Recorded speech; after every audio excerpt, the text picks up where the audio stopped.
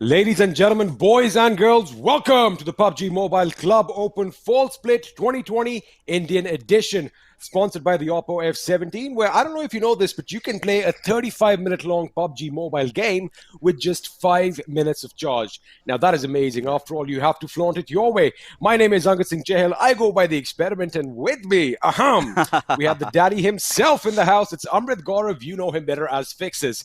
Fixes, Day 2 of the regional finals. How are you feeling, my friend? Well, I have been chimed in at a very, very crucial stage where the decider of the entire tournament will be upon us right now. So we've had a lot of teams playing well. We also saw Galaxy Races, Celtz, and Team Tamilas as well.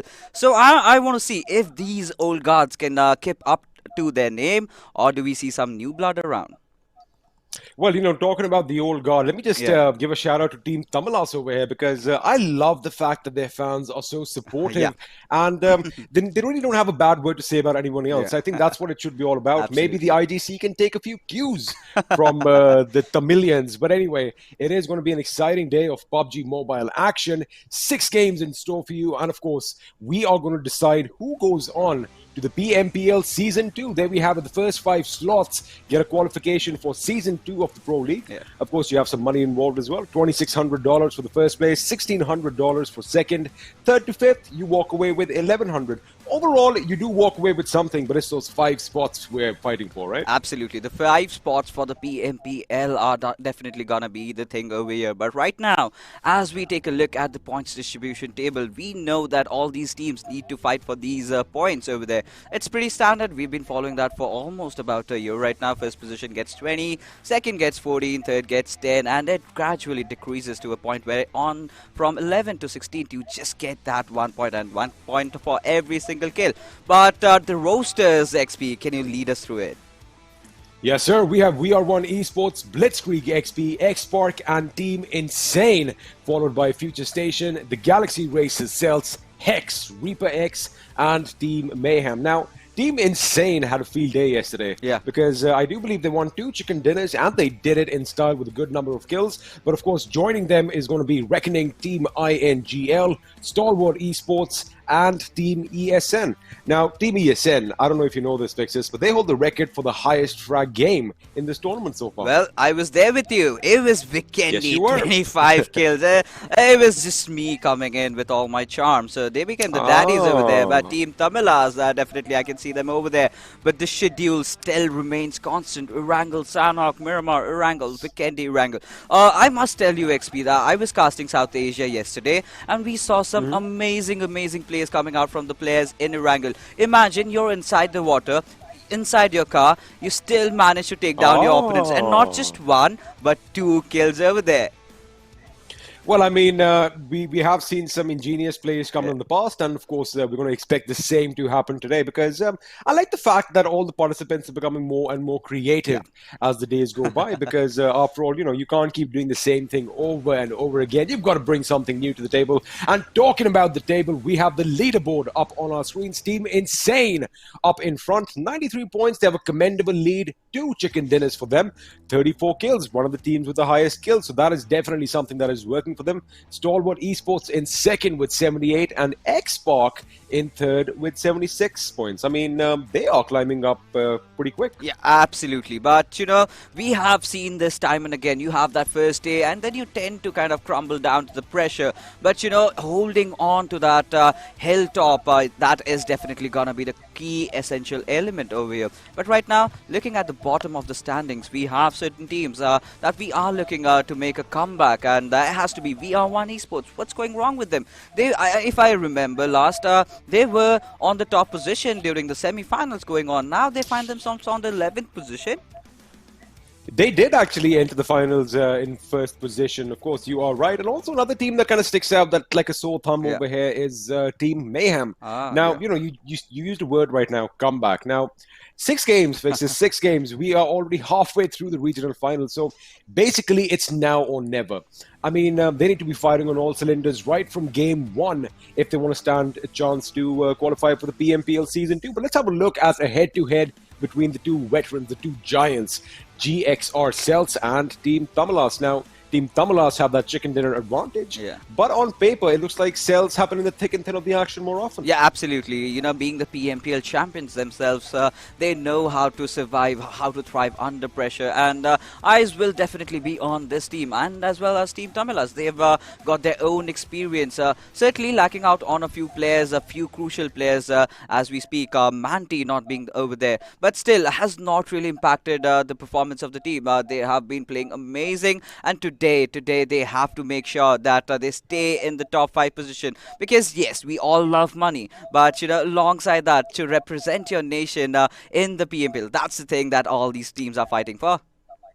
I mean, to have your flag right on top of your heart, and you're representing your country, you're representing your team, it's just a different kind of thrill. But let's have a look at Team Insane, who've been on a little bit of a rampage. 17 kills for Sprayguard, living up to his name, immense amount of damage. But let's not count out Pavali as well. Yeah. He does have 13 kills to his name. But let me tell you one thing, even though IT Prince and Shockwave are low in the kill department, their damage stays at all, because they have been instrumental in, getting those first knocks, being an initiator for their team. So I think basically this particular team is running like a well-oiled machine right now. Absolutely. I've been seeing Shockwave right from the start while he was in his early budding phases. And he used to be one of the best assaulters in the country right now. Then there comes that dip phase where he started kind of vanishing around. There were some personal issues. But right now, with the way Team Insane has been playing, I see a very, very good future for these lads. If they just hold on to this team and not just go in for those roster shuffles after this,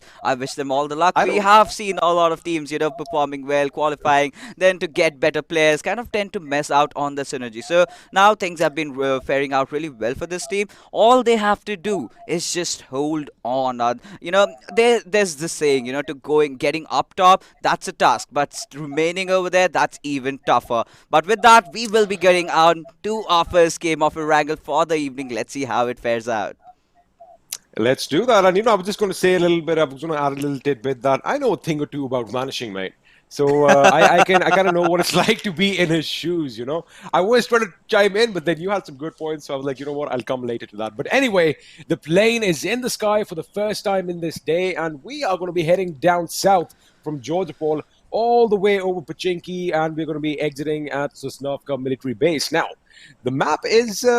I wouldn't say it's evenly divided, but all those dropping points are going to be in jumping distance. So I don't see a lot of vehicles in use right at the beginning, unless teams like MYM needed to get to their places in Primorsk. I'm pretty sure they are going to be heading to Primorsk. Looks like Optimum Esports are going to be dropping down in Western Georgopol, a place they have come to call home. Yeah. And I wonder if anyone's going to be challenging XSpark at the military base this time. Yeah, that's certainly we have to see, because I have to look at where these teams are going to be dropping, because I've been shifting around so much, kind of lost the touch over here, but I'll still try to stay put over there. But yes, Team XSpark, like you mentioned, are dropping off to its military base, but we still have to see as to where the circle forms. And the MVP's Mayur, oh my goodness, though that was a very awkward drop, but he still finds himself inside the circle. Now he can loot all those certain territories, and he will end up having a good loot overall.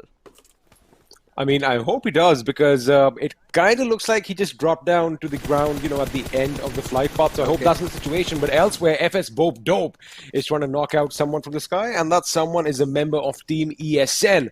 So, we've seen this quite often, especially over here in the Indian regional finals, that, a couple of times, since a lot of the teams are going to go to their drop spots, regardless of the distance from the plane path, we see this quite often, that we suddenly cut to a camera and, the person is shooting up in the sky. I mean, this is not the first time, so, I don't know, it doesn't come as a surprise to me, but looks like Team ESN are going to be split up, and let's wait and see if that is going to be a problem for them. Yeah, and Team ESN, like you mentioned, this is a squad that got a 25 kills chicken, but right now they find themselves in quite a decent spot. So today, if this particular game of Erangel is going to matter to them a lot, because that early initial momentum, if you get in the second day, and if you hold on to it, can bear you fruitful results. But by the looks of it, they are in a bit of a tussle over here, because they've not got those initial loots. They've even not gotten a single weapon. So as the game progresses, it's gonna become very, very dangerous for them.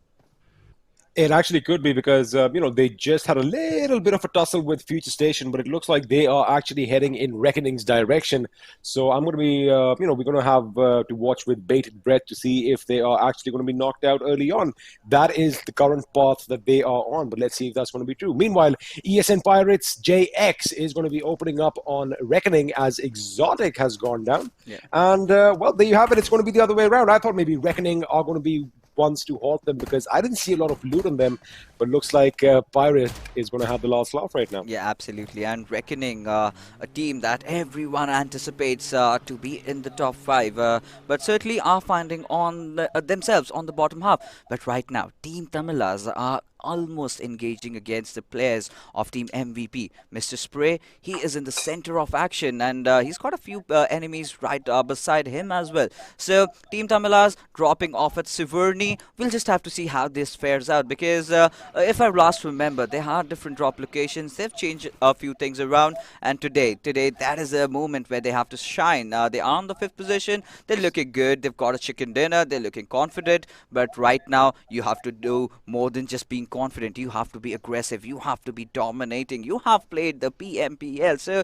you know how to make yourself qualify for that. Yes, sir, and of course that experience is going to come in handy. And, it's Team INGL who usually drop down up there at Siverny, but it looks like they are making a move as Mayur for the win has exited that place. And you know what? He's all alone. The remainder of his teammates are still in Siverny, basically in a little bit of a stalemate with Team Tamilas over here. Now, just a little point about Team Tamilas. They did have that chicken dinner yesterday, but although I didn't cast the last 2 games, I felt they were kind of on a downslope, right? Especially with the situation when Carrier saw multiple times getting knocked out pretty much all by his lonesome. And, that kind of had a detrimental effect on this team.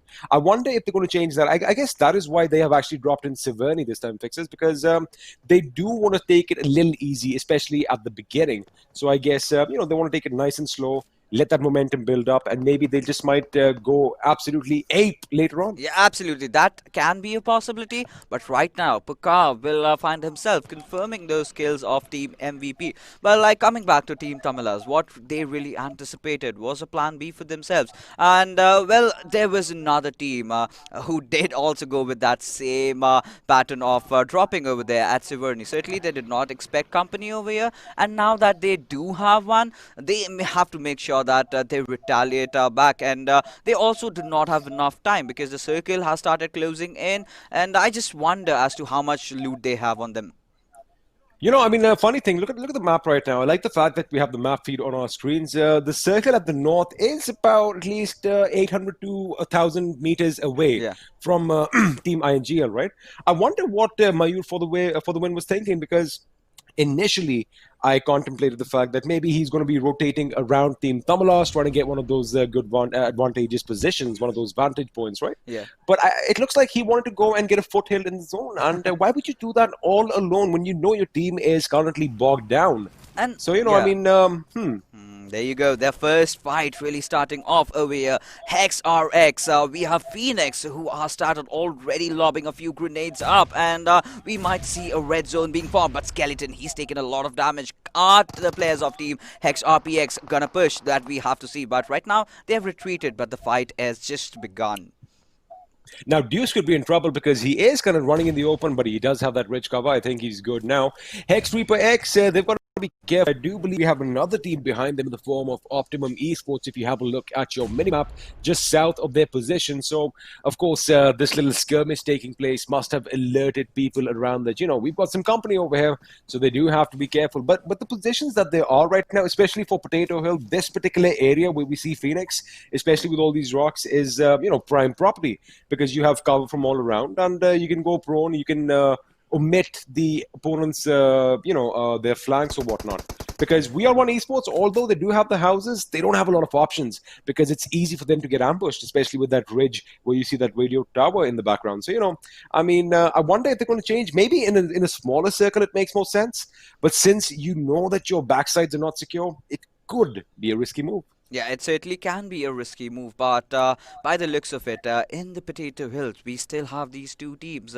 No one shying away from a fight. They know that those kill points are going to be very, very instrumental for if they have to make their way on top. But right now, Phoenix has some company over here with Kirito joining the fray as well. And it's a good strat having two players up ahead and the rest of the two watching out for the flanks happening. But we still have to wait for those utility usage, those grenades coming in, and neither of the teams wants to overcome it over here. One bad move and they can find themselves out from the game. And this is kind of funny. Team Tamilas are still in that little tussle with MVPs back in Severny. Ooh, a few shots on Abe's vehicle, but I think all those buildings in between are going to help them out. Is Abe going to pick up his teammate? Well, I think he's going to have to pick him up now since he banged his vehicle, but he's leaving him. I mean, Abe, you got to think, mate. I mean, you've got to play as a team. If you want to survive and try and make it to the top, you've got to play as a team. I'm pretty sure he was almost ready to go away, and his teammate's lucky that he hit that one. That's how it goes. But anyway, the circle is going to be shifting anytime now. What do you think, south or north?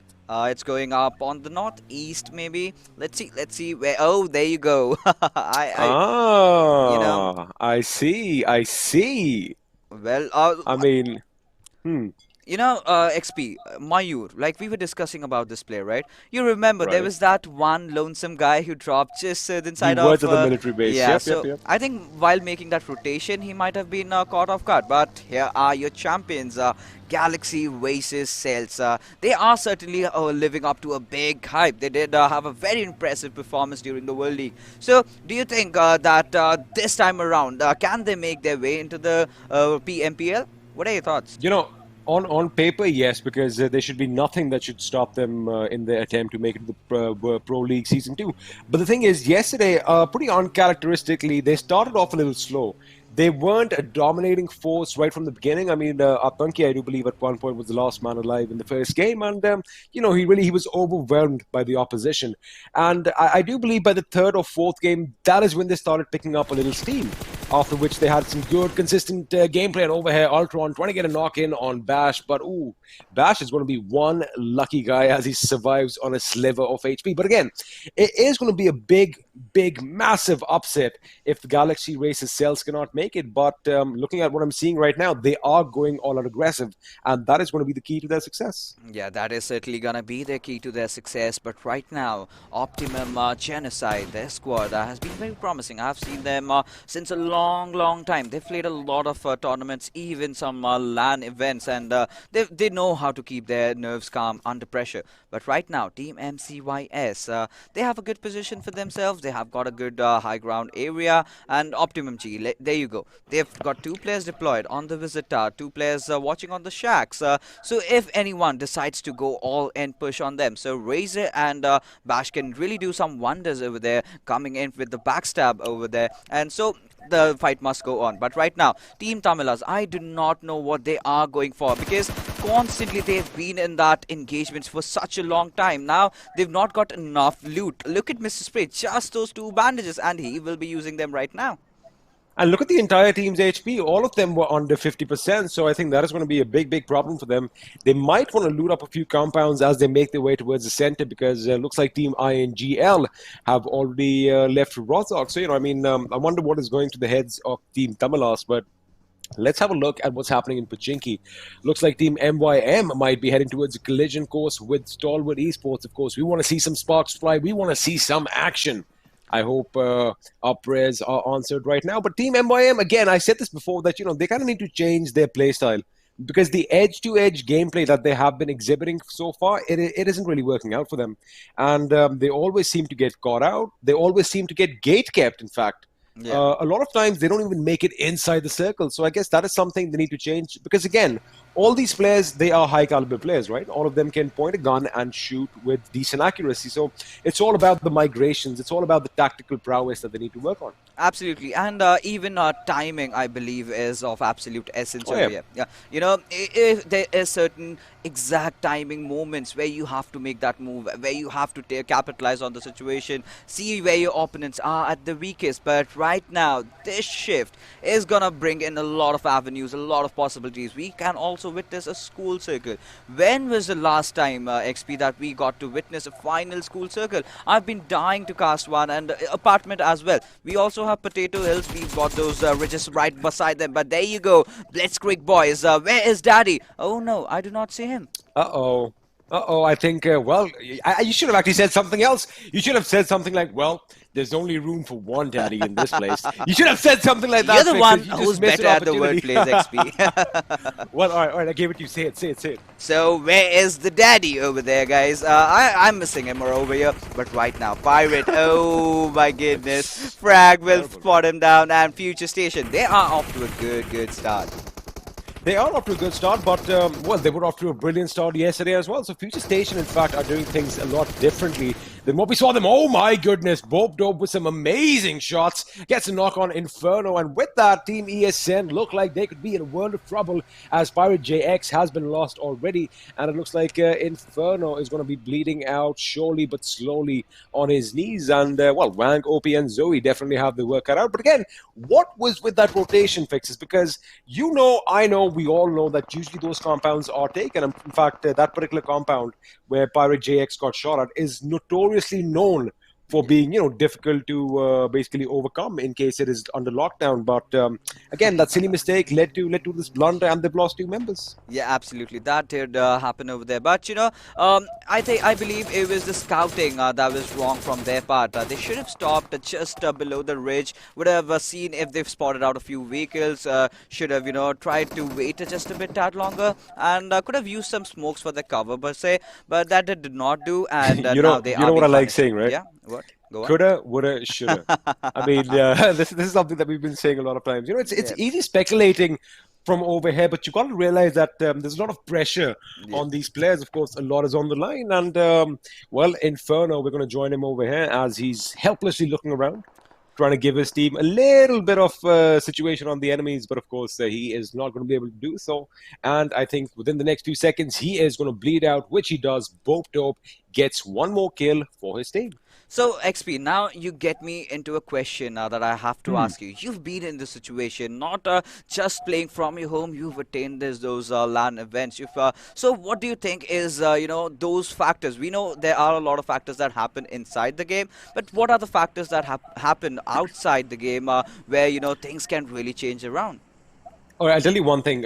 First of all, there's a big difference because all the players are playing from the comfort of their houses. Yeah. So the whole LAN effect is not going to come in because the crowd definitely makes a difference. I mean, there are points when the crowd can literally push you up higher, and it's like as if you're floating on a little bit of a cushion that they provide. Sometimes it can be the opposite. Meanwhile, we are joining the same fight. HEX ReaperX are still in control of the position we left them in, but this time it's not VR1 Esports they're shooting bullets at. It's Team MYM. And now, again, MYM, it's kind of uncharacteristic seeing them climb up a mountain. I thought that, they'd be near some shack at the edge of the circle. It sounds kind of cruel how I'm saying this, but again, I've said this again and again.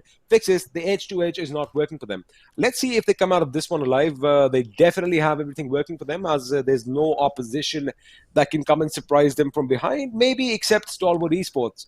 But we are going to have to wait and watch. And now, before you say anything, the DBS, did you know we actually saw some DBS action yesterday? Was it yesterday or day before yesterday? Did you? Because yes, we did.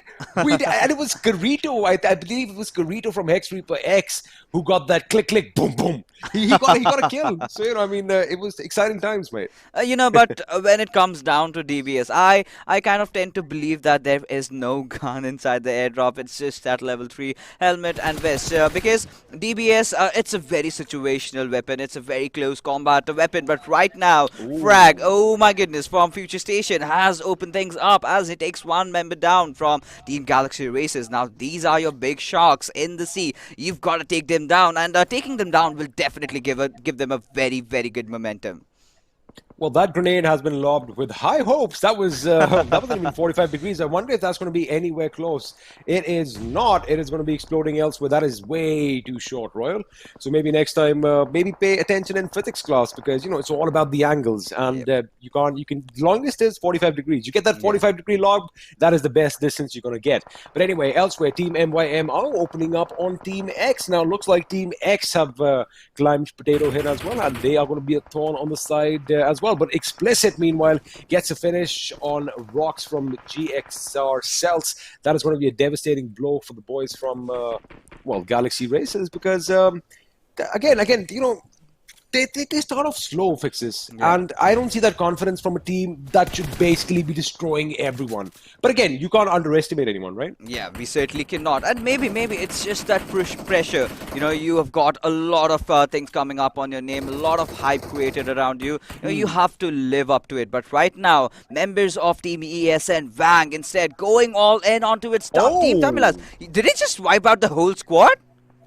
I guess he did. Wang OP is absolutely overpowered as he overpowered Team Tamilas into an early exit. And again, we have one of the big dogs falling down. So, it's a lot of pressure as well. But kudos to all the underdogs, so to speak, who are putting up one heck of a show. Because have a look at Sensei as he is laying down some lead in Aditya's direction. In fact, Aditya is now out of this game as well. Yeah, and so is Evo. And there's that last player surviving, Destro, for his team. As 420 OP had been taken down earlier. Now Destro has a cover of the streets. But that is not going to be any helpful for himself. Because right now, Team HEX ReaperX, they want to push. They know that they've got the big guns and they've taken them all down. Just that one player surviving, but for how long? Because Bob, on the other hand, has taken down players from Galaxy Races as well. Bold taking down Prashad. So all these fights are starting to emerge and are starting to erupt out as the fifth circle is gonna close in any moment. There you go, the confirmation of kill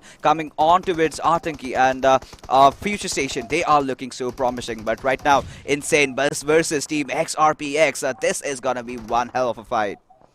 It is, of course, and over here, Clowny a little bit bruised and battered on his knees. Oh, I thought he was going to make it, but Samraj is going to make sure he puts him out of his misery. And those shots came from elsewhere. So Optimum Esports on the back foot as Razor has to frantically do something to revive his teammate Bash. But Zero and New YT have to take cover as well because they are, in fact, getting shot at from elsewhere, courtesy of Futurestation. Now, Futurestation did eliminate a few players from Galaxy Races Cells, but they are far out of the zone. Oh, I love the fact that we have this the map on our screen right now. Have a look at Ultron's position, and Ultron, well, he couldn't do anything with that. Galaxy Races Cells are going to be eliminated in the 15th position. I mean, Fixes, the two big dogs are already out of this tournament. Of this match, in fact. Yep, and if they continue to do that, I think a tournament also will be a right statement over here. But right now, Exodi has got a few players on his crosshairs trying to spray down, but Phoenix has been on the receiving end so far. Prince goes down. Spray got surviving for his team. One good grenade can change things around. One good Molotov can also do a lot of damage, but Kirito has been taken from the sidelines, and this is a clear connection where you have to push in. This is the higher calling. Shockwave needs to heal up. Spray got taking a lot of damage. He's been taken down by Kinetic all the way, and Puwali and Shockwave, these two lads have to pull something off. Kinetic holding on to his horses over there and trying to defend, but can Shockwave pull this one off? And yes, he does, and Insane managed to take down HEX ReaperX. Although they did take down HEX ReaperX, losing two members was something that is going to be detrimental for their effects later on. But MCYS's Rambo now might have a little bit of an angle on Puwali, and looks like Team Insane's miseries are still not over as that Molotov has been blocked to perfection. And Samraj is going to come in and get the kill. But, he gets the knock at least. It is Dark, in fact, who gets the knock. So MCYS are now playing as a well-oiled machine themselves. They've got to be careful, however, because Optimum Esports Razor could be in a position to backstab them later on. And as the circle is now going to be closing in faster and faster, it looks dangerous for Team Insane because looks like Puwali will have to be left behind as his teammate makes a hasty retreat to the circle. Now Shockwave is the last man standing for his team, as is Team X's Destro. So again, you cannot rule these players out because they have shown us some amazing plays in the past, but elsewhere BXP are finally opening up, and looks like STALWART Esports are coming down under heavy fire. Yeah, certainly they are, but right now Insane Shockwave just surviving on the edge of the circle, having just that one tree for his cover. But players of Futurestation, they've already gotten themselves 9 kills. Somraj is definitely knocked out, but they will want to revive him, and yes, the revive is on. But Team XSpark, they also bite the dust as they get eliminated on the 10th position. So all those big names are being taken down early on, so we might get to see some of these new teams who hold a lot of promises getting the chicken dinner, and if they carry forward this momentum, if they remain constant, you may see a new champion emerging, XP. You know, I also totally believe that it's all about how hungry you are. Yeah. Because, you know, once teams, they achieve a lot of things, they achieve some success, and, you know, especially they make it onto the YouTube scenario, then they kind of become complacent. So all these unknown teams are not, because they are hungry, but Team Insane is going to be knocked out in the 9th position as well. 4 kills to their name. I mean, this is just exciting. I love the fact that all the teams are playing with such grit, such vigor, because they are hungry fixes. They want not only the chance to represent their country and their team on the biggest stages of PUBG Mobile, but it's all for that personal glory as well. I mean, who wouldn't want to be up on that stage? But let's have a look at BXP's Naughty Boy as he is in prime position right now to get a flank in on STALWART Esports. Ouch. He does, but ooh, that grenade by Sanhok is going to blow him up to bits. And here we have a follow-up grenade. That might actually thwart any attempts of revival because Mad Dog gets taken down as well. BXP, whoa, they are under fire. Sakria gets taken down by a grenade as well. 3 members down by 3 grenades. And looks like STALWART Esports are getting the better of this fight. Yes, they certainly are, and are using the high ground for their advantage. And it all comes down to Volt. Can he go in for that revival in this circumstances? And right now, the players from Team VR1 might just be in a kerfuffle with the players of Futurestation Gaming. But right now, as we can see, Sarang is trying to move in, and he does want that entire squad wiped out. Somraj taking down Deuce over there, but a lot of teams are firing on towards each other. Volt, oh my goodness, somehow Sakria has made it towards his teammate. He will be getting that revive, but Reckoning Zero, somehow he is still alive, being the last member surviving for his squad. MCYS also taking a lot of fire from all different angles. They need to go in for that revive, but right now Rambo has spotted down the players from Team MYM. Clo goes down, Immortal remains. Can he revive his teammate? How are the things gonna shape out? 6 teams remaining, 19 players still alive. Who is gonna get that first chicken dinner in the last game? We have to see. You know, funnily, I like the fact that VR1 Esports is pretty much dead smack in the center of the skill zone right now. They are prime residents of no man's land. And let me just tell you one thing. They are playing phenomenally. The amount of smoke grenades that have been deployed to obscure the vision of the enemies is just phenomenal because they have to do it. They have to be constantly on the move, right? Because you deploy a smoke screen for, say, the north direction, then you got to concentrate your weapons towards the south. That is what they are doing, one by one, picking off the enemies. But it is going to get a little bit trickier. Sakria has gone down courtesy of Sarang. And wait a second, BlitzkriegXP, in fact, have been wiped out by STALWART Esports, and MCYS's Ignite goes down courtesy of VR1's Rage. Now, VR1, again, against all odds, these boys are a 4-man squad. Skeleton is currently out of commission. Let's see if the boys are going to be able to pick him back up, because MCYS need to go on the back foot now for those revives. Again, I do expect some smokes being deployed, and the fact that they have that little bit of a uphill advantage and they can see across the zone is something that is going to be instrumental for MCYS. And in fact, even if they want to rotate in, Fixes, have a look at all that empty space on the left right now between them and MYM. Yeah. So if they can capitalize on that situation, on that particular position, they might actually be doing good in this game. Meanwhile, VR1 laying down on Futurestation. Yes, and there you go, Punk being taken down, and Futurestation, they are doing so well right now, and they will be going on for the revive because they've got nothing to worry about from down south. But Deuce being the one member alive from his squad alongside Skeleton, I believe, and Rage still standing there as well. MCYS certainly having that high ground advantage, but there you go, Blaze taking down Skeleton, and he will also take down Deuce. With that, I think this is the end for Team VR1 Esports as they get eliminated on the 5th position. They finally were overpowered, but I love the fact that MCYS, despite the fact that they have no medkits, they have barely any utilities left, they are still crawling forward. Surely but slowly, they want to achieve victory. In fact, Doc showing some amazing grit over there. Now, the question is he going to be able to loot the enemy's boxes? Can he get something for himself? It does look a bit dicey, but he's still not going to be giving up. He is still relentless with that trigger. I mean, he is knocking people down left and right. 3 kills to his name already. I'm not going to be surprised. Wait a second, Ali spotted Frag OP. Both Dope, in fact, was spotted right there. What was he doing? I mean, you can't just go prone in front of a player and expect, you know, like magic, like boom, you just vanish. And, well, Futurestation, I thought they were going to be the contenders for winning this game. They have been knocked out in the 4th position. Yes, certainly they have, but they've got a lot of kills for themselves. Rambo's taking down Cloak over there, and wow. Manav goes down. Wow. Oh my goodness, Rambo! Wow. He has literally lived up to his name, and there you go. Dark spraying down onto his Robin, but Robin does have the cover, does have his player split up. Blaze has healed himself up as we just have 2 teams surviving. It's a 3v2 situation as we we can see, and Doc, he needs to heal up. Does he even have some meds? But Rambo taking a lot of fire over there from Robin, and his Beryl coming into action. XP, this has to be one of those most intense games. We have a open circle, yeah. It's like a gust of wind could blow Doc away, and wait a second, it's not a gust of wind, but it's a hail of bullets, courtesy of Blaze OP that does the trick, and looks like Sarung could be in trouble. He is low on HP, but they are now a 3-man squad going up against a 1-man MCYS, but that 1 man is Rambo. Can he live up to his name? He doesn't. I guess movies are movies at the end of the day, and this is real life, or, we are in a fictional world, but MCYS are going to finish in the 2nd position, which means winner, chicken dinner, deservedly goes to Stalwart Esports. What amazing gameplay. The amount of trigger discipline that these boys, showcase is just phenomenal. What an amazing way to start the day off. Absolutely. The best part about this was the circle, the way it fared off. Now, let's take a look at who the MVP is going to be, and that is Sarang, a very well-deserving one. 5 kills, 789 damage. With the way things, churned out for all these teams, everyone was just proning down, one with the nature. They were just waiting for the right opportunity to strike. It kind of became like those final circles of Sanhok. It did, actually.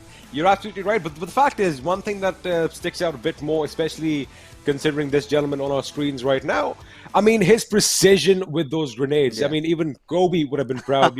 One after the other, the way that the precision, I mean, boom, 1 man goes down, 2nd grenade lob, boom, the 2nd man goes down, 3rd, of course, the 3rd guy's going to go down. So, I like the fact that we get to see this, because it's not just about guns and bullets. I love the fact that grenades, I want to see flashbangs really soon, though. Yeah. Let's see if that happens. I was about to come to that. We were about to have this discussion, but right now, the players that will be joining Sarung for the top 5 players has to be Dark, who was very instrumental in his team's amazing position out there. Pope Dope, Frag, OP. These 2 players from Futurestation did manage to rack up a lot of kills alongside Blaze, who did manage to get 4 kills for himself as well. So, initial stages of the game were a bit slow with all the teams, being, of course, this has to be. It's very easy for us being on the desk and, hey, go aggressive, but no, you do know what's on the line. One small mistake can be very expensive for you. But with that, match summary coming in front of our screens, 320 smokes and grenades. Are you surprised? I mean, I thought I saw the maximum yesterday when it was 314, but we've done 6 better. I mean, I love that.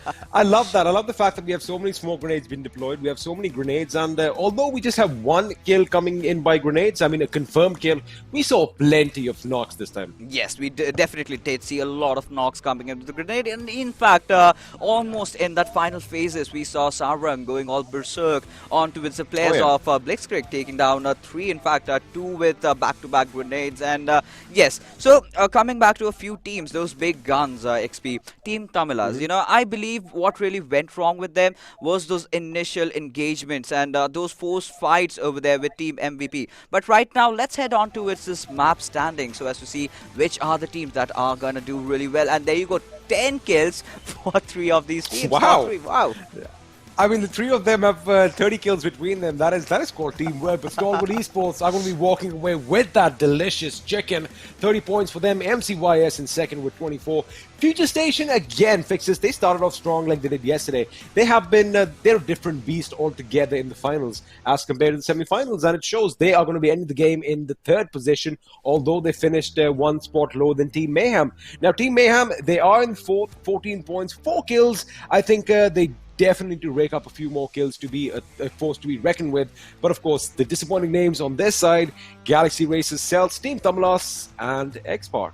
Well, this is the first game of Erangel of the final day, and the big guns having trouble. Definitely we can see that. Well, GXR Celtz, they've made a couple of mistakes. They were caught with their pants off and they were taken down. But Team Tamilas, like we were talking about them, I certainly believe that was a very, very bad decision, trying to force out that fight constantly, and they had to be on the receiving end of that. But as we take a look at the leaderboards, Stalwart Esports have managed to cement themselves that 1st position, and Team MCYS, they were not shabby as well. They did also put up a show, but it's that 8 points that is going to be the differentiating factor.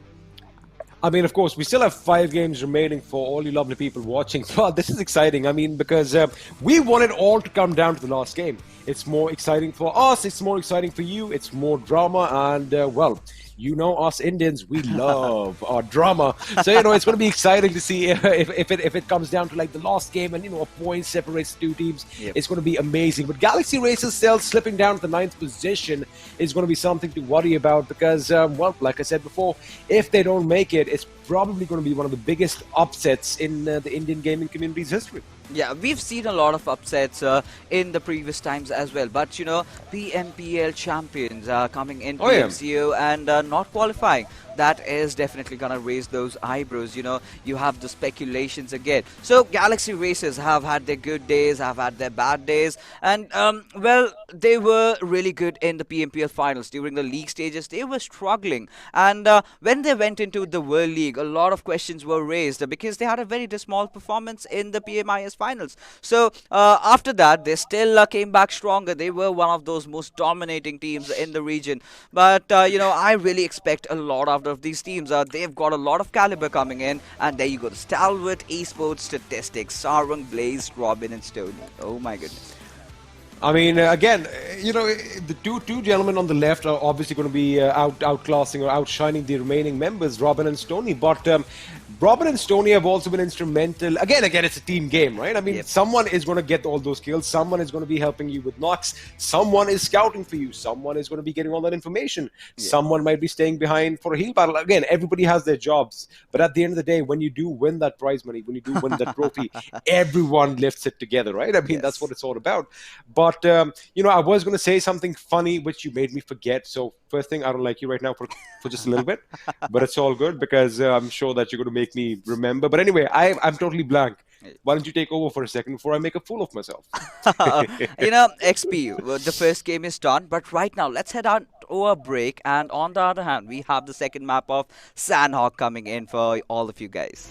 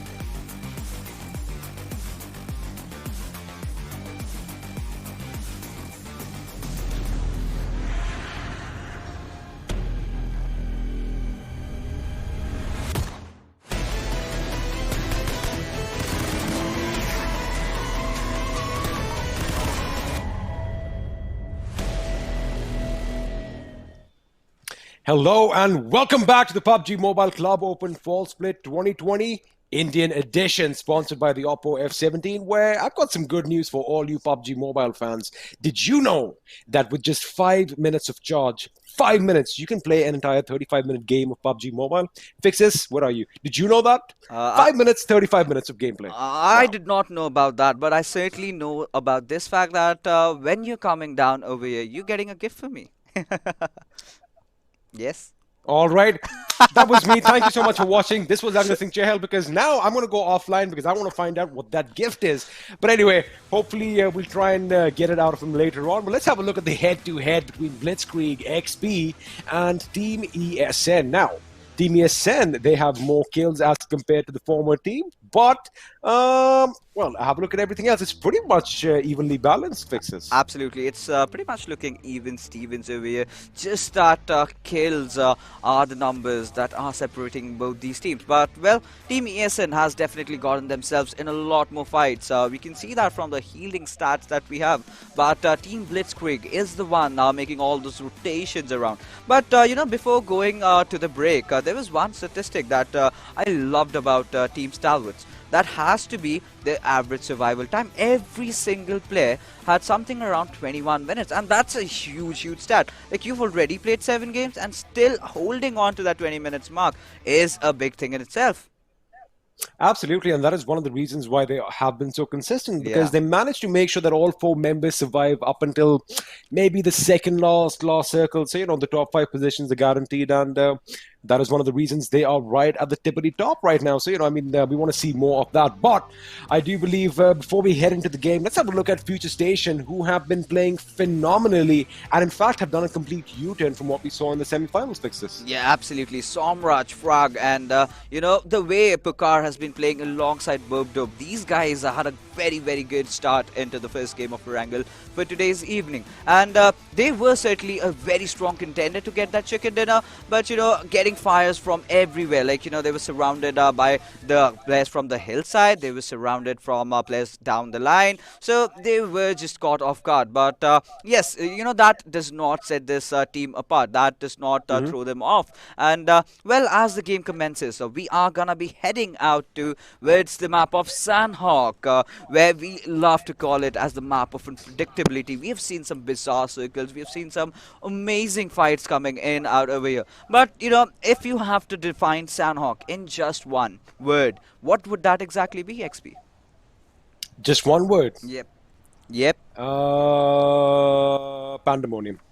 That is what Sanhok is for me, pandemonium. And if I could do a phrase, it's like, you know, I want to go on a little bit of a vacation. It's the best place to go. I mean, it's a tropical island. You know, you have your pina coladas, you have all that, and suddenly somebody comes up, puts a bloody gun on your head, clicks that hammer, and boom, it's lights out. That is what it is. So, you know, it's a lovely place to be at, but it's a dangerous place to be at. I mean, imagine you're just sitting by the shacks, having your pina colada, and there's someone who just lobs a grenade onto your face, and that would definitely hurt.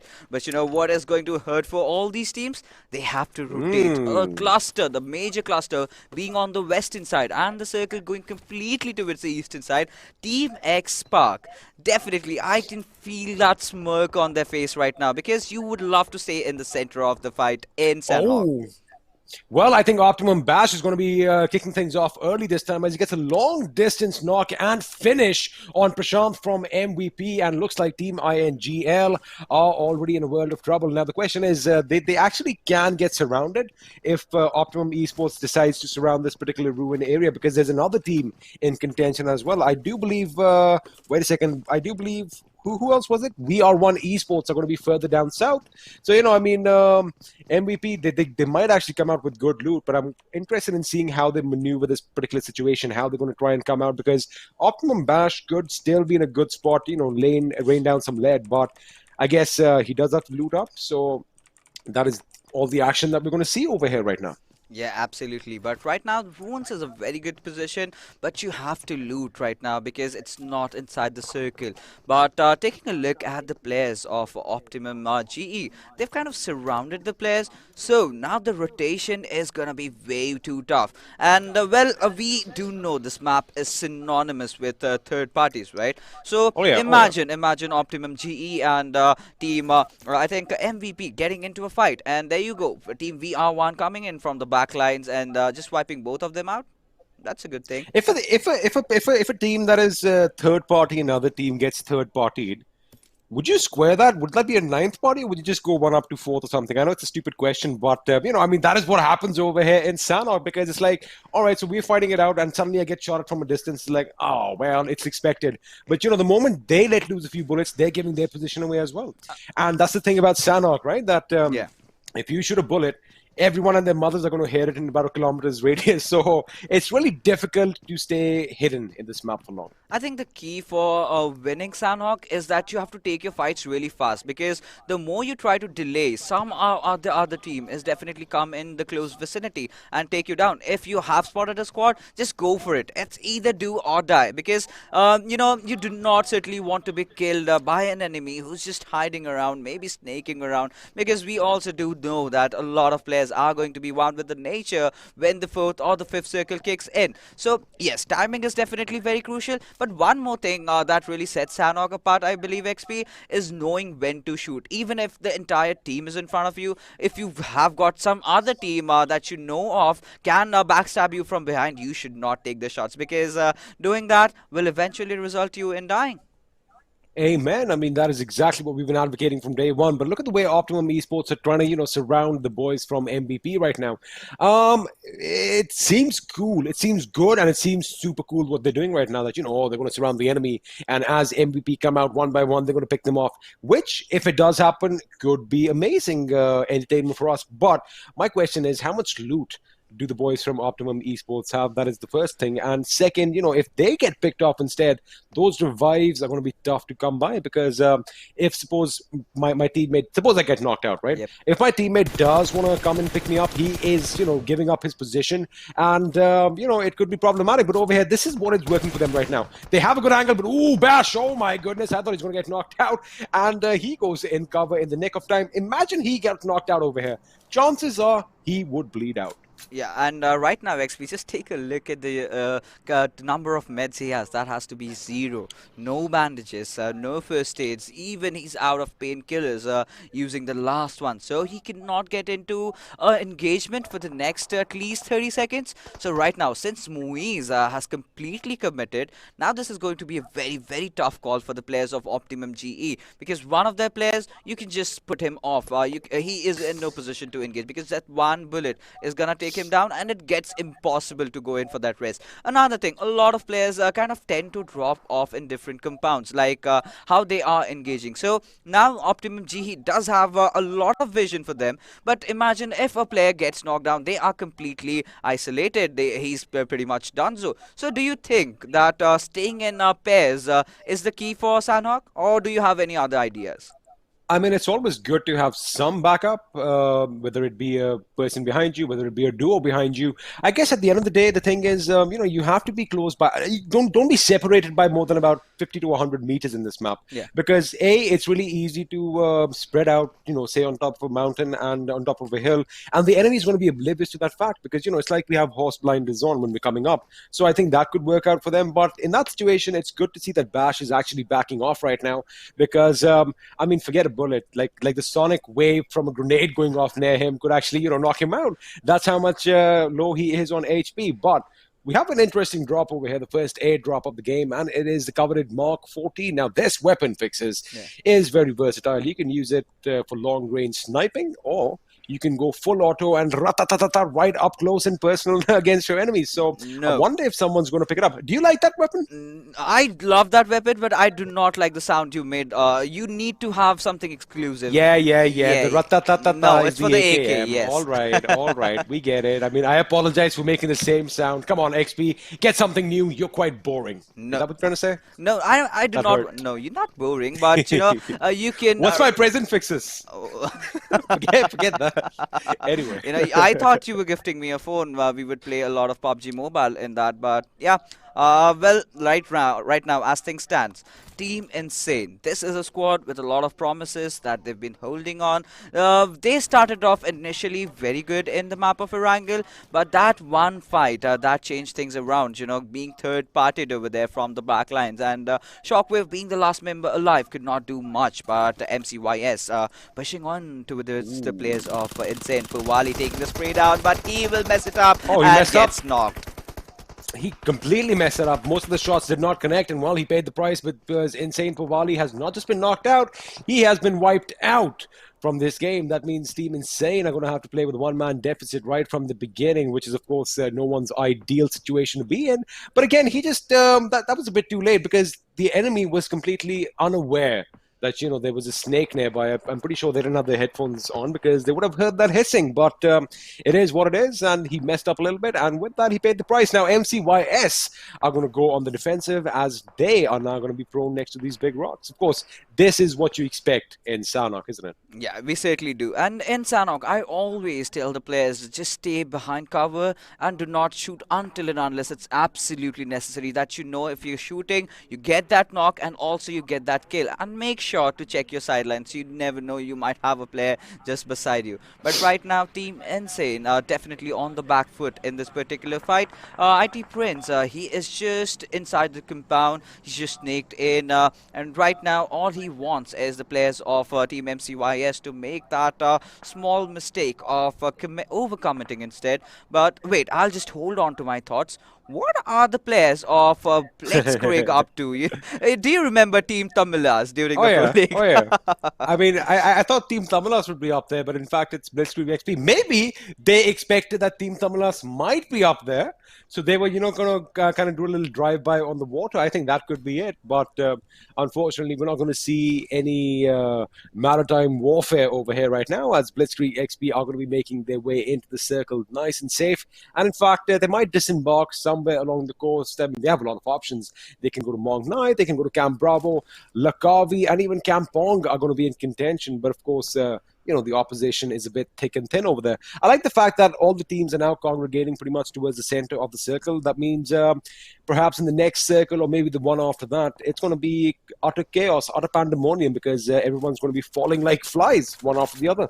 And there you go, Insane Spray God getting taken down. And now this is bad news for this squad, because already losing out on 2 players, losing out on one of their best players, that's gonna hurt. But right now, the third party is definitely gonna come in. They've heard the shots. MCYS will be definitely looking to catch the players off guard. And there you go, the second airdrop coming in, and that's a DBS.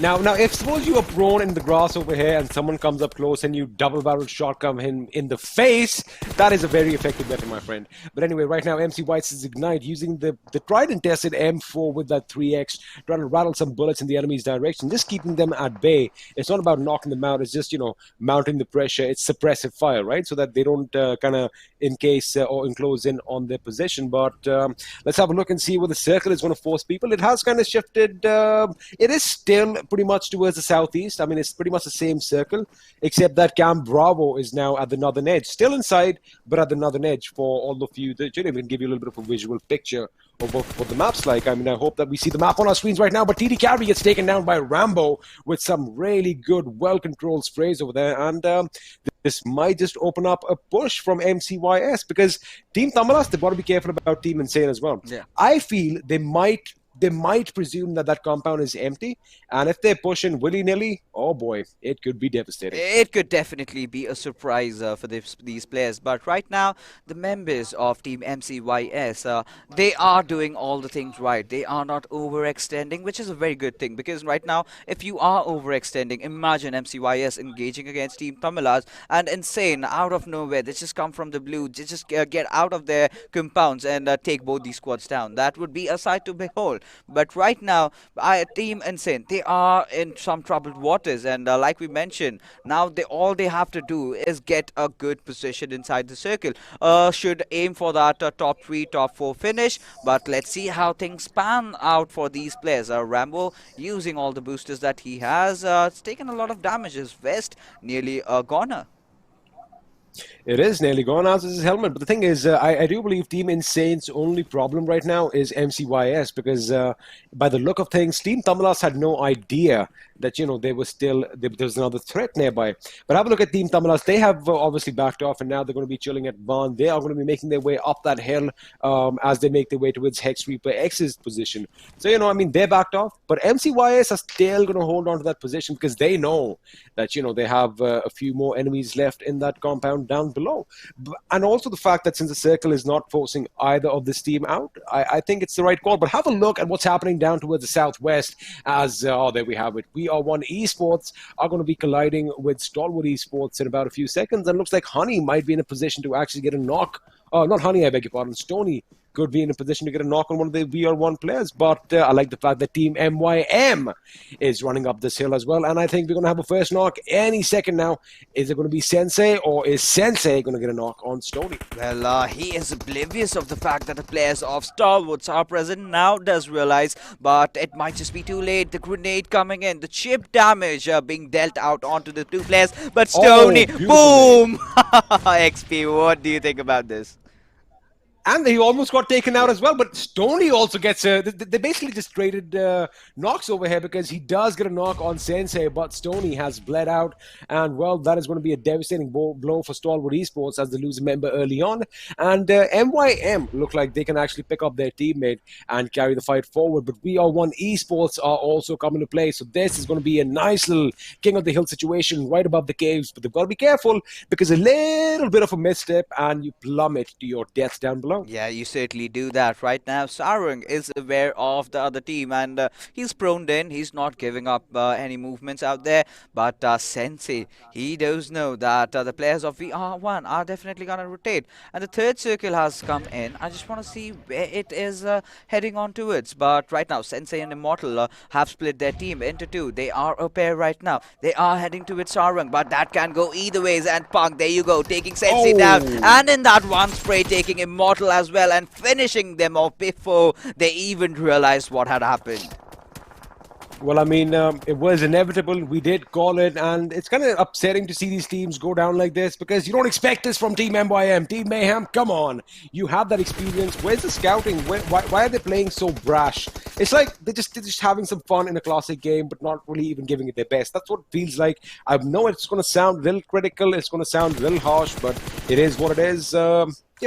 I expect a lot better. But anyway, coming back to the game right now, we are one. Now, they do have the upper hand as far as Team MYM goes, but it would seem like Team MYM have, in fact, moved further on into the circle, which potentially they could gatekeep this team out. Do you think that's going to happen? Are we going to have some revenge on VR1 over here, Fixes? That depends on whether they want to make their way inside the circle. But right now, Team Tamilas are in a fight with the players of MCYS Carry, trying to show his back to their enemies. Oh my goodness, just surviving in the nick of time. Mr. Spray going in for the flag, taking a few shots onto his Rambo. But Dave, there you go. He is watching the back lines. Carry is getting enough time to heal up. This is a Team Tamilas that I absolutely love. But did he just lob a grenade right beside his teammate? Because I saw some... Oh, there you go. It did. And the smokes are definitely coming in. But Team Tamilas, they actually have to engage really fast because the more they are delaying, the more susceptible they will be towards fire from elsewhere. But the Spray, Mr. Spray taking that grenade onto the face of Mr. Rambo. And there you go. Dave trying something over there. Knocks one player down. But the trade-offs are coming in. Team Tamilas, they are definitely looking to be on a prowl. They are on a prowl right now. Striker for the win is still alive, as is his teammate. But did you have a look? MYM have been eliminated from this game in the 16th position. A mighty early exit for them once again. And, well, the pressure is definitely going to be mounting. Now, MCYS Ignite, he is lobbed a grenade. Ooh, that could be a good grenade. It's just a little bit too short. And with that, they are still going to be live and kicking Striker for the win with the knock on Ignite. And I wonder why Ignite was in the line of fire for so long. That was kind of funny. But Maxiope, oh, he does get himself on fire. He tried to avoid it, but then he just jumped right on top of that flame. But it's not going to make a difference because, well, he was with full HP. And looks like MCYS, one after the other, have completely been obliterated. And I do believe Doc is the last man standing. So is he going to pick a fight? or is he going to stay silent and hopefully get those position points later on? We're going to have to find out. And another exciting thing, Somrat for Futurestation has the AUG in his hand. Yep. So it looks like the drop spots, the airdrops are in fact being looted this time around. Yeah, absolutely. The players going in for those airdrops. But right now, for Dark, all he has to do is hold on. Let Team Tamilas pass by. Nothing much you can do about it. Because even if you knock down one of their players, someone or the other is going to take you down. But right now, players of Insane, Shockwave, I can see him making a rotation from the blue circle inside the zone. But Somraj, he has been such an instrumental player for his team, doing so much. And he is a new player in the community, in the scene. He's been grinding off for a long time. But PMIS was the time where he was in the news. He was in the radar of every big organization. And but still holding on to his teammates. This is what I love. Even after a tournament that you could not really fare off well, but still sticking together. I think as time passes by, they are definitely going to be a very, very promising team. Well, let's see if that's going to happen because it's Vincent and his team over here. Oh my goodness, they actually do defend their position. It looks like Optimum Esports were completely oblivious to the fact that this particular tower post, the guard post, was actually already occupied, and that is going to be a big, big blow to them. Elsewhere, Team X is picking a fight with Reckoning, as I do believe Clowny went down and Exotic followed suit. Ooh, that was a good grenade. However, that big, thick tree trunk is going to save MCYS OP from devastation. Now, that second grenade is going to do some damage, and the way they are throwing it down with indiscrimination. And wait a second, Pukar from behind says that, hello, did you miss me? As Futurestation have now entered this game as well. Yes, they certainly did. And that's where my words about not trying to overextend in fights, not trying to keep the fights going on for too long comes in.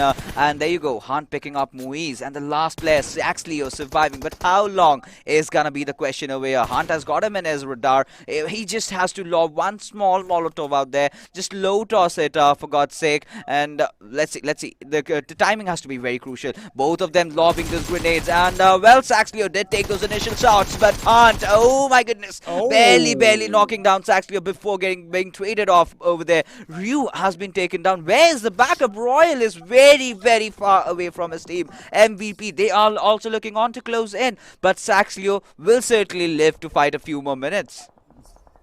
He certainly will, and it looks like Royal might have just left a little bit too soon. He should have probably been with his teammates, and now looks like Saxleo is going to live to fight another day. Meanwhile, it does seem like FINTOX's Royal is going to be the last man standing for his team, but his woes are not over as MVP Sparsh OP is moving in with some indiscriminatory shots in that smoke, hoping that a few of them connect. Is he going to go in, or is he going to stay in behind cover? I think he's chosen to stay behind cover. Again, you can't really blame him because this is Sanhok, and you can get shot at from every and any direction, but they've got to be careful because the Galaxy Racer Celtz are behind them in the form of Ultron and MJ, and looks like Royal is going to be lobbing a grenade. The grenade has been lobbed, but Sparsh goes out with his ratatatata. He goes around the rock. Is it going to be 1-on-2, or is his teammate going to come in? Well, Abe has gone down. All the weight is going to be on Sparsh OP's shoulders as Royal goes in to confirm the kill. Sparsh OP with two enemies on either side. He can't do it. He can't do it with that team. INGL have been eliminated in the 15th position. Maybe they could have acted a little bit quicker, but the other team did come out on top, and with this, we have two teams already out of this beautiful Sanhok game. We have still 34 players surviving, so we can expect a very, very intense final circle. It's the 5th circle that is going to start in the next 30 seconds, but right now, a lot of the teams have to get themselves inside the circle. But Team Tamilas definitely have to move in. They are not in the zone. Team ESN, they also have to make their moves, but players from Team Futurestation will be looking towards gate camping or edge camping, as we love to say, all these teams. But right now, Somraj has got that AUG, will definitely use it for his advantage. And we know if you've got a 6-time scope, if you've got a 4-time scope, you can do wonders with the weapon. But Mr. Spray spotting down Somraj before he could even flinch around. But he still manages to stay put. He is still alive. Beg your pardon? Wait a I think my mic is just acting up. Oh, there we have it. Can you hear me loud and clear? Yes, There was a little bit of an issue over here. That was a good knock over there, and he did try to retaliate, but he couldn't. And now we are going to see teams fall one after the other. Bullets are going to be flying. Bodies are going to be dropping in quick succession, literally one after the other, as all the teams are opening up on one another. This is like a giant free-for-all, and have a look at that. Team Insane are going to be eliminated in the 11th position with just one kill to the name, and quickly following suit is Team ESN Intent, courtesy see of Futurastation's frag OP. Now, Futurestation, these boys are definitely on a roll, as is Team Tamilas. Although they do have 2 members down right now, they have a total of 6 kills to their names. That means they have been in the thick and thin of the action, and that was a good knock and a finish by Somraj as he enters the circle, sees a person on his knees, and he's like, you know what?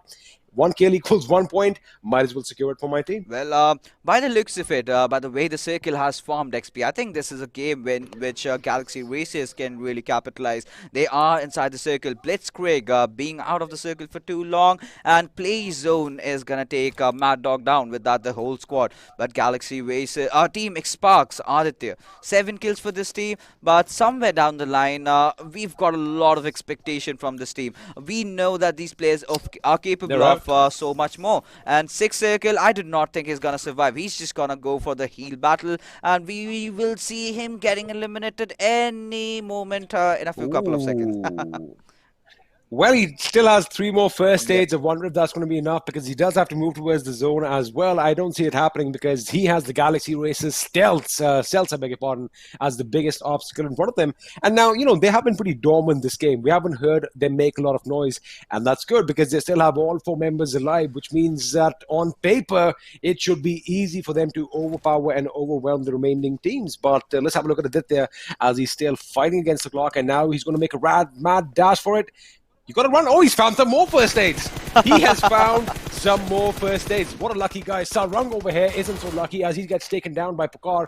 But FINTOX's Royal is going to come in and steal the kill. And Aditya, in fact, gets a knock on Atanki. That man is going to go all guns blazing till the very end. He finally succumbs to his injuries. But XSpark is eliminated in the 7th position with 7 kills to their name. And I love the fact that against all odds, he still put a few bullets in Celtz's direction. I would have loved if he had secured that kill onto his Atanki, but like we say, the show must go on. And Team Tamilas, Mr. Spray, he has revealed his position. The players of Futurestation are well aware about his presence. Pokar has been spotted out. A little bit of overcommitment. I would have loved to see that, but there you go. VR1 Esports have also been eliminated from this game. And Team STALWART, like we've mentioned earlier, they are such a consistent team. And oh my goodness, before getting taken down, he does wipe out the squad of FINTOX, taking the last player down, Ryu. But this brings us to the final 3 teams surviving: Galaxy Racers, Team Tamilas, and Team Futurestation. And the circle not being favoring towards any single team over here. I mean, you could say that, but the fact that GXR Celtz have that little bit of a northeastern edge, and they have the downslope, which means that, they can get some temporary cover, especially since they're going to be out of the vision of FS and TT, that might actually help them for a second. Elsewhere, I was going to say something, but I'll get my predictions on for later. Mr. TT Spray over here, trying to lay down some smoke grenades, making sure that he obscures the vision from the enemies, and I think they're going to be moving in closer towards the circle, as is Futurestation. Now, Futurestation could be in a good situation. Ooh, Mrs. Spray taking some damage over there. I wonder if FS is going to go on a little bit of a left flank, and looks like all 3 members are going to be prone one after the other. Now, whether that's the right decision, we're going to have to wait and find out. But see, this is that little dip I was talking about. So Celtz, they actually have an advantage right now because they can actually spot the enemy before the enemy spots them. So I wonder if they're going to utilize that. But Futurestation, you can't take anything away. 9 kills for the lads already. Yeah, absolutely. And they certainly have the higher ground. And what I can predict is now a fight going on between the players of Futurestation and Team Tamilas, and Galaxy Racers will be looking at capitalizing on the situation. As we can see, MJ is trying to go in for that flank, but Maxi will be finding out rocks, instantly knocks and finishes them off before getting that trade off. Maxi being taken down over here as well, but Galaxy Racers still having the numbers advantage for themselves. And Mr. Spray, he also goes down, but Team Tamilas will be falling down at the 3rd position with 7 kills. A very good outing from this quarter round, but now as things stand, it's a 3v3 situation. Which team is gonna win? Team Futurestation definitely having the blessings of the circle this time around, but Pokar has taken a lot of damage, and Somraj will be falling down to a donkey to reduce the numbers over there. And Futurestation Gaming, they might just get eliminated right now. They just might, because the grenade over here can be devastating if it does connect, and Picard could be in the line of fire. He has his HP back up. Ooh, that grenade almost knocking out Somraj and Frag. In fact, the next one after that does knock out Somraj and finishes him as well. We are down now to a 3v2 situation, and it looks like Ultron is going to be knocked out by the plays on that, but it's going to be MJ and Optunky up against Picard and Frag, and I think Picard might just be spotted out. MJ might just let loose a few bullets. He is definitely in his line of sight. Wait for it. Celtz.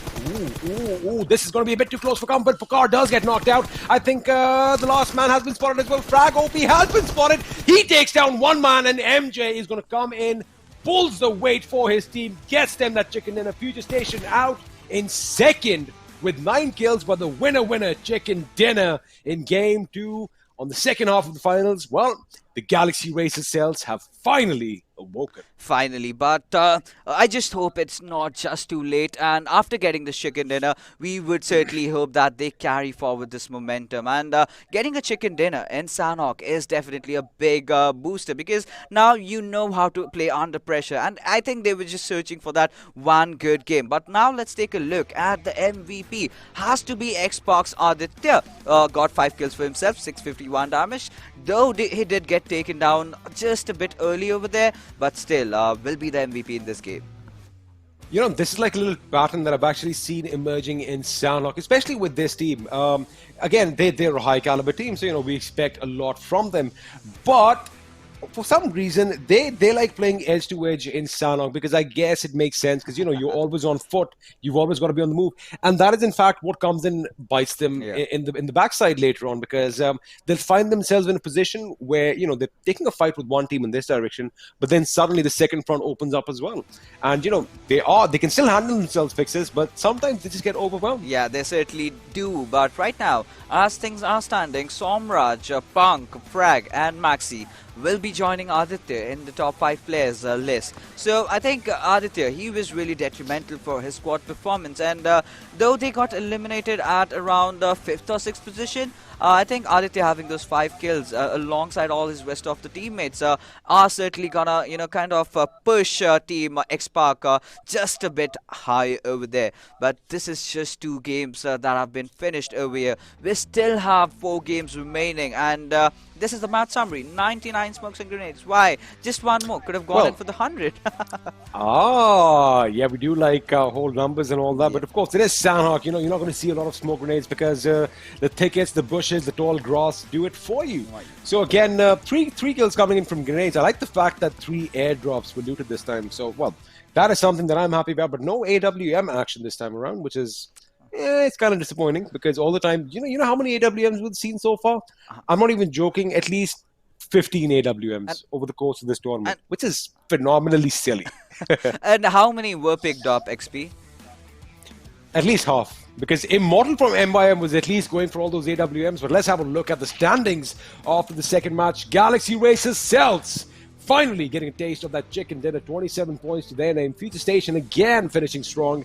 Second place finish for them. 9 kills to their names. Team Tamilas finally, you know, I think all their fans, all their support groups are going to be happy with this performance. They do finish third. They have 7 kills and a total of 17 points. XSpark also is kind of moving up this time. Yeah. 5th spot with 7 kills. Absolutely. They are going to be happy with that. We are not going to be, you know, disappointed. But right now, I want to see a good chicken dinner coming in from them. They've got the caliber.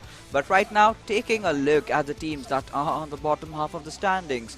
Reckoning, INGL, Mayhem, Team Insane, ESN, all the big names. In fact, Optimum Esports, we thought they had a very good game. They were supposed to be getting a good position, but, you know, they kind of overextended that fight against one certain team in the Ruins area. So against Team MVP, I believe, and that's where things did not really work out for them. And, you know, as we will be heading out for Erangel now after Sanhok, the pressure is gonna start building on a lot of teams, and you cannot forget the fact that this is the last day. I think those teams that do not stand a chance to win this competition or to qualify might just go YOLO. Ah, I like that. They might just go YOLO. They might just give it their best. But let's have a look at the leaderboard. Overall, STALWART Esports still up front with 6 points, separating them and the second-placed Futurestation. Behind them, Team Insane. They have dropped a little bit more, 102 points for them. Of course, the last game, they were uncharacteristically on the second half of the table. That is something that is going to be, well, they definitely don't want to repeat that. XSpark going to be slipping a little bit more in fourth as they just have a total of 91 points. They still have to break that 100-point mark. Galaxy Racers Celtz with a big win. They have secured the 5th position, but Team Tamilas is behind by only 5. So again, the race is wide open. Yeah, the race is certainly wide open. That open, in fact, that one game did change a lot of things around for Galaxy Races and Team Tamilas. So imagine one more good game, one more chicken dinner from either of these teams, and we might see them in the top 3 itself. But taking a look at the teams that have to step up, big time, has to be reckoning MCYS, VR1 Esports, and FINTOX. But going down under, Team Mayhem, HEX ReaperX, Team INGL, Optimum Esports. I think that it's too late for a comeback at this moment, because you've got those last 4 games remaining. Does not matter if you just play out of your minds right now, because the other teams are also gonna get a lot of points alongside that. You have to ensure that you take down all the top dogs and get yourself a chicken dinner. So it's going to be a very, very difficult task for them. I mean, they're going to need at least 30 points minimum per game to try and break that top 5. So, I mean, but like you said, they could play YOLO. They can play like they've got nothing to lose. They could actually, spray paint an extra target on the back of one of the big teams and just kind of hunt them around, which has that happened? I hope they do. I want to see that. Has that happened? We saw some boot camp action yesterday on this map. We had a couple of teams dropping. Has that happened to me? No, but I've done that a lot. So, oh, well. I would love to see some great action coming in from a few other teams as well. Reckoning, I love that team. They've been playing for so long. But right now, taking a look at the statistics of the players of Galaxy Racers Celtz, we certainly have Ultron and MJ doing most of the damage. Rox is the IGL, is the support player, stays behind, and Atanki, he's faring off evenly as well. So average survival time for this team is also really good. And now, courtesy to this game's chicken dinner, I believe they can carry forward this momentum, because Galaxy Racers, they've been in a lot of pressure situations, and like you love to mention, this is a team that thrives under pressure, thrives under chaos. I mean, and always, this team always surprises us, to be honest. The fact that Ultron and MJ and even Atanki are carrying the team forward makes sense. You mentioned that Rox is an IGL, but 101 damage, 108 damage in about 8 games, something is definitely amiss, because I get it. You have different kind of IGLs. You have IGLs who are going to be right up there at the battlements with their team. Someone like Mavi, for example, who's going to be carrying a sword in his hand as he charges into battle. But then you have generals and commanders who stay back. They have all their maps open and, what should we do now? We have IGLs like that. Looks like Rox is one of them. But, mate, you got to get a gun in your hand. You got to go out and get a few kills. Absolutely. But right now, we will be heading for a short little break. And on the other side, we have the map of Erangel coming in for your action. So stay tuned, ladies and gentlemen. We'll be right back.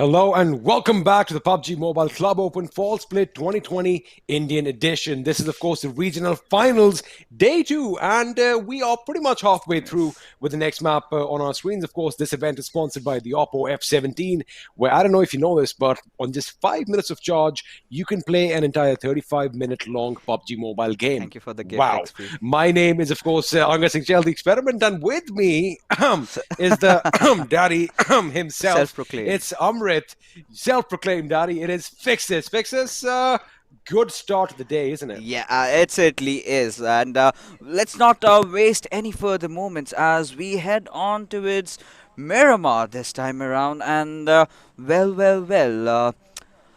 So the flight path trajectory heading out from Campo Militar towards Los Higos. We've seen a lot of action coming in from Miramar. We know the Indian teams love to play this map because in this map you can completely rely on your aiming skills, on your position, and you know one of the most underrated skills in the game, that is driving. You need to have your vehicles. You need to make sure that you respect the circle, you stay on the center of it, you have a high ground, and just decimate anyone that's coming right in front of you. Well, I guess that should be the game plan for every single game, and not just for Miramar. But yeah, I do get your point. Of course, we see a lot of vehicles in action. A lot of vehicles, they have multiple roles, right? Of course, transportation is one of them, but they are instrumental in providing cover towards the end of the games. And have a look at the circle as we have a little bit of a northern shift this time. And pretty much every single place is in contention. El Pozo is going to be unoccupied for now. Maybe we should see some occupancy later on. But all the teams from the south are going to have to migrate up north. And I do see a little bit of a clash probably taking place somewhere around Monte Nuevo and possibly at the power grid. But otherwise, I think everyone is looking comfortable. Of course, M by M, once they are done looting Campo Militar, they are going to have to move in, but they do have a few options. They might, in fact, go from the north and, head towards the Oasis. I mean, I would definitely want to go and chill at the Oasis right now. It seems like a hot day. Yeah, it seems like a hot day, but you're having your coffee, so I know, XP, all you need right now is those frozen tundras of Vikendi, and you just need to chill over there. But right now, what just went over here? Kinetic being knocked out already. HEX ReaperX, a squad that was really doing well in the semi-finals, are struggling during the finals. Is it the nerves that have already melted, already under pressure over here? This team has to step up, and I believe it's almost too late. But Team XSpark, we do have a lot of expectations from this particular squad. But with the way the circle is faring off so far as now, I would love to see the teams rotating early on towards greater fields, have those high ground areas for themselves, or those southern mountains that we have on the southern side of water treatment. So those high ground areas are going to be of utter importance.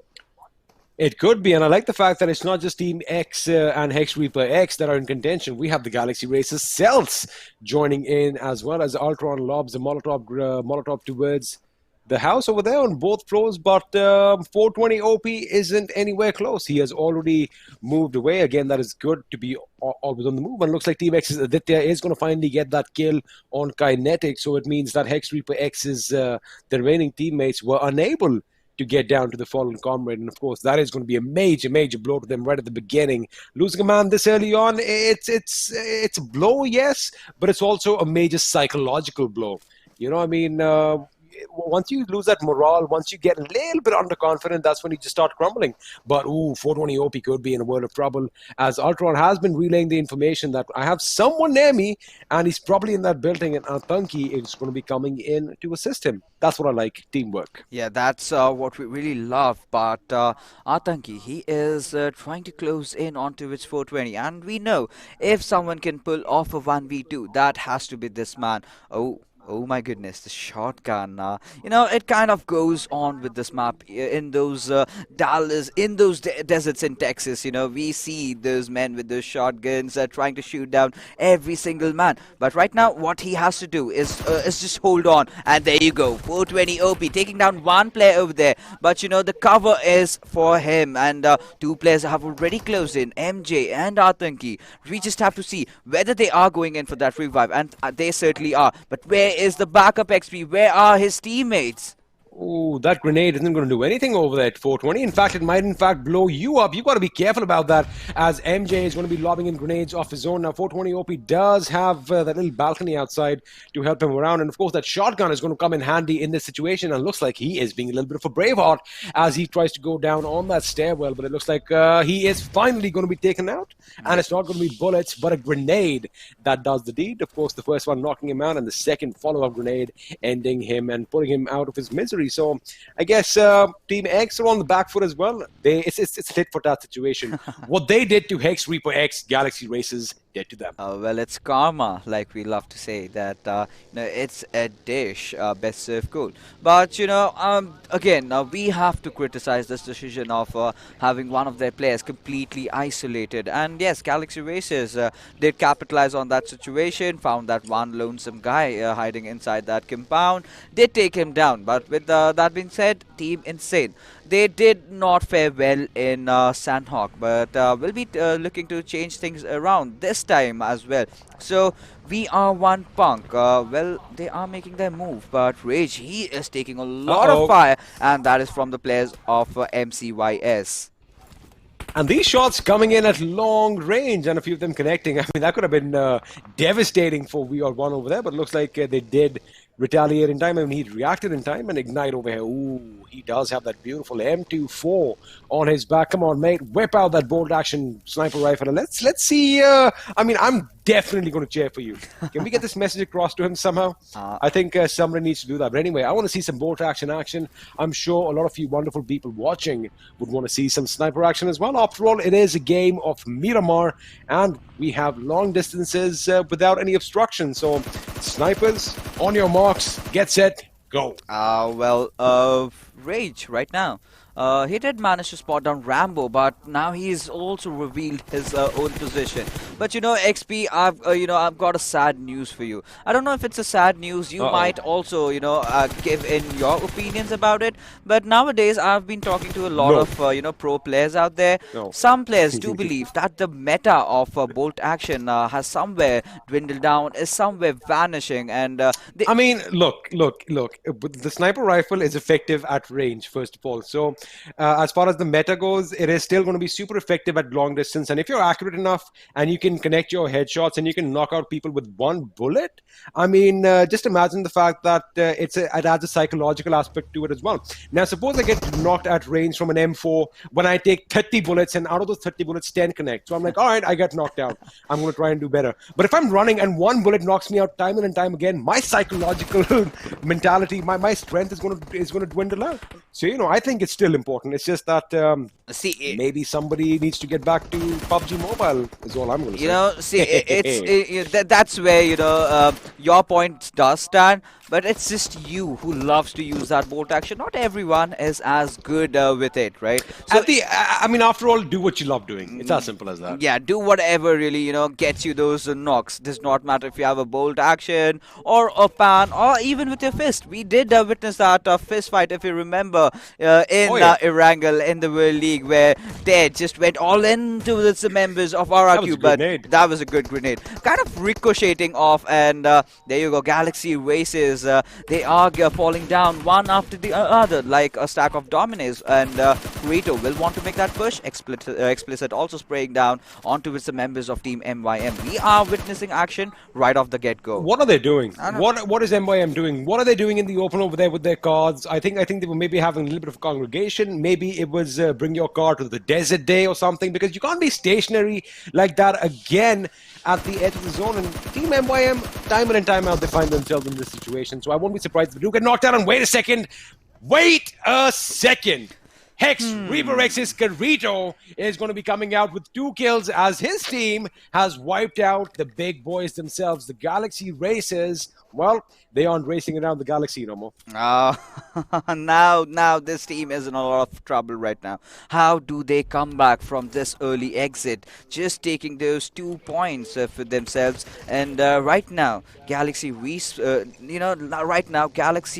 Races have to think about different strategies. They need one more chicken dinner to cement their way in for the PMPL, because if they do not, they are donezo. But Team Tamilas will find themselves amidst the action, and this is against Team MYM. Did not show your back, and that is what Striker did not. Rather went in for the knock onto it. Sensei Immortal will be lobbing the grenade, but I would love to see a low toss coming in, and that would definitely connect onto it. Striker, those nades are bursting out, and Immortal will be taking down Striker as the fight has begun. Mr. Spray definitely coming in for the cover. Carry also will be chiming in as well, but Manav, look at his position, and if Team Tamilas are found off guard, they can be taken down. But Mr. Spray taking down one, and Maxi will also be taking down another. It comes down to Sensei, Manav and Cloak to do whatever it takes to take this fight on for themselves. And there you go, Maxi getting taken down, and Cloak, he is struggling, but there you go, Manav from the back lines dishing out all the damage. It all comes down to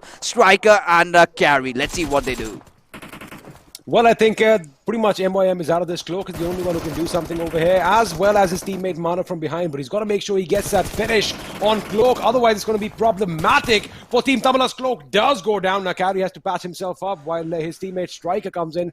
Mana is a little bit further back. I wonder if this team knows that Striker could, in fact, just go over that little bit of a ridge and obliterate the members of Team MYM as they are crawling back to their teammate, leaving a bloodied trail in tow. Because, well, looks like they're going to make it. Manav over here with a grenade off his own. Should he do that, or should he actually go in for the revives? Looks like Sensei is going to bite the dust. He is going to be knocked out of this game. Immortal and Cloak on their knees. Can they get a revive? Because Team Tamilas are now whole, and they are pushing in. Looks like it's going to be Manav up against the entirety of the world. And with that, MYM have been wiped out in the 15th position. And to be honest with you, I am not surprised. Well, this has to be one of those very well taken fights from both the sides. Knocks coming in back and forth, and one player going after the another, being traded off, then the covers coming in, the revives also come in, and Team Tamilas did survive that fight, that onslaught, and almost, edging past over there, but we'll have that players back on toes, 4 players still alive, taking that squad wipe.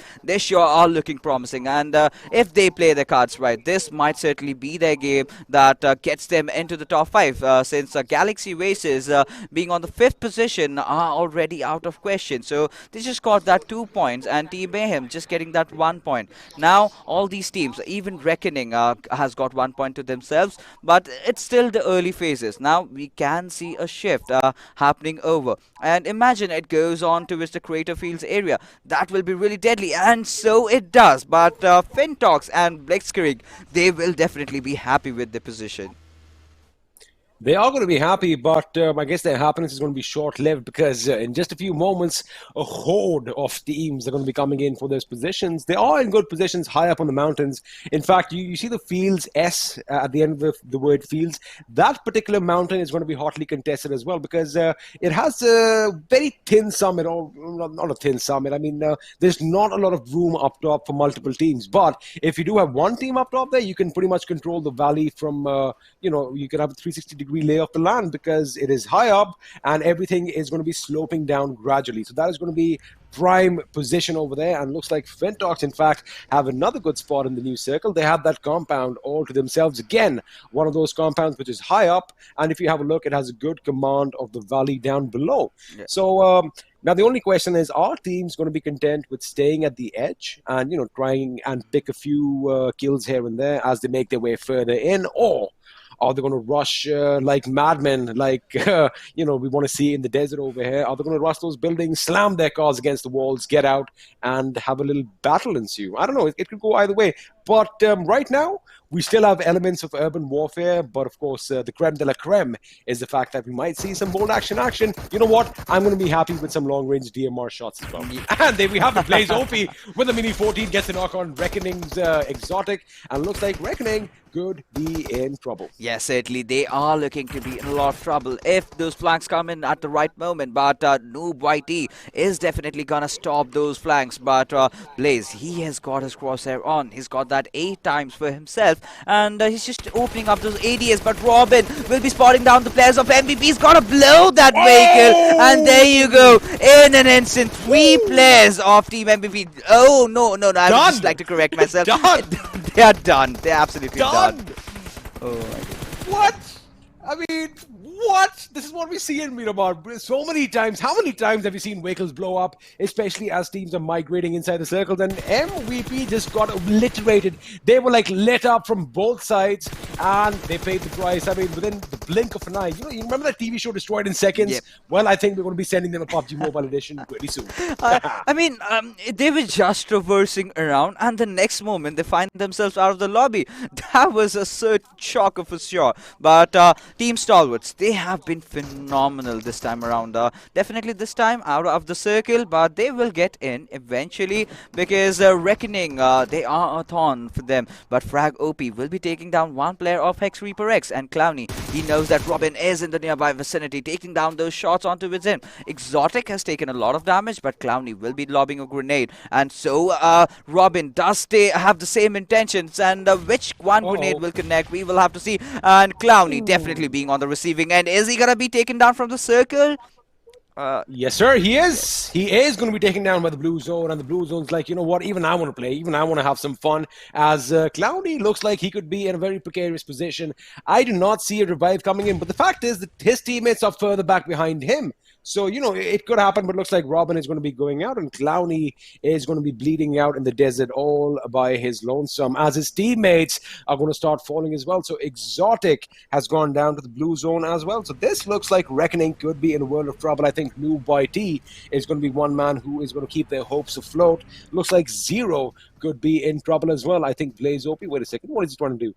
Is he trying to, he is going to try and knock down Zero, which he does. He gets the knock, but he is still a kilometer outside the circle. Is that the right call for him this time? I mean, shouldn't he just have been driving? Yeah, he surely should have. But right now, Team Tamilas are going to enter inside the compound where the players of Futurestation are. And right now, Carry, he is just scouting around. He is just trying to find some kind of opening. But, the players of Futurestation do not really want to give up. This is a battle between the Goliaths. We just have to see which one does come on top. But Pukar, he grenaded himself. This has to be a disaster. Now, I wonder if Team Tamilas know that it's Futurestation. Well, they would know now because Striker's grenade has knocked out Somraj as well.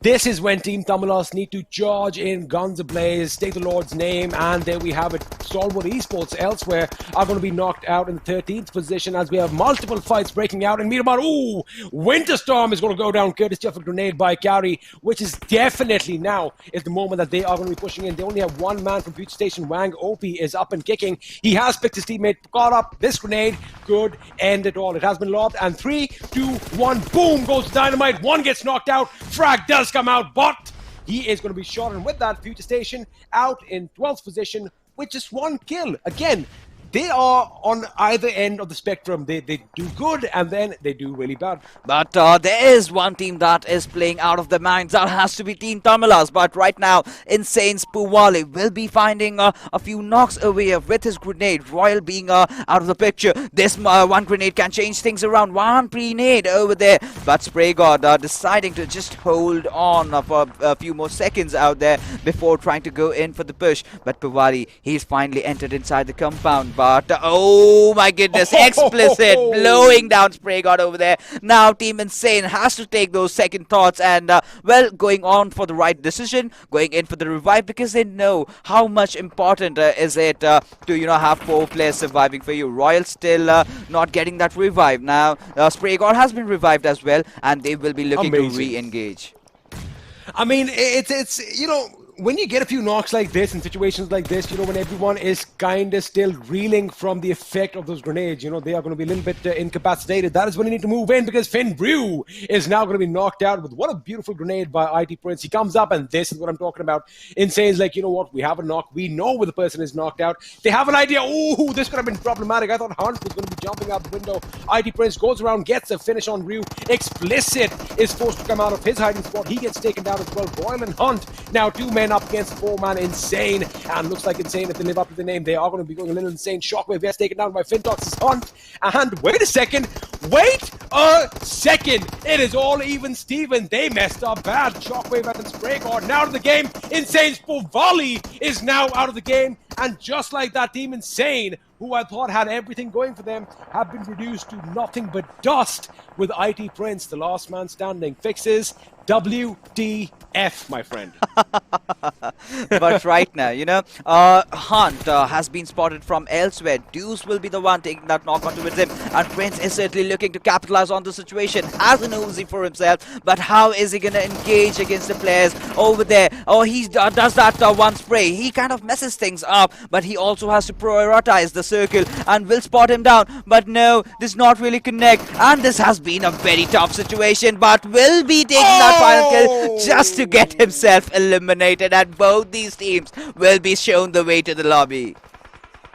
Well, FINTOX is going to be exiting just this microsecond before Team Insane, but again, Team Insane, they threw that away. They had everything going for them, and one by one, they kept getting knocked out. They should have pushed in as a team, and well, they paid the price. They have been eliminated. Let's see what they bring to the table in the next game. But right now, we have the last final 9 teams alive. 23 people still alive as the circle is now moving into its 6th zone. Team X's Evo gets a knock with a grenade on VR1, and wait a second, they are going to be fired upon by HEX ReaperX, who gets a knock on them, and looks like we have a lot. Again, fixes. I love the fact that we have grenades going off every few seconds everywhere on this map. I love it. Absolutely. Not just the grenades, the way these teams are third-partying each other, you just realize you took one fight, you are a happy bunch of people just imagining your way inside the circle, enjoying that chicken dinner that will follow. But the moment you just step out, someone else is waiting for you. But right now, Noob Whitey, the last surviving member over there, and Team Reckoning, oh my goodness, what is wrong with the squad right now? They are falling down one after the other in every single match. Now 3 maps have gone by, and now they are definitely gonna be finding themselves way too low. I believe after this they are just going to go YOLO, because they know they've got no chance to just qualify right now. But Team Tamilas, they certainly do stand a chance, as they've got all their 4 players alive, and that grenade goes on to its Deuce, but will not do a lot of damage, or not even damage him at all. But Team Tamilas are definitely playing amazing. They're fighting on all cylinders. Carry, oh, he does get into cover, but he does get taken down courtesy of Team X's Destro. Now, Maxi OP is going to retaliate. He wants that vehicle to explode, which it does. Aditya takes a little bit of damage, but then he gets taken down by HEX ReaperX's Carito. So I love the fact that Team X, again, in the thick and thin of all the action, but now they have multiple fronts to take care of yet again. That is what we talked about earlier. They do fire bullets, they get a few knocks here and there, but then it's like they have those horse blinders on, because they only seem to be focusing at one end, and more often than not, somebody from elsewhere comes in and gets the knock and finish on them. So that is exactly what we saw. Mr. Spray over here trying frantically to get a few shots to connect. None of them do, but now Destro, is he going to pick his team up, because Aditya is bleeding, and well, he might just leave it a bit too late. Looks like Aditya is actually going to bleed out. What is happening over here? I think... What is happening over there, Fixes? I mean, I think that was a wise decision, because it was the final circles, and, if you are going in for that revive... You did have smokes. Yeah, he did have the smokes, but I don't think he was inside the circle. And I get it. Yeah, so I think in a clutch situation like that, it's better just... the way out. Yeah, I mean, well, we have to see as to how this turns out for Team XSpark. A top 3 position is what they should be aiming at, and Destro being the last member surviving from his squad, all he has to do is just live on, and well, he has to let all these other teams fight it amongst themselves. But by the looks of it, Team Tamilas definitely are looking very promising over here. Dave taking down Sakria will instantly finish him off, but there you go, Carry coming in from behind, takes that knock but gets traded by Rambo. And Rambo is trying frantically to finish him off, which he does, although Mr. Spray did get that Jeep right in front of him, but it was just a little bit too late. Now, the question is, if he goes prone behind it, he might actually get spotted out as well. Elsewhere, XSpark are finally bowing out from this game, as looks like Destro finally met his maker, as the blue zone engulfed him like an amoeba engulfed from a parasite. But it looks like MCYS now are in the thick and thin of the action. They are pretty much in the center. 6 kills to their name. Dave is going to be lying bleeding on his knees, and ooh, Mr. Spray, what have you done? He knocked himself out. MCYS's Doctor Advantage finishes him, and Team Tamilas suddenly find themselves at the receiving end of things. Yeah, absolutely, but still have those 9 kills, and they're way too much in the open. Certainly did. I mean, they had the high ground, but they do not have any cover, so revealing their position. But I love what Team HEX ReaperX are doing, as Inferno has been already taken down. Vang is too low on his HP. Exodia will be getting that kill confirmed onto its Inferno. Inferno, but he will be entering inside this small shack. And there you go. Team ESN also getting eliminated. Team Tamilas Striker, the last member surviving. Can he clutch things out? Because the moment Deuce and Exodia try to close in, he is just a free kill for them. Barring MCYS, who have 3 alive, and Blitzkrieg, who have 2, every other team, that is HEX ReaperX, Team Tamilas, and VR1 Esports, have just 1 member. And wait a second, Team Tamilas have been spotted out by VR1's Deuce. They exit in the 5th position with a good 9 kills to their name, so that is definitely going to help them climb up on that leaderboard. Meanwhile, Ignite with that M24. Come on, son. You have to show us some bold action at the end. You have the 8 times, you have a sniper, and you might just spot Deuce. Is he going to put a bullet between his eyes? We are going to have to wait and find out, because HEX ReaperX is still in this game. Look at their kills. 10 kills for this team. And wait a second, Ignite has spotted Naughty Boy. He takes him down. His teammate Doc is going to come in and seal the deal, but elsewhere we have VR1 Deuce finally getting spotted out, courtesy of BXP Volt. With that, down to the last 3 teams. It looks like it's inevitable. MCYS should take this game away without much trouble. Yeah, absolutely. They have the blessings of the circle. They are inside the zone. And there's just that one player, Exodia, who's alive and whose position has also been compromised. So right now, all MCYS has to do is just charge in together, or just wait for Exodia to come out in the open, bait him out with a few Molotovs and grenades, which exactly they are doing. Exodia's position has been revealed. Now they are just going to wipe him up. But Exodia taking down Rambo over here. Ignite trying to jiggle in and move in onto him. Exodia will confirm that kill, and well does take the second player out as well. And right now it's a 1v1 situation. Darker jumping around. Exodia still holding on, but my goodness! Oh, you kidding me? Did he get it? I thought he got it. Oh my goodness! It is MCYS who are going to be coming out on top. But what a play by HEX ReaperX's Exodia. I'm not even joking. We need a highlight reel. We need a replay right now, because that was too close to call. Yeah. Both of them had this much HP, and both of them went poof at the same time, and the black screen came. I want to see it again. I am sorry. That was amazing. Do you guys at home, do you know who won? Because on paper, I think HEX ReaperX did finish second. But what a play by the gentleman over here. And of course, he is going to be the MVP. 1,177 points of damage. Absolutely phenomenal. Well, there you go. HEX ReaperX Exodia. What a play from this lad. The way he played in the final circle. And, you know, a few mistakes were made by the players of MCYS. But then again, I believe if he had just held on, you know, not just going out in the open, trying to, you know, stay in the covers and just jiggle around, peek out and shoot, would have really worked in his favor. But yes, that was a very valiant effort, and certainly he could not get that chicken dinner, but all those kills coming in is definitely gonna skyrocket the way where they stand currently in the overall standings. A valiant effort indeed, and you can't take anything away from MCYS. Yeah. They played absolutely phenomenal. The control that they exhibited, especially in the last few circles, the way they kept teams at bay, the way they had that trigger discipline, which again, you know, I mean, it's becoming an important part of the game now, because you've got to know when to shoot and when not to shoot. And with that, I mean, both these teams, I wouldn't be surprised to see them on our leaderboards over here. Exodia and Carito leading the charge with 5 kills each, and MCYS's Dark is going to be there in 3rd position. Now, even though Team Tamilas got eliminated a bit early on, man, these boys definitely upped the ante, didn't they? Yeah, they certainly did, and they do have a lot of kills to back them up. So after this game, courtesy to the Galaxy Races being eliminated early on, I think Team Tamilas might just take the 4th or the 5th position. But right now, as things stand, XP. So we are almost halfway through for today's games. This is the finale. You just have 3 more games remaining. And we'll take a look at the match summary as to see how things are pairing out for all these teams in this particular game. And smokes and grenades used, 263. Well, what are your thoughts? Well, my thoughts are that that is obviously what we expected, but I like the fact that we have 11 headshots. So again, the accuracy on point, but unfortunately, while you were talking, a little tear kind of rolled down my eye because I didn't see any sniper action. And when that doesn't happen in Miramar, it just stings a little bit more.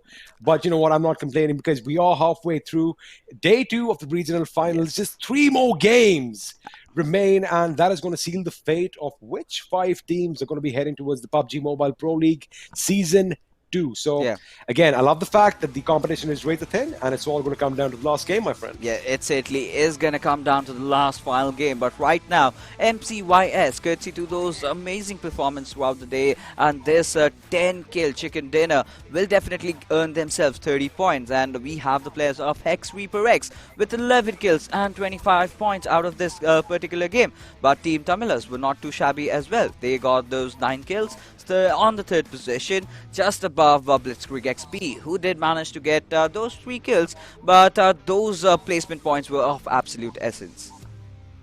They were absolutely crucial, but let's have a look at the second half, because, it's kind of funny seeing XSpark on this side, and why I'm saying that with a little hint of sarcasm is because they've been on the latter half way too long. Yeah. So I wonder if they're going to do something different and, basically change that in the next 3 games. But let's have a look at 16th position Team Mayhem. Pretty much they've kind of sealed their fate as well, and Futurestation this time in 13th position, uncharacteristic of them. Normally they come out guns ablaze, and they had a good first 2 games, especially in the kills department. They didn't get a chicken dinner, but they definitely had those high kills. This time, not the same. I don't know, Fixes, what do you think is going to happen? Because the next 3 maps are crucial for a lot of these teams. But do you think we're going to have some hunting going on by the teams who are going to go YOLO? We have been privy to this. We have seen a lot of teams doing that, and these are the PMCO. So in PMPL, that did not happen too much as we had expected. Every team are trying to play their own game over there. But there you go, the leaderboard coming up, where STALWART Esports still stand on top with 125 points, followed by Futurestation, who just had 1 bad game over there. Team Insane is right behind them with 107, followed by Team Tamilas. Like I said, 100 points for them as well. So now Team Tamilas are in a very good position.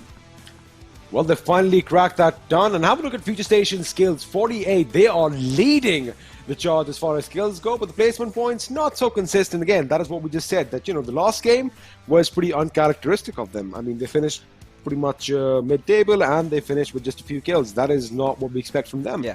But Galaxy Racers have moved up to the 7th position. Well, they've actually fallen down because they did break to the 5th. That's going to be a big blow. Team Mayhem, 40 points, pretty much the end of their journey for this tournament. Hopefully they come back stronger and better next time around. VR1 Esports also, they kind of have a little bit of hope that they can kind of hold on to. But again, they need to perform. I think the next game is going to be a make it or break it situation for them. Absolutely. But for Team MCYS, I loved what they are doing right now. First game of Erangel, they were amazing. Could not get the chicken dinner. But right now in the game of Miramar, they did find themselves one. And now they're just sitting up above Celtz. So right now, all they have to do is keep the consistency running, keep the momentum rolling. Because if they do that in the remainder 3 games, well, this is one team that we might get to see in the PMPL. We might indeed, but we still can't say anything because, this is a battle royale. Anything can happen. You think you might be in a safe situation, but suddenly you might have 2-3 squads coming up on you. Or you might think, you know what, I'm going to be sneaking behind this tree. I'm safe. And from about a kilometer away, some sniper is going to shoot you with a bullet right between your eyes. Yeah. Anything can happen. So you know what? I do like the fact that you are enthusiastic about that, but I have my fingers crossed, mate. I want to see some more chaos, to be honest with you. And I think the last 3 games are going to be full of just that. Yeah, absolutely. And with that, we will be heading out for a short little break. And after this break, we have action coming in from Erangel. So just don't go anywhere. Just stay tuned. We'll be right back.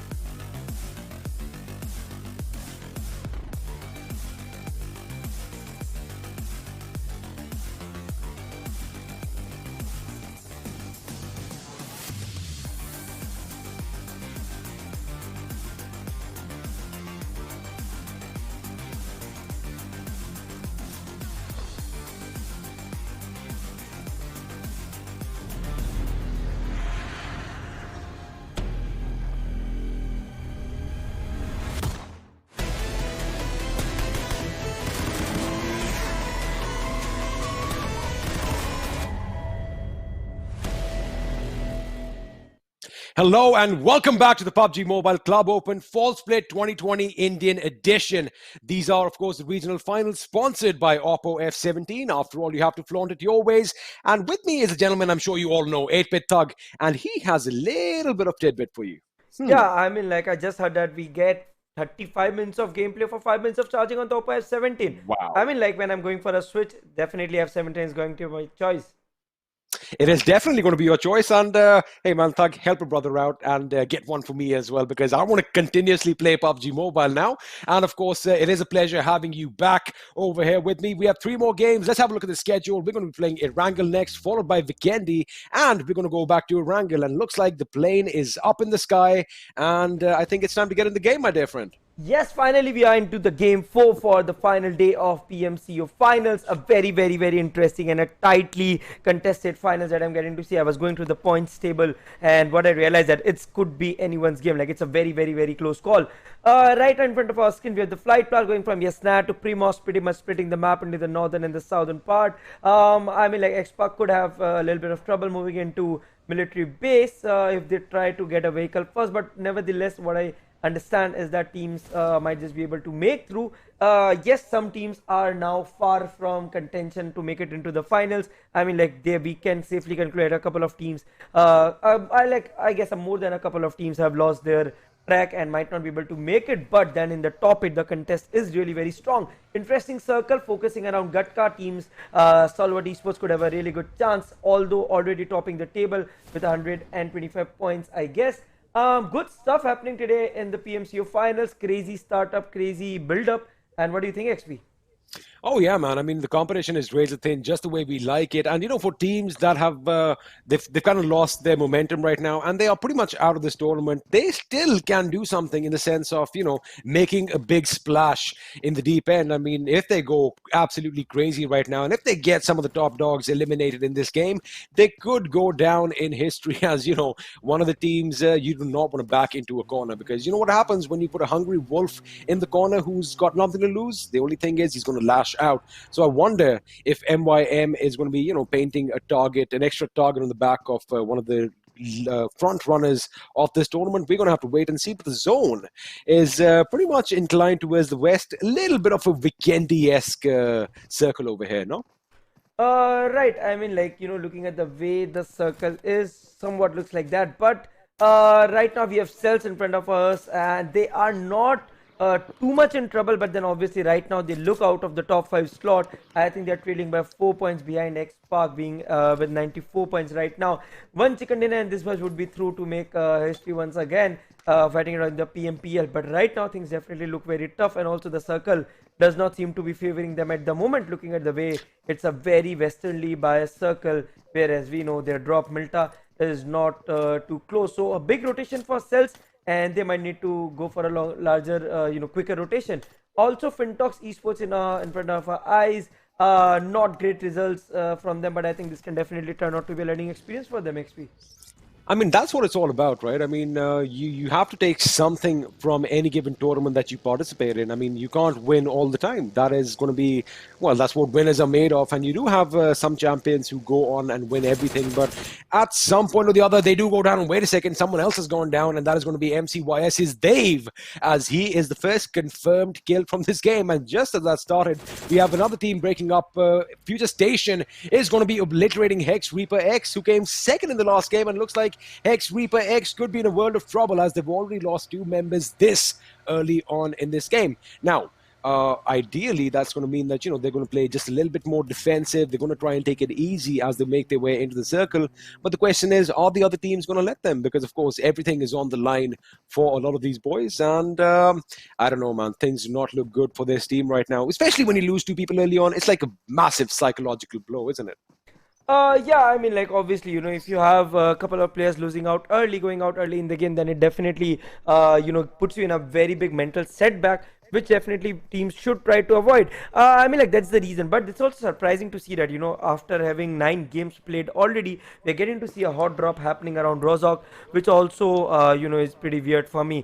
However, Rox right now needs to be a little bit careful. I see FINTOX Royal trying to sneak in from the behind, and FINTOX actually crashed that compound. I hope Rox is pretty safe right now. because we don't really want players to get off guard, because here on we are down to 3 games. Things would change, like one blunder and you might just be out of the tournament. Of course, I mean, you've got to make sure you don't make those mistakes, especially at this late stage in the tournament. And have a look at what's happening around Rozhok. Now, HEX ReaperX, they were kind of transmitting, or going a bit towards the west. I think they might have that compound on the right side of that bridge, right opposite Water City. But Team ESN is coming in, and wait a second, VXP's Naughty Boy is having fun with his 4x4 vehicle. Of course, it can do that, but you don't want to flip it over. You do not want to flip it over. And it looks like these boys are going to be heading in towards Potato Hill, a place that these guys have actually been really comfortable in the last few games. Of course, the first Erangel also, you weren't here for that, but Thug, we had an immense amount of action take place on this particular hill, and you know what? I'm not going to be surprised if we see a little bit of the same again. Right, I mean, it could be possible. I mean, it's very much possible looking at the way the zone, the circle, the game, the players are moving. But let's wait and see. Also, ESN XP, pretty good side. I mean, they took us by surprise the way they have been playing. Pretty much impressed. Although they are at 81 points, but then still, it's more about how they play throughout the tournament. They might not be able to make it into the PMPL, but then it's all about the learning experience that majority of the remaining 11 teams, and for as a matter of fact, other 5 teams that bowed out at the semi-finals. So everyone definitely has some key takeaways from this big platform, big league that they were able to get a chance to play in. Also, this is like a platform for these guys to showcase what they're made of, right? I wouldn't be surprised to see members of Team ESN being picked up by other big teams in future, because they definitely made waves, especially Thug, with that massive 25-kill chicken dinner that they achieved recently. And that record is still going to stay for a very, very long time, not just in India, but pretty much globally, if you think about it. We've seen kills go up till 21, 22, but 25, I mean, a quarter of a century, that is just phenomenal. Let's see if someone is going to come and break that up anytime soon. But STALWART Esports, the current leaders, and they have a good lead as well. They have a 9-point lead over their second positioned compatriots, but it looks like, again, one good game, and that lead can dwindle. Now, HEX ReaperX, as we did mention, they have to play a bit more careful. They are going to be a bit more on the defensive side of things, and let's see if that is the right call, because, I mean, in that particular situation, the way he was prone, anyone from behind, if you can spot a person out, you could be in trouble. But let's see, and let's wait and watch and see what's going to happen. Of course, wait, watch, and see is something that you love saying. I'm sorry for stealing it for you for a quick second, but that is, of course, something that, again, I'm going to say it again, we will wait and find out. Yes, and looking at the way teams are standing out right now, Team X going for the late rotation. I mean, XP, I think we are going for a very stressful remainder of 3 games, because every game, we're gonna see that edge to edge fighting between the teams in the points table, and obviously, I expected it to be a much simpler, when I was moving into the finals and we have seen the entire journey, I was expecting a pretty easy road for a couple of these teams. I mean, especially Celtz and XSpark, but right now things look very difficult. I also did expect that Team Tamilas would, Team Tamilas are those kind of, is that team that does not fear any team. I mean, they are the most fearless teams that I've ever come across. They don't care at which level, at which stage, against whom they are playing. They would play their normal gameplay. They would like to play aggressive. Whenever they have chicken dinners, you would never see Team Tamilas getting kills under 10. So, Team Tamilas obviously sticking to their old school gameplay and still looking very strong at the points table, might just be able to qualify. But Celtz and XSpark, these are 2 teams that, even if they qualify, it's a very close call for them. It is actually a close call, and well, that's what makes it exciting. But let's see if the Celtz are going to be able to power through this time, because it did look like they were heading towards heavy opposition in the form of a lot of teams. And I guess Gatka is the new hot drop right now, because all the compounds around them are going to be occupied by one team or the other, while the others are going to try and possibly breach them at some point. Now, Team Tamilas, have a look at them. They do have that George Ball Mountain, especially with Maxi OP right up there on the summit. So if the zone does kind of shift towards the north, that is going to be a position they definitely want to hold on to, while everybody else is pretty much congregating down south. Now, we have a fight breaking up. Optimum Esports, MCYS, and Critical. Well, Critical does go down courtesy of RG Taz. Now, Taz is going to be playing this time around, as he just jukes those bullets by MCYS OP. He should have got a knock, but Taz OP was just, he was playing OP. He doesn't have OP in his name. Maybe he should consider adding it, because he was dodging those bullets like the Matrix, and he does survive, but now Reckoning could be in some trouble. As you have a look at Optimum Esports, they are trying to surround the enemy. But, again, it's a double-edged sword, because it does work out if you get the knock, but if you get knocked out instead, oh boy, those revives are not going to be coming in soon enough. Right, and looking at the way we have a situation between RG and Optimum, RG does have 1 kill to their name, but if they are caught outside the circle, I mean, like if Reckoning wants to move in, they need to move in now, and Optimum would definitely try to play a spoil sport for the party. I mean, like, there comes a situation in the game where teams try to go, teams who realize that we might not be able to qualify, go for their ultimate glory, try to take every fight, try to, become a hindrance to every team's, success maybe in that particular game. So this is where that mentality kicks in, and here MCYS trying to pick off RG Noob Whitey and RG Reckoning. This game, I mean, like, it's going to be very difficult for them to flank out until they decide to sacrifice a couple of players and 2 or maybe 1 of them decides to move out.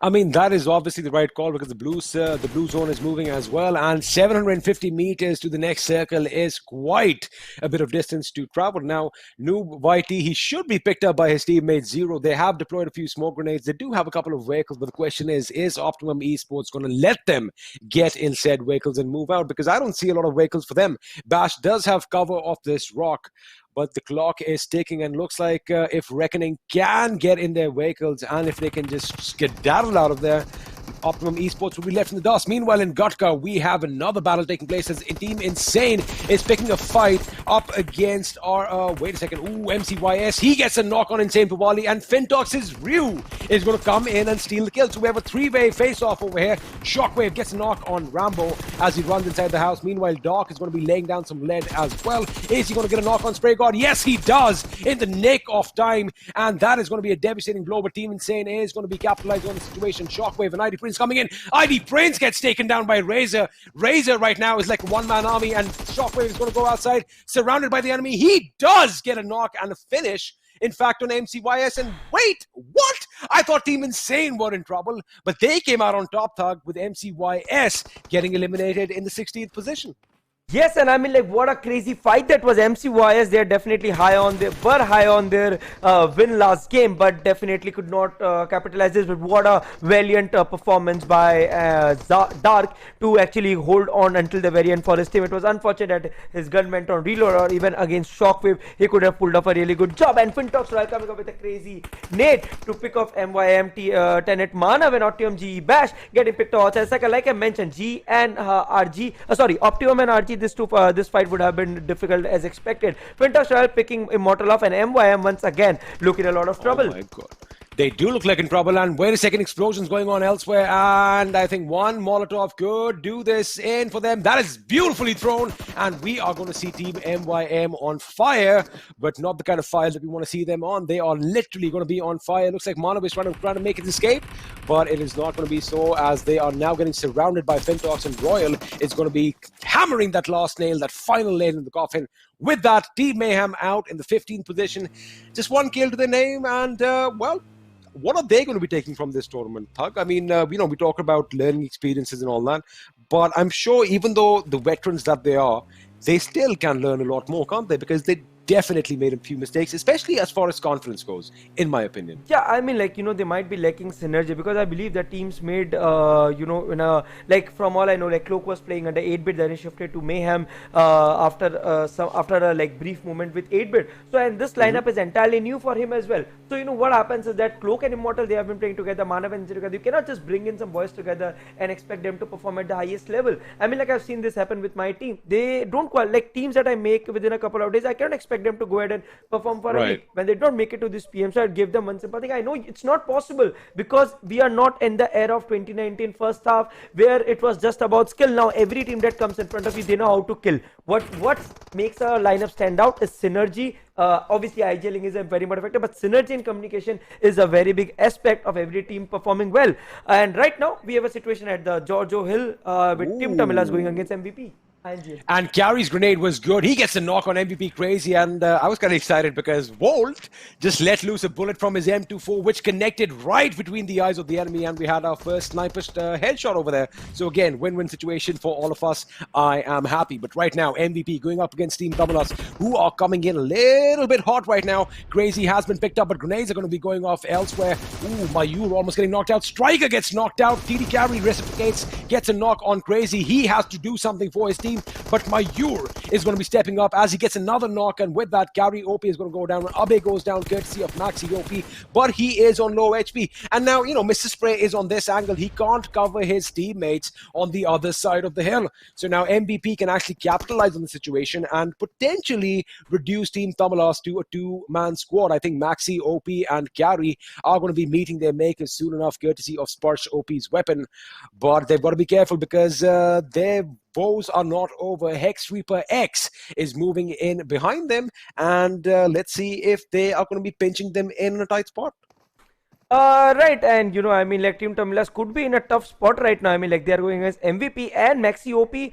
Spurs trying to finish him off. Couple of smoke nades coming out, trying to heal up their players. But right now, it looks like a trio situation between Team Tamilas, HEX ReaperX, and also MVP. Let's see if Striker and Mr. Spray are able to carry their momentum until the very end. Because if Team Tamilas also gets wiped out at this moment, it might give other teams like Celtz, etc., who are reeling under pressure right now at the 6-7 spot, to come a chance to get out on top. But let's wait and see if MVP will make the move, because MVP did do a very big blunder that they allowed Striker to heal up.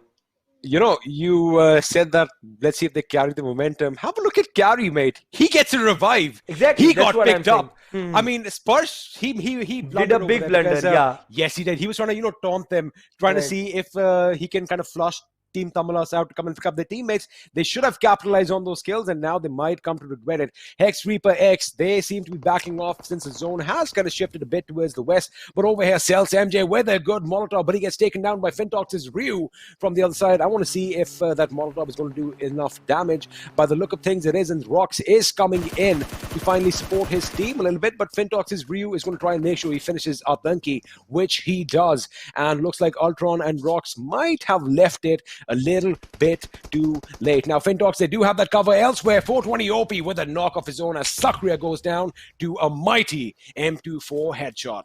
Right, and here we have Celtz trying to move in on FINTOX. They were at a problematic situation since a very long time. FINTOX were trying to, create issues for them. But right now, Ultron seems to have taken the charge to lead his team in this fight against FINTOX. Two people down, Ryu and Hunt, trying to revive their teammates. Ultron coming up with some off-angle nades, trying to inflict damage from the right of Royal's position right now. But yes, Royal goes down once again. And this would, incite Ultron and Rox to push in. What a lovely strategy when they realize that they are not really certain. Rox and Ultron trying to create angle from one side. They realize they are two men going against a four-man situation, but Ryu can actually help by coming up with a cover fire, and I don't really know how will they able to pull this off or not. Rox goes and picks one of the last standing guy, Ryu, for his team. He has a 1v1 situation, and Celtz getting eliminated at the 13th spot. Unbelievable stuff coming in from Ryu, and so unfortunate situation for Celtz. I thought for a moment Rox got this. You did think that for a split second. Even I thought that, but FINTOX, oh my goodness, that is some amazing grit and determination from the lads to hold on. And Celtz have been eliminated. That is going to be a major blow for their campaign to finish in the top 5. Which let me tell you one thing right now, Thug, it looks dicey. If they do not perform well in the next game or the game after that, we could be witnessing one of the biggest upsets in the Indian gaming community, that the winners of PMPL Season 1 might not make it to Season 2. Let's see, and we're going to have to wait and watch and see if that actually happens. But after all, like I said before, we love drama, so it is going to be exciting nonetheless. Meanwhile, we still have a King of the Hill situation over here on George Paul Mountain. The question is, the circle is closing in. Is it still going to be remaining there at that mountain, or is it going to be shifting elsewhere? I think... wait a second, have a look at Team X's position. If it shifts towards them, they are going to be ecstatic. And wait a second, it does shift towards them, which means Reckoning now could have an upper hand, because Team Tamilas, they do have to come in their direction. But let's not count out Futurestation. Futurestation, Thug, have been playing, barring one game, they have been playing phenomenally. Right, and the way they have played, Futurestation showed us a very different kind of gameplay. They had their, I mean, like their graph has not been smooth. It's a up and down graph. Like every good game, they have a bad game to complement it. But the best thing about Futurestation is they are a team of their own will and way. I haven't been able to predict what Futurestation does, but you would always see them somehow at the end they sip to the top. This is what a team that is unpredictable. Right now we have a situation Clowny trying to pick up Skeleton. VR1 looks in a lot of trouble, and it's not a good idea for Deuce at all to go out in the open. Clowny might be punishing him, and Clowny going with those plays, reckoning somehow surviving the scare which we were talking about early in game. Coming back to Futurestation XP, they are a great side. I mean, like this young guns, they are gonna make it very big in their life. Absolutely, and a complete U-turn from what we saw in the semi-finals, mate, because they are just knocking boots for the best of the best, and, well, they are coming out on top. Now, Reckoning, they didn't have a good couple of games, especially on day 2, especially today, so they have come with the shuffle because Stars has come in, and, well, right off the bat, this gentleman is performing on all cylinders. Looks like we had another team just bite the bullet right now. They have gone down. Meanwhile, Team Insane is going to come under heavy fire by FINTOX, and would you just have a look at their kills, Thug? 11 kills for the 4 boys already. Wow. Right, and 11 kills already, and we were talking about them struggling a bit. Will this be that game? Because CXP can go to anyone's favor. If someone takes a chicken dinner with 10-15 kills, you would instantly shoot up to the top 5 spot. But right now, FINTOX did not need to overexpose themselves, and you paying the price, getting knocked off by Insane. And what a wonderful performance by Shockwave! But Insane also gets picked off at the 11th spot. But luckily, they do have those 5 kills. This is going haywire. I mean, how do you mess that up? Why do they get focused on a knocked guy? I get it that those kills are important, but they paid the price, and Team Insane, oh, you are not going to want to make that blunder again. But now Mr. Spray is going to be in trouble as Team Tamilas have been caught out as they try to go down on this next circle, and Carry's the last man standing. Ow! Carry do it for his team. Wait a second. Wait a second. Wait a second. He does do it for his team, and Reckoning. Have they been? Oh, no, they're still in there. They're still in there. Okay, he got one team. I thought that he got a couple of knocks over there, but it's Futurestation who opened up on Reckoning, who opened up on Futurestation. I thought Gary was the one who was dishing out all the damage, but he's still alive. He's still alive. He's still carrying that flag for Team Tamilas forward, but he is in a very precarious situation as he's caught out between Reckoning and Futurestation. Now, Reckoning do get a knock on one of the members from Futurestation, and Thug, I mean, this seems like an impossible situation, but we've seen the impossible happen over here before. Can Carry come out of this situation alive, my dear friend? See, I think even if Carry makes it to the top 6 or 5 somehow, I don't know how, I don't have an answer for how, but if it does that, Team Tamilas would be in a very good spot. FS and RG both surviving, and look at RG Tez going ham on the boys from MVP, pushing INGL out instantly. There was a lovely spray coming in from RG Tez. 5 kills to his name. Great stuff, wiping out MVP Solo Man. I mean, maybe they should have incorporated him in the roster a little sooner, because this guy is instrumental in taking this team to top right now. Now, Team Reckoning, of course, with 7 kills as well. Team X's Evo trying to lay down some lead in their direction. But Gary is going to be finally taken out of his misery, courtesy of Zero. And with that, Team Tamilas out in the 8th position with just 2 kills. Let's see what that is going to do to their standings later on in the leaderboard. Meanwhile, Reckoning are not giving up. FINTOX, although they were reduced to a one-man squad in the blink of an eye, he is not giving up. Explicitly is trying to lay down some lead, but Wang OP is going to come in and thwart that attack, and FINTOX getting eliminated in the 7th position with a massive 14 kills. 14, Thug. Wow. Right, and the way this team is playing and performing, 19 points to their name, I think they would definitely have a good push. But like I said, it's still a close call. But interestingly, XSpark is surviving, and it's FS versus XSpark, 2 of the elites going against each other. XSpark needs to get in those kills if they want to survive. Now it all comes down to XSpark. Adi also gets picked off, and that's RG Tez. RG Tez is on a different level roll right now. Look at that boy. The way he's playing, I mean, let's say already 6 kills to his name, and he's not stopping. And Destro does the impossible, picks Evo off. What exactly was he trying to do there? I don't know, but Bobdo picks off Tez, and Zero coming up with the cover fire, picking Bobdo off down to a 6 team, 18-man circle. I think that was a little bit of an oopsie over there by Destro. He was trying to make some cover by, destroying his vehicle, but looks like Evo was just a little bit too close. And I wonder if that's going to come and bite them in the behind later on. I think it is going to do that because VR1 Esports have been eliminated in the 6th position. Aditya is trying to pick his teammate up or vice versa. Well, Evo has been lost. I wonder if that's going to be a problem because Futurestation is in a precarious situation. They can actually lay down a lot of hurt on them, as can Reckoning, because they still have that mountaintop, which they are going to have to come down from. But I wonder what the position is. Have a look at the way they are rotating, Thug. They are rotating along the eastern edge of the circle. They are going to be picking off teams off guard, one after the other. Meanwhile, 420 OP still engaged in the stalemate with BXP Sakriya, and looks like a grenade from Somraj could be devastating because he did get one knock. Destro goes down. Is Aditya going to be taken down as well? That is the question. Elsewhere, Reckoning's Clowny is laying down the hurt on Team ESN's Inferno as he gets not one but two knocks. Zoe getting knocked out as well, and ESN are reciprocating. Clowny has gone down. We have multiple fights breaking out. Team X out of this game in the 5th position. Right, and we have 4 teams, 11 players. Let's see how they try to fare out in this one. ESN trying to hang on until the very end, and Vango trying to take some shots. Let's see how this game unfolds. And it's still, the teams that are at top 8 are still making it into a top 8, making it even difficult for us to, actually predict. And RG0 picks up Volt, but instantly Vango confirms RG Clowny. So right now we have a 4v2. 4v4v 1v1 situation. So RG0 is the last surviving guy. And okay, so it's a what exactly? Okay, it's a 4v3v2v1. Yeah.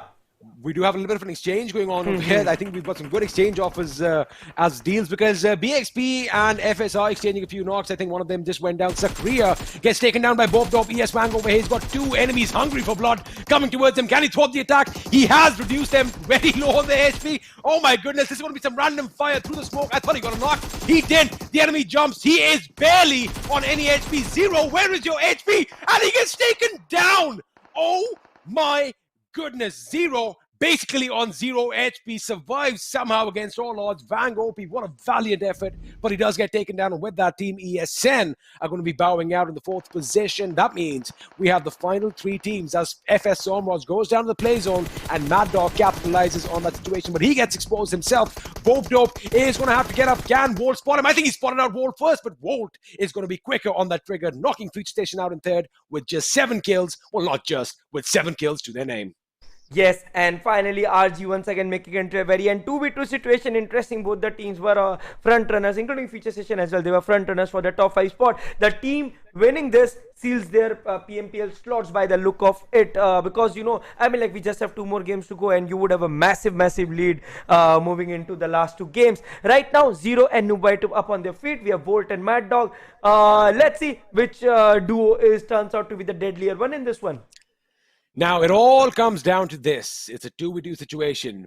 BlitzkriegXP represented by Volt and Mad Dog. Reckoning represented by Zero and NewYTB or NewBTB. I mean, let's just talk about that because I think we have some time. But let's have a look at the kills. Reckoning on fire right now with 14 kills. But Volt is going to make sure he gets Zero out of this game. And he's going to confirm the kill as well. That means it's going to be a 1-man Reckoning going up against 2-man BXP. And looks like Volt is going to need some medkits, and Mad Dog needs to heal himself up a bit. I wonder if they should do it now, because right now is the time to do it. That gentleman is on the other side. They have no idea where the last member of Reckoning is, because if you do remember, Thug, Reckoning were basically laying down lead from top of that hill. So they are going to kind of expect them to be, close by the base of that mountain. But if Reckoning's Noob YT can catch them off guard, oh boy, this could be exciting. Again, it can still go either way.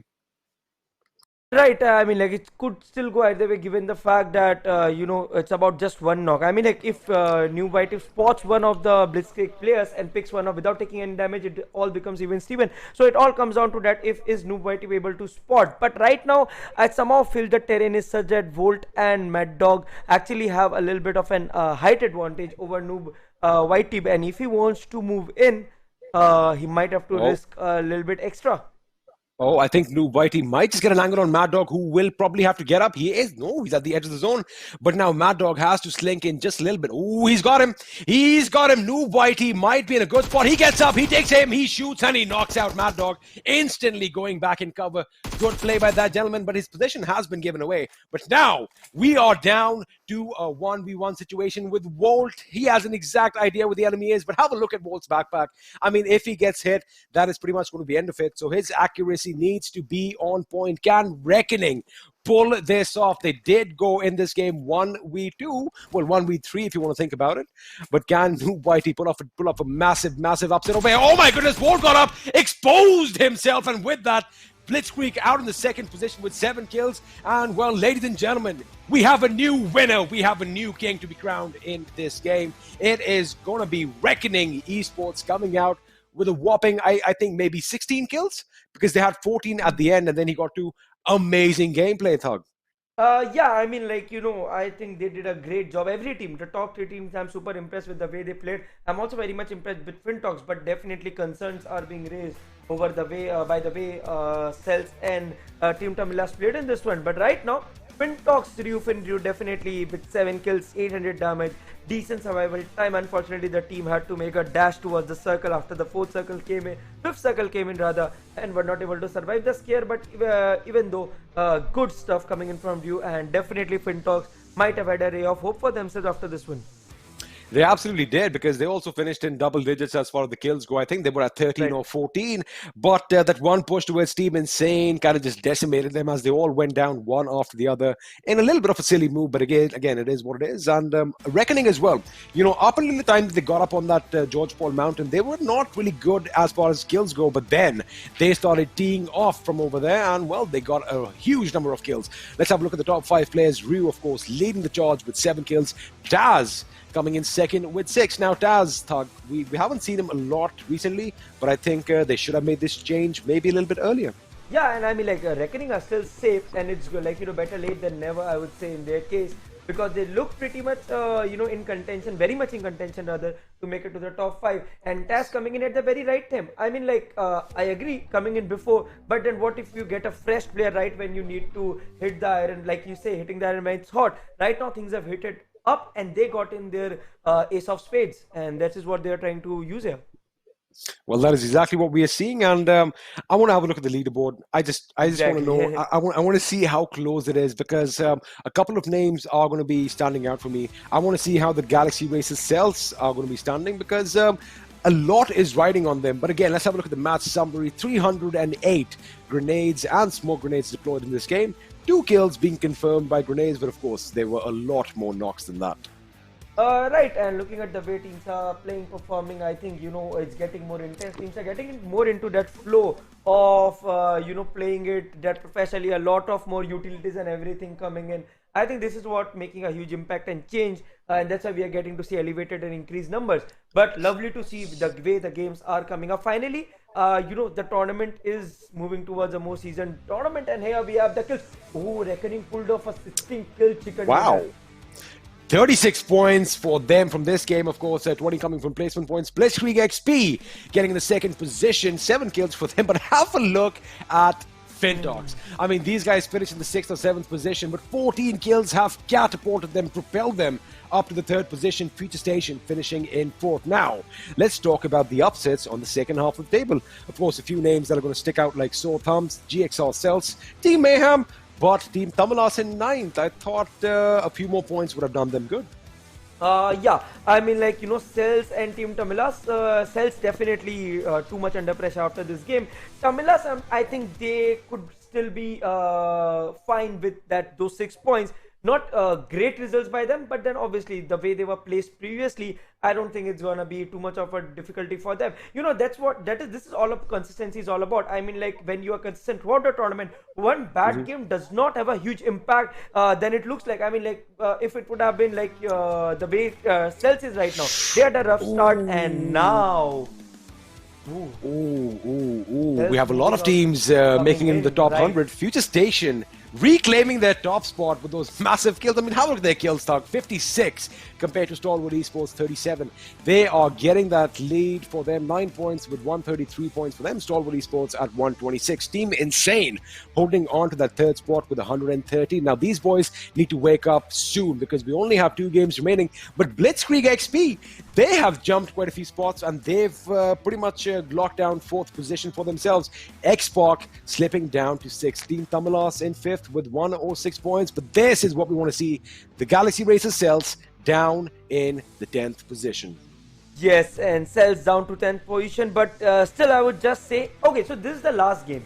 This is the last chance Celtz would have. The second last game that we have, the penultimate game for the PMCO for 2020, the last PMCO for this year. The penultimate game in the last final game for PMCO India is Celtz' last chance to get at least 20 points and try to be safe. See, with Celtz advancing, obviously Team XSpark and all will advance as well. They are at 106 points right now. So bringing in those numbers, crunching in those numbers, even if they try to get that, I mean, like, it's very complex, but they need at least 20 points. Anything lesser than that, Celtz is out. What do you guys at home watching think? Do you think the Celtz can actually make it? I mean, I love the fact that there's so much of support going on in the chat for Team Tamilas, but let me ask you this question. Do you think Team Celtz, the Galaxy Racers Celtz, are going to be racing around in PMPL Season 2? Or are we going to witness one of the biggest upsets in the Indian gaming community? I mean, as Thug said that, this next game is going to be crucial for them.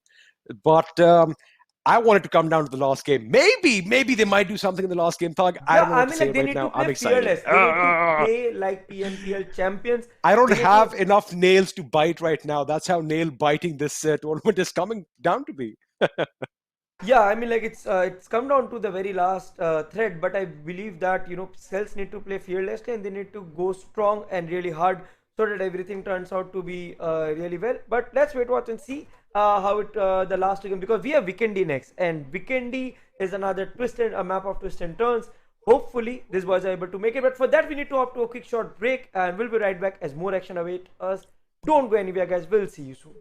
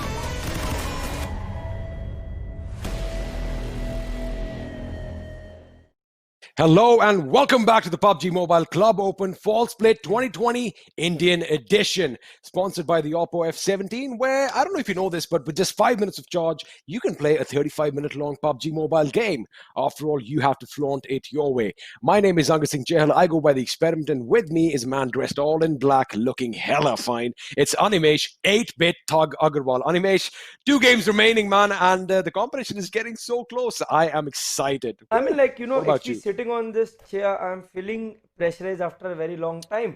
I mean, like, the last time I had this kind of pressure was obviously PMCO Fall 2019. But, I mean, like, because right now it's going to be a very big upset if a couple of teams that I'm looking at don't really make it to the top 5. I mean, like, obviously a wonderful stellar show by the newcomers, emerging talents as you can call them, for like, they put up a really good show, and that is the reason why they are performing better. But more disappointing to see the other teams not being able to perform. So, this actually raises a lot of questions in my mind, which I would not really want to discuss. But nevertheless, we have XSpark team Tamilas fighting their way out, and both of our teams actually neck to neck, pretty close numbers from what I can see.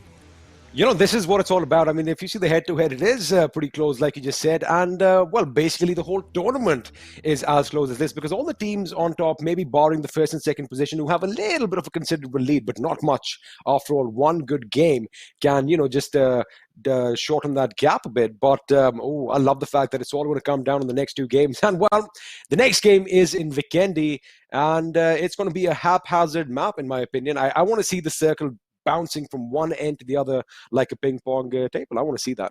Yeah, I mean, like, that's exactly what would actually, this is what might help to shuffle up the points table. Right now, such concentric circles are more biased towards teams that rotate early and take the center.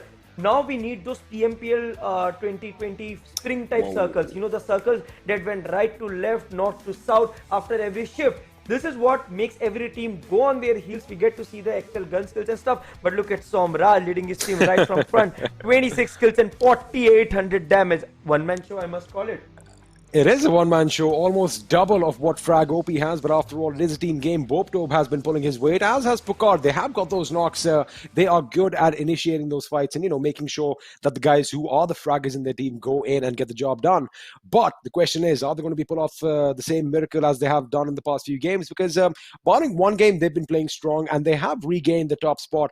But it is only by a razor-thin margin. The question is, can they hold on, as we are going to be heading to the frozen tundra of Vikendi? Now, let's just speculate a little bit before the game starts. Who do you think is going to come out on top this time? I think Team Tamilas need a big win to cement their position in the top 5. Yeah, I mean, like, every team right now needs to maintain that consistency. If I think you don't need that big win. If you're top 5, get at least 10 points. Just ensure that you get those 10 points, and I think you should be safe enough to make to continue to the very last game with less pressure. If you move out early, then things would change. We had a quick glance at the numbers from Blitzkrieg. Unfortunately, we did not really get time because it was a pretty quick glance. But nevertheless, we know Blitzkrieg also doing pretty well, especially after the chicken dinner in last game. But let's not wait further and move into the game straight up. This is PUBG Mobile Club Open Fall Split 2020 Regional Finals India Edition Match 11. Hopping into Vikendi. I'm 8-bit Thug. With me, it's Experiment, and XP is going to walk you guys through the flight path. What's up, guys? So, all right, if you have a look outside your left window and your right window, it's pretty much clear skies, but we are flying down from port. We are going to be heading all the way towards Miramar, and while the Dino Park is there, maybe Mr. Rex is going to be happy. Let's have a look and see where the circle is going to form. I guess in true Vikendi fashion, it's going to be haphazard with 50% in the water. But one thing that is sticking out for me right now is Team INGL could not get all 4 members in the game on time. They are going to be playing as a 3-man squad, and the question is that going to bite them in the backsides later on? Right, I mean, like, this is something that is definitely something that I would want to introspect. And talking about haphazard circles, that is a circle way up north, and I know very few teams that actually go around Trevno, Peshkova, Podvosto and Cosmodrome. So a lot of rotation might be needed to make it to the top, and that circle does have water playing its role, but I think it's generally gonna end somewhere towards Trevno and Cosmodrome. A completely 100% northeastern bias circle. It is a northeastern circle, and have a look at Team Tamilas all the way down there towards the south. Now, they are at Miramar. They could have a little bit of an issue because Futurestation could be locking horns with them as they traverse into the circle. Now, like you mentioned, these haphazard circles, we're going to see how the teams migrate, right? And in true Vikendi fashion, I'm pretty sure we're going to see a lot of wreckage, a lot of piles of burning rubber, burning metal, and, a lot of people and their crates right next to said vehicles. So I am definitely going to see a lot of drive-bys. I'm hoping for a lot of drive-bys especially, but it looks like MCYS, they do have the vehicle, and by the look of things, they did kind of land a little bit south of the circle, and they are making the right decision to move further in, which might cement their position later on. But as far as the teams that are inside the circle, it's Team MVP, Reckoning, Blitzkrieg, and Galaxy Races Celtz, who currently have the advantage if you have a look at it. And the Galaxy Races Celtz, they've been in this position a lot, especially in the World League as well. Their current position is where we've seen a lot of final circles close in during not even the World League, but the PMPL season 1 before this as well. So again, this might just be the map where they make some waves, make a little bit of a splash in the water, and they can actually propel themselves to the top 5. But again, that is all speculation from our point, because this is a battle royale after all. And you can't really predict the future unless you have a crystal ball like my man 8-Bit Thug. No, I mean, no, that's not really the case here. But one thing that I noticed differently is that look at Team XSpark and both Celtz. These teams now fear their position. They fear the qualification. Otherwise, we wouldn't have seen either of these teams trying to rotate early and take the center. They somehow feel what we discussed, that the meta is all about the center of the circle, and teams are trying to play it that way. But let's wait, watch, and see how things work. Also, I guess, like you said, that even if they get a minimum of, say, 10, 15 something points per game, we might have a little bit of a passive start to this game. We might not see a lot of teams clashing with one another, as they are going to give precedence to those placement points. So, I guess we're going to be going back a couple of years in the Indian gaming community when everyone kind of survives towards the last few circles, and then there is utter chaos and pandemonium as, a lot of firefights break out on different parts of the map. But again, it's all speculation. That is all we can do right now. I'm sure all of you watching at home have your different, different mindset to how this game is going to pan out, or how the team should approach the game. But it looks like we might have a little bit of a clash at Cosmodrome, as Reckoning seem to be driving in towards Team INGL's position. Right, and looking at the way teams are trying to move in, Optimum and MYM, they have taken a very different approach, still not moving in. I'm also worried for Insane, because they have played well. I mean, like two teams that impressed me the most this entire PMCO are Blitzkrieg and Insane. Futurestation did good, but Blitzkrieg and Insane had those very bottom out moments. FS was mediocre or good, but Insane were like worst and the best. So, but RG looks in a lot of trouble as MCYS. They are not going down without a fight. They have picks off 0, and I think that's 2 men down for RG, and RG could be in a lot of trouble if they are on the verge of early elimination. Especially with a man like Clowny already down and out. All the weight is going to come onto Taz's shoulders. Oh my goodness, he is jumping away from those bullets. He is on a sliver of HP, just 1 HP to be exact, as MCYS's Dave and his teammate are pushing in on the right flank. They do have a vehicle. New Whitey has gotten out. Taz might be left behind, but they have disembarked from the vehicle as they realize that people have come in. Rambo is going to get those shots, but Dave is going to get that knock on New Whitey. That means Taz is the last man standing, and with that, the first team to be eliminated from Vikendi is Reckoning. I guess the time for Reckoning is not now. Yeah, I mean, like, this was a rough start for Reckoning, getting picked up at 16th spot. I am a bit worrisome about how things would change here on. I think they were holding the 3rd spot, but let's wait, watch, and see, because they did have a very good finish in the last game. So not too much of trouble for them. I think they ended up with 24-25 odd points, which is pretty much decent enough to span towards the last 3 games if we are looking at that perspective. But right now, GXR Celtz have team, which team? I think it's FINTOX. Yes, FINTOX, the team that spoiled the party for Celtz in the last game. Celtz did have a brief moment wherein they could have taken that revenge, and revenge strikes. Obviously, MJ is gonna finish Hunt off, and Celtz getting at that early opening. Well, FINTOX coming under heavy fire. They have lost one member, or was it two? I think it was one member so far, but the misery is still not over, as I saw a couple of teams heading in their direction. Meanwhile, VR1 Esports are going to be driving past HEX ReaperX's location over here, as they have that compound on lockdown. A very picturesque scene over here. I mean, it's almost like, why even fight, guys? Let's talk about world peace in a setting like this instead of, putting bullets in each other's heads. But this is PUBG Mobile.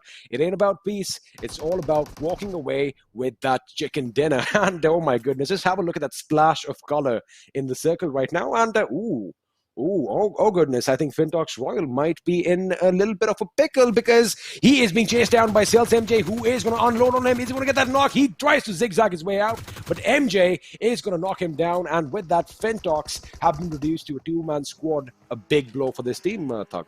Right, I mean, like, it's definitely a very rough start for them, but then nice to see Celtz getting in those 2 kills, raking in those 2 early kills. Now, Team Tamil, okay, so here we have an interesting scene. Team Tamilas closing in on Celtz. I mean, like, this intensifies things a lot. If both of these teams are to engage, the team that goes down is gonna have a tough time here on. If they engage so early. I mean, like, if they do, yeah, if either one of them go down, oh yeah, they can actually thwart each other's attempts to, make it to the top 5. So, in the spirit of entertainment, I want them to clash right now, because of course it's going to be entertaining to see who comes out on top. But I'm pretty sure they are going to move away from one another, because like we mentioned earlier, they are going to be going in for the placement points. But right now, STALWART Esports Robin, he does have a Molotov on one end, I think courtesy of Naughty Boy from BXP, but it looks like BXP might be in a precarious situation, because his teammates are far from him. I mean, have a look at the minimap. At least a distance of about 150, maybe 200 meters separates them. But if STALWART Esports, they look hungry. They are going in for the kill. But they are playing it safe. They're not being silly, because they are assuming it's more than one man. Let's see if they do get it. Oh my goodness! Oh, what has happened over here? Atanki just blew himself up with a grenade. He was trying to lob it at the enemy, but now Galaxy Racer Celtz could be in trouble, as Team Tamilas are going to be capitalizing on that situation. They are moving in. Galaxy Racer Celtz have already lost a couple of members. Team Tamilas is one man down as well. But let's see if they can do it, because MJ over here, if you have a look at the picture on your right over there, now we have the big screen over here. Karaoke. Well, Gary does almost knock him out, but MJ again on a sliver of HP. I don't know how this man is alive, but Celtz seem like they could be in trouble. But you know what? They've turned the tables. They've turned the tables. Team Tamilas. What? The way they fought XP, I mean, like, I felt that urge in MJ to not go down. They played a Uno reverse card, and the way they picked off Team Tamilas, I mean, like, great stuff from MJ. You should have seen that couple of knocks that MJ took. He was almost on 20 HP, and he picked off an opponent with us switching the gun. I think they did a great job. Celtz is not going down so easy. They are PMPL champions for a reason. I mean, I am still reeling in shock right now. I thought MJ was done for, but the way he took, those were intentional knocks. You're absolutely right. Galaxy Racer Celtz, they still just might be in this game, in this tournament. We are going to have to wait and find out, because Team Tamilas are definitely going to be slipping down a few positions on the leaderboard. And, well, it doesn't look too good for their fans. But right now, STALWART Esports are mounting an attack on BXP. And Mad Dog, in fact, gets taken down by Sarang. And that is going to be a big blow to them. Sakriya just looks helplessly on from behind over there. He's going to have to retreat a little bit, as STALWART Esports are going to be advancing. And BXP, another team that had impressed us, down to one man. I mean, this is not the ideal situation anybody wants to be in. But Ryu over here laying down some shots on Somraj, almost getting a knock, but Bope Dope coming in to assist his team, gets that knock from behind. Somraj is still going to be alive and kicking to fight another day, and with that, he gets a knock on Explicit. FINTOX are out in 14th. So again, Vikendi has some action from us right from the get-go.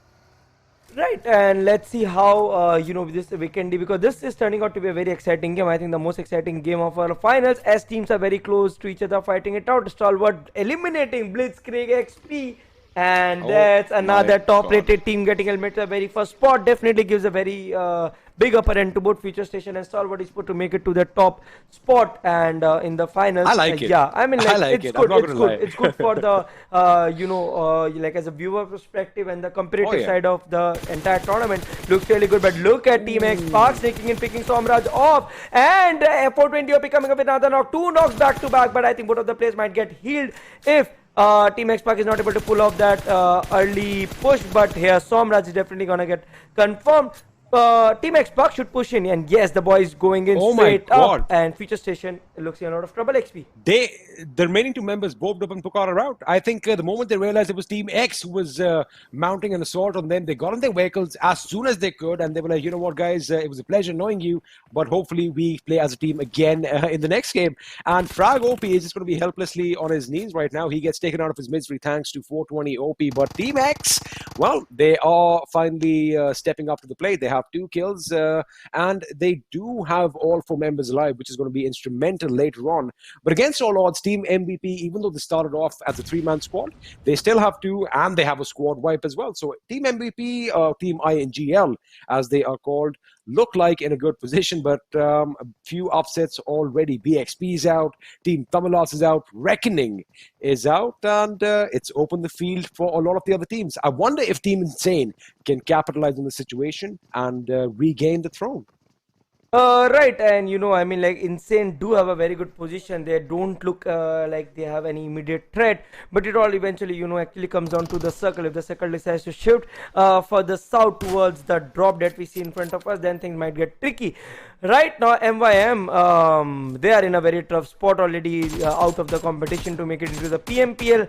Might just want to have a good swan song before the thing ends, and VR1 did try their best, but unfortunately not good enough. And it looks like they have kind of changed their tactics a little bit, but maybe it's a bit too late because, ooh, Punk, that was just a little bit of a miss. Of course, the enemy over there went into cover. Inferno elsewhere has fallen down and has knocked himself out. I wonder if it's because they were being shot up by the enemy. But now, as far as MYM is concerned, they are in the center of the circle, if you have a look, Thug. Maybe they left it a bit too late because they should have been doing this a lot earlier. Yeah, I mean, like, obviously, like I said, we had discussed this in the past that it's gonna work until the semi-finals, but when you come into the finals, those strategies don't really work actually, and this is the reason, you know, they put a form, and I think VR1 Punk might just get one shot, at those players, but not so soon. And we have MCYS OP as well trying to close in. STALWART Esports versus Optimum, another good side, but unfortunately could not make it big in this one. Now, this fight is breaking out of the coal mine. Of course, the STALWART Esports have a little bit of advantage over here as they have a lot of cover, but Optimum Esports are trying to lay down the pressure. Robin almost getting knocked out, or did he actually get knocked out? I did not really confirm that, but he should be picked up regardless in case he was. Oh, he's not. He is up on his feet. Now, again, have a look at how Optimum Esports are panned out. They've done this time in and time out that, you know, they've tried to surround the enemy, but it's not really worked for them because the attack is not really well coordinated. And that is something that you need. You need a well-coordinated attack to wipe out a team, especially when they are entrenched in such a position. But let's have a look and see if the circle is going to force both these teams to move out. Because if it does shift, say, towards Drevno, then I guess Optimum Esports should be moving out first. And, you know, they can kind of get into a position to gatekeep STALWART Esports. But again, it all comes down to the circle, which is going to be changing in about 3, 2, 2.5, 1, and boom! There we go. It is going to be shift towards the northeast, and well, most of the teams are still comfortable where we last left them. Yeah, and I mean, like, this is good for the, you know, towards, like, you know, if we see the way the circle should move and the way this is a high pressure game, so we would not really want to see too much of circle going to the void places. Yes, some teams should have gone on the move, but like I said, XP, you know, I mean, the meta has completely gone back to what it was in 2019. This is my most biggest takeaway from casting this entire PMCO. 5 out of 6 games, you will have a very simple circle. You don't need to try something off the books or something very different. So let's see what we can do and how it turns up, how the entire game goes up. Yes, sir. And now just have a look at, we'll come back to it in a second because Galaxy Racer Celtz are picking a fight with HEX ReaperX at quite some distance. In fact, Ultron with that G36C getting that knock. Elsewhere, STALWART Esports are finally opening up on Critic 07. I think they might have just found an opening because what Optimum was trying to do was they were still trying to put the pressure on them because you had 1 minute on the clock at that time. And they realized that, you know, we can kind of gatekeep them outside the circle. But again, that's that double-edged sword coming in again. They are spread out, but if one of them get knocked out, and if teams have been doing their homework, especially in regards to Optimum Esports, they'd know that, you know, there is no way that they can come in for a revive. So we might just see STALWART Esports exploding out from the coal mine. Maybe they might obliterate that team on their way, or maybe they might just live to fight another day. We're going to have to wait and see. I think the revive is coming in. And a couple of members from Optimum Esports, they are backing out. Razor, do you want to do this on foot? Are you sure you want to do this on foot? Because again, it is Vikendi, pretty much open along those slopes. Yes, and Optimum is right now in a lot of trouble, as I feel that they are too out there in the open. Same for STALWART. I mean, like, it's a balanced situation of both the teams looking in trouble right now, but Critic going down could just be advantage at STALWART Esports. But right now, the way STALWARTs are placed, they should not engage further in this fight. The best they should try is to escape this situation, as they look very much into this, very much at a very safe spot, looking at the points table, leading the charge. Sarang, Robin, and other boys trying to move in. Let's wait, watch, and see, and hope things turn easier for them. I think Stalwarts might... wait a second. I thought they were going to get out, but Optimum sacks Leo is going to give them a devastating blow. That explosion is going to take out 2 members, and... Wait. Is Optimum going to actually pull this through? Where is the rest of STALWART Esports? Have they been knocked out? 2 of the players from STALWART Esports got burst in a car, and due to a car explosion, courtesy of Sax Leo. So yes, I guess Optimum just got, STALWART just got wiped out. And here we have HEX ReaperX going against Celtz. Celtz down to 3 men, but 6 kills. Celtz is trying to script a comeback. Like I said, 20 points this game, and Celtz are into the PMPLs. A hard-fought one, I must say. Yes, sir. And talking about the players that are alive now, Ultron, MJ, and Atanki have been instrumental getting all those kills. But up until the last game, Rox just had 108 damage in 8 kills. Now, I know that he is the IGL. He is the man with the brains, and he's the commander who leads his force from behind. But I guess with him out of the picture right now, Celtz might just go absolutely ballistic. They might go all out, and that might actually be something that might win them this game. But now, the circle is going to shift again. Are we going to see something drastic, or are we still going to be around Cosmodrome and Trevno? And well, we are pretty much still around the same place. A lot of the teams are not going to have to move around, and it looks like Optimum Esports are going to make their way inside the circle as well. STALWART Esports, my dear friend, are still alive. Robin and Sarang are still alive and kicking, but... is it my eyes, or can you also not see them on the map right now? I think they're done. Wait, but I think they might have gone for a long rotation down I south. See them They're coming out from in the top northwest XP around just to the top of mine. They went for a very, very long rotation, and actually even I thought for a moment, like, I can see them alive on the feed, but I can't see them on the map. But nevertheless, Celtz holding a very good spot, and they look somewhat safe towards the eastern part of Cosmodrome. Looking at the top 5 live rankings, Tamilas are still very much safe. Futurestation do take over STALWART Esports, and Celtz obviously are still out of the equation. They are definitely, well, still temporarily out of the equation, but they are firing on all cylinders as of right now. Now, Team INGL, it is pretty much an end for their round. 38 points are not going to be enough to get you a qualification slot for the PMPL Season 2. But, again, like you said, it's a swan song opportunity. They can go all out and, just make a name for themselves. After all, we love these underdog stories. Now, Team MCYS. I mean, they were coming off a high a couple of games ago when they did win, but last game did not turn out in their favor, and looks like Rambo might in fact go for a little bit of an airdrop. And over here we do have STALWART Esports. They got lucky. They went on that rotation, almost got wiped out, and now they're going to be coming with some an arsenal of big guns, hopefully. It is an AWM, and we might see some boom headshots soon enough. But right now, Team Insane, still 4-man squad, 1 kill to their name, but I think that might change shortly as the circle is getting smaller and smaller, and well, people are going to be in each other's faces really soon.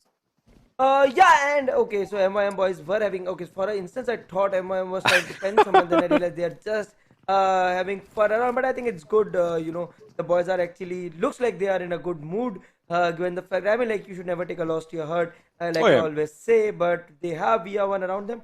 But this guy seemed to be having too much fun. I mean, like, look at the way they are just trying to, fool around, have good fun. Mayhem, ranked 14 out of 16, could manage only 42 points in 10 games and just 20 kills. Pretty sad, but then, I mean, like, that's how it's meant to be.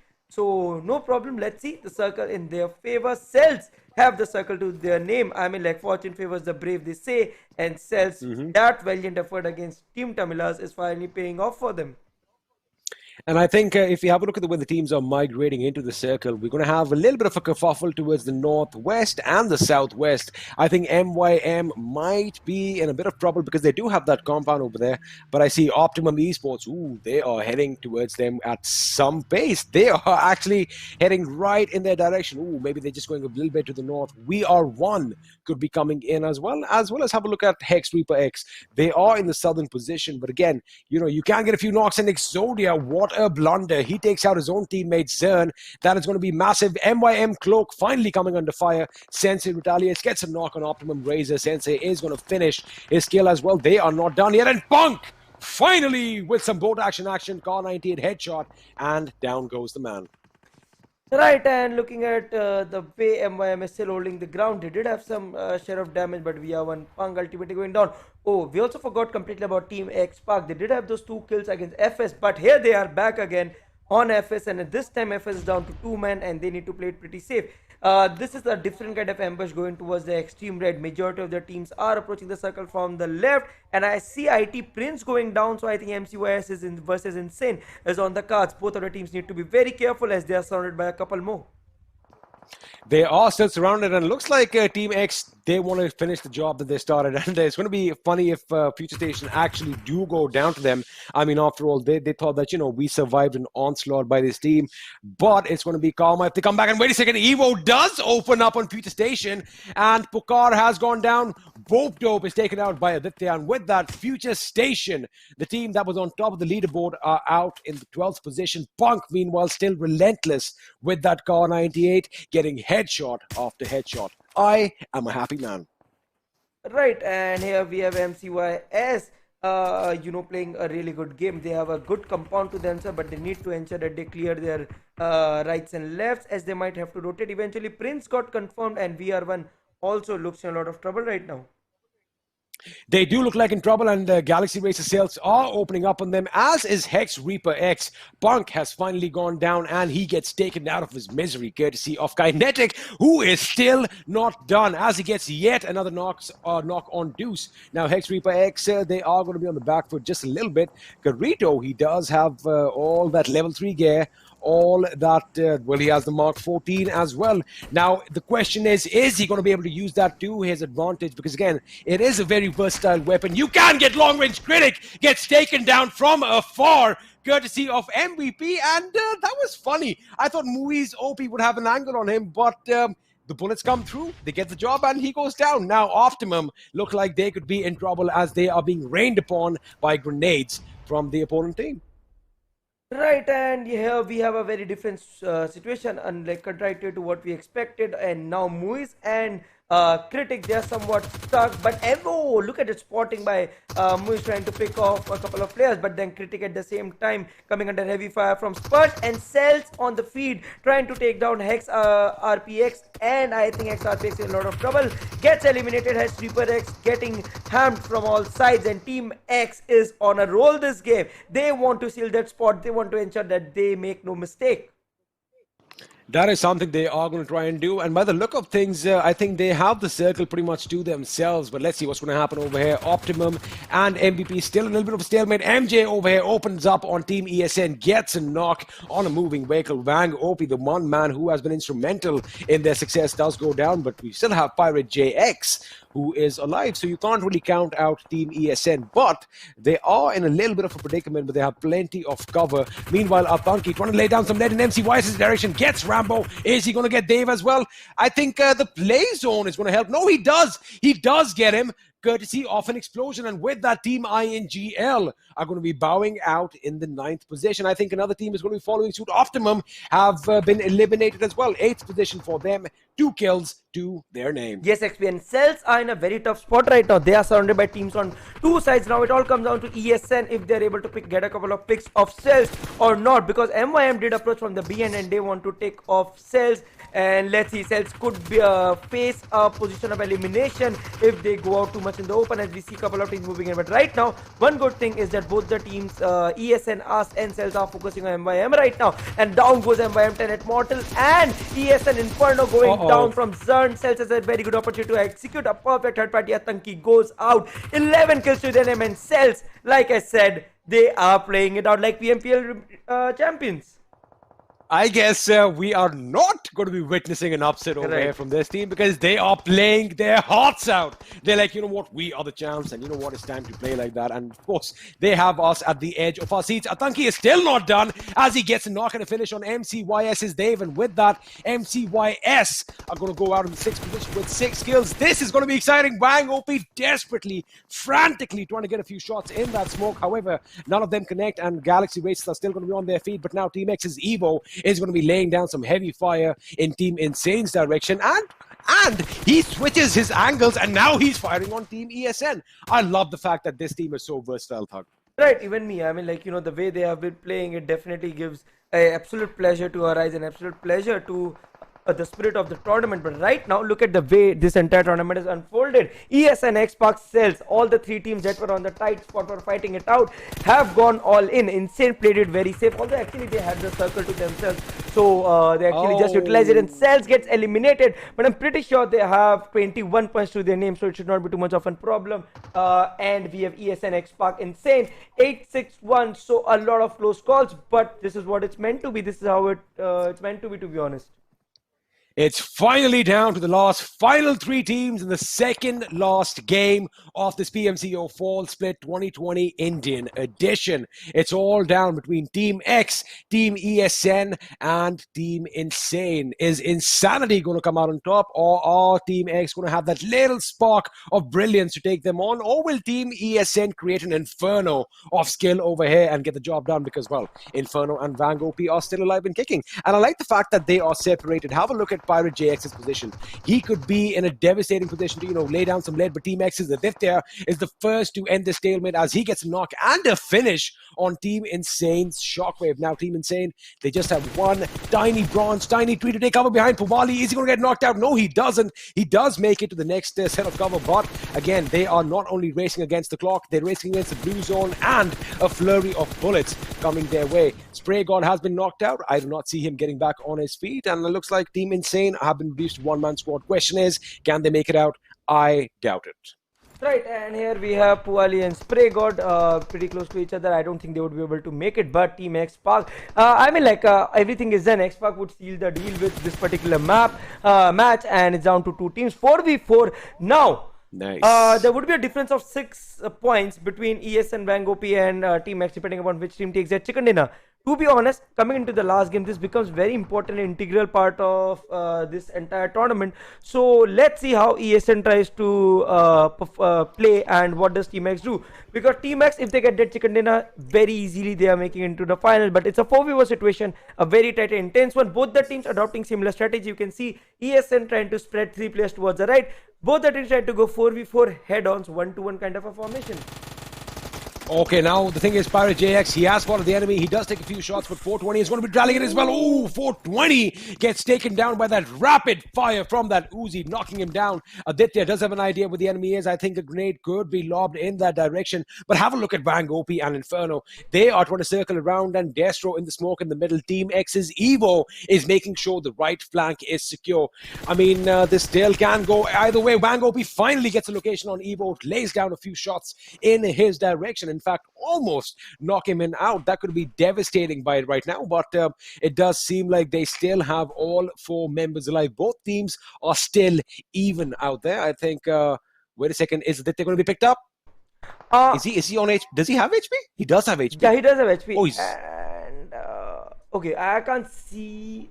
He does have HP because no, for in my screen it's just white. So I don't really know what's going on, how much HP does he have right now. But nevertheless, Vang OP actually has a very good angle XP if you see. He might be able to pick off a couple in the open, like the way Team X Aditya is trying to rotate. Vang might just have an angle on him. I somehow feel that ESN pushed Team X into the back foot. Because Team X... They kind of did. Yeah. But you know, the thing is, Vang OP already let those shots loose, so his position has been given away. But now Team X are going to have to move in and have a look at Pirate JX and Zoe as they are creeping their way in. Now the blue zone is going to be doing the damage. They jump up. Luckily, they were not seen by the enemy. Inferno and Vang OP are instrumental in their team success right now because it looks like they don't really have a lot of smoke grenades. And I wonder if XSpark is going to pull out. Oh my goodness, Inferno gets knocked out courtesy of the play zone. And Vang OP sustains a lot of damage courtesy of grenade. Team X's Destro makes sure he finishes off Inferno. This could be it. Now I expect Team X to charge forward through the smoke like warriors with nothing to lose. And if they do that with their guns, just firing in all directions, Vank OP, how is that man still alive? Pirate JX overhead does take down Destro. I mean, Thug, this will go either way. Wait a second, 420 OP goes down as well. Is Team X in trouble? Because Aditya is going to have to be very keen, especially as far as the South End goes. If Pirate JX does get taken down courtesy of Evo, it is all down to the last few members. Van Gopi gets taken down as well.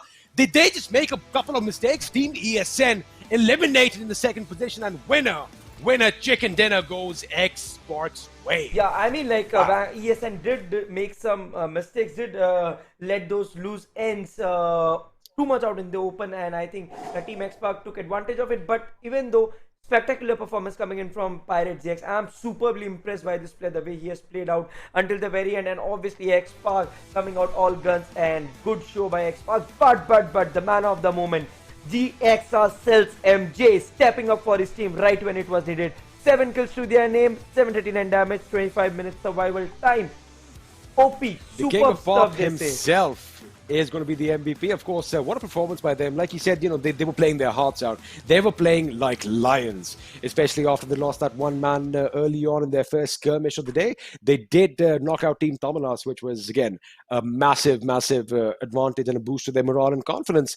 But now, Team Tamilas, I think the Celtz might just overtake them. The Celtz are still in this. Everything, Thug, comes down to the final game. Yes, I mean, like it's too close right now to give any call, because we need to have a quick look at the points table, because teams did have a good lead getting into the last game. Like we discussed, I mean, like Celtz needed 20 points and they would have like 21 points and they would have gotten to 1-1-2. But right now they got 30 points if I'm not wrong. That makes it a good, decent enough lead, but still a very close call getting into the last game. We do have the top 5 players, not much to talk about them. Evo, MJ, we have been seeing these names throughout. Van Gopi, no new names, no new faces. It's those big guns, those veterans fighting it out and doing great stuff for their team, as they've always been doing it. You know, one of the best things is that, of course, I like the fact that everything is going to be on the line for the last game, but we couldn't have scripted this any better. You know, as far as drama goes, I think the last few tournaments, especially in the whole PUBG Mobile scene, have had this similar pattern, because everything, whether you're fighting it out in China, whether you're fighting it out in PEC or the World League, it all comes down to those final games. And, well, we are definitely happy, but XSpark is going to be happy as well, as they walk away with the chicken dinner in the second last game of this tournament. 33 points to their names. Team ESN doing a good job as well. 22 points for them. But Galaxy versus Celtz, they needed these 21 points. Yeah, I mean, like they needed these 21 points, and they must be so very happy stepping up right when it was needed. But Insane, I think I will have to walk through the points table once again, because Insane might just be on the verge of getting knocked out. And same for Team Tamilas. I mean, like we'll have to see, because ESN also had been performing pretty consistently well. So I need to see this 20-25 points that ESN has been able to rake in. How much impact does it have over on the point standing? But yes, we're still gonna have, let's not introspect so much, because right now in front of us we have Team Tamilas, Blitzkrieg having 1 point and 2 point to their name. Blitzkrieg might just be safe. So Blitzkrieg, STALWART, XSpark, these 3 teams are safe for sure, but we still need to see what the positioning of a couple more or maybe more teams right now. You know, I've got to give a huge shout out to the Indian education system, because it looks like in the chat section right now, people have already done all the mathematics. Of course, you and I, we're going to wait for the producers to help us out with that, and we're going to have it on our screens shortly. But well done, chat. Well done. They've already kind of, you know, they already know which team lies in which position. But we are going to wait and find out right now. XSpark are going to be coming in hot as they dethrone STALWART Esports and Futurestation to take the lead, with just 2 points separating them and number 2. And further on, STALWART and Futurestation. Again, Thug, it all comes down to the last game. How did ESN come to top 5 and Blitzkrieg go to 7th? I mean, like, the last game, I don't know what's going on, but whatever, like this has been the closest competition we have seen. I've never seen things change so fast. But very safe to conclude that Futurestation, STALWART Esports and XSpark are 100% safe. They are 100% safe. There is no taking away of this of the PMPL slot away from them. they have qualified. Now it comes to the last few teams, and Reckoning actually were not able to perform today. Their day one was went very well. Day two, they did go downhill, and eventually they paid their price. I don't think there's much hope left for the teams on second page. Yeah, but you still can't count out MCYS and Reckoning because, again, 124 is what Team Insane is at in fourth, if I'm not wrong. So if they go big, well, they are going to get all the glory or they are going to go home. But again, I love the fact that it all comes down to the final game. And I'm actually happy that I am going to be witnessing that alongside you this time around. Of course, last night I had to leave, but oh my God, Thug, I'm not even joking right now. I'm not going to hype this up. I am genuinely excited. The adrenaline is kicking in and my heartbeat is racing.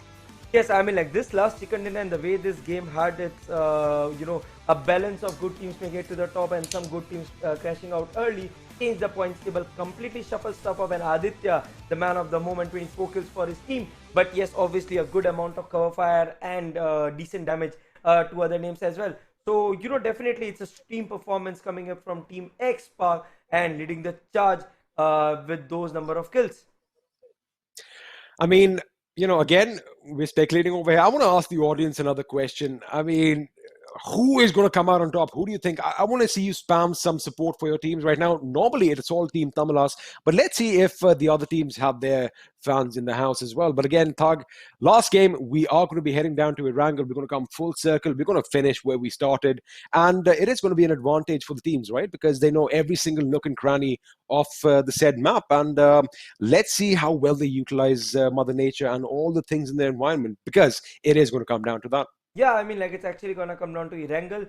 The map, every team knows how to play. It's just that they need to ensure that they play the highest level of confidence and motivation moving into games, especially for teams like Tamilas and Celtz. They are obviously not safe right now, but still, Celtz do look safe. But Tamilas and Blitzkrieg, I mean, like I do feel sad for BlitzkriegXP. They were pretty consistent, but right now, it's not been their day the last couple of days. Could be the nerves shaking their hands a little bit, but it is the last game and they are veterans after all. And I want to see how they are psyching themselves up because without much further ado, the last game is going to be on your screens. And like the boys, I am pumped full of adrenaline and I can't wait for the action to start. Yes, we're going to hop for a quick short break and be right back before the last action kicks in.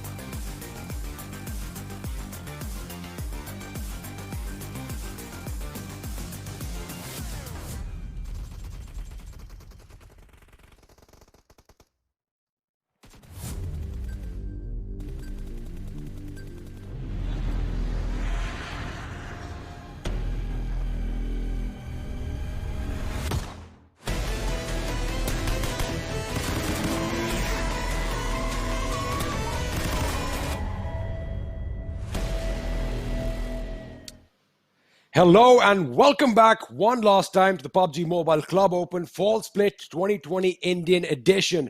This is it. This is the final game of the Grand Finals. Of course, this is sponsored by Oppo F17, where you have to flaunt it your way. My name is Anga Singh Chahal. I go by The Experiment, and it's a pleasure having Thug with me for the very last game of the day. Thug, this is it, mate. It all comes down to the final game, and what are you expecting? Let's just have a look at the leaderboard once again. Yeah, I mean, like, this is a very good insight that we are getting right now. XSpark 139 points, STALWART 137, and Futurestation 136. So they will be fighting for the top spot. That's fine. Now coming down to Insane, ESN, Celtz, Blitzkrieg. Insane somewhat looks safe, to be honest, because in this point system it's very difficult. Let's not talk about the second wave because there's not much that's gonna change unless we see MCYS or Reckoning go ahead and come up with a 15-kill chicken dinner to change things up entirely. Apart from that, I don't see much happening. But those three teams towards the bottom end, Insane, Celtz, Team Tamilas, and Blitzkrieg, I believe they do have a very, very, very close call, and it's a very tight fight. Like I said again, Insane is safe. I'm not really gonna say that Insane is in a lot of trouble, but let's not introspect further and dive straight into the final game of PUBG Mobile Club Open Fall Split 2020 Indian Edition, brought to you by Oppo F17. Woo! Experiment is gonna walk you guys through the flight path going from 70 to military base. Ladies and gentlemen, this is your captain speaking, and the plane is going to be in the sky for one last time in this PMCO fall split. And you know what, I'm actually I'm intrigued to see. I wonder if someone's going to drop down in military base with Team X, especially one of the teams who have nothing to lose. They can actually be big spoils force right now, Thug, if they start targeting some of these top names. But again, that is just us speculating. I wonder if it's going to happen. Chances are it won't. But let's wait and watch and see what's happening, as all the teams are going to be dropping to their favorite drop spots. We might see a couple of changes over here. I wonder if XSpark are still, I think they're still going to be heading down to the military base, and by the look of things, everyone is kind of dropping off early, and they might drop unimposed. Please don't let that happen. We want to see some action right off the bat, and of course the circle is going to be the deciding factor. Where do you think it's going to go? North, south, east, or west? I think it's going to go for a military base circle. That's like completely a prediction that I'm making, but interesting to see no teams going for that extreme hot drops trying to spoil parties. Teams playing it very safe, and ESN, where is ESN? Though that team would have board level prediction, I must say. And then we have the circle towards military base. Team XSpark, like, they would have been so happy right now. They're leading the table. They have all this and the entire circle to themselves. It looks like everything is in their favor right now. So if they don't pull this through, I'm pretty sure a lot of people are going to be disappointed. But let's have a look at everybody else. Not a lot of takers for George Paul this time. I was expecting a couple of more teams heading there, but it looks like Team Tamilas are going to be in full control, with a couple of their members, in fact, split up towards the north side. And it does look like Mr. Spray could be heading towards the containers. But anyway, let's come down towards Milta, where we have the Galaxy Races Cells. Ooh, they could be in a tight spot, as they have two teams nearby, one of which is kind of chasing them down, and that is going to be BXP. If BXP's member Mad Dog can get a location on him, remember, they do have vehicles. If they can get Celtz while they are on foot, it is going to be a massive, massive blow for all these teams. But again, I'm expecting a lot of teams to make it to the last few circles. Yeah, I mean, like, obviously, because teams have started rotating at the very early stage. Now, ESN is way high up at the top, same from Team Tamilas. Both the teams that are fighting for the top 5 spot are actually, at a very difficult spot right now. They might have to go for very, very long rotations, and quick rotations might have to sacrifice loot. Look at MYM. Look at the way MYM, Insane, MCYS, they are spread out. They are going for early rotation, and FINTOX definitely would want to take command of the of the bridge near Novorab. Now let's see how many teams are able to cross over. I think ESN or Team Tamilas might take the option of going for a very long rotation using some boats or the water. I mean, that is what they are pretty much used to. And we've seen them do that a lot in not just this map, but in Sanhok as well.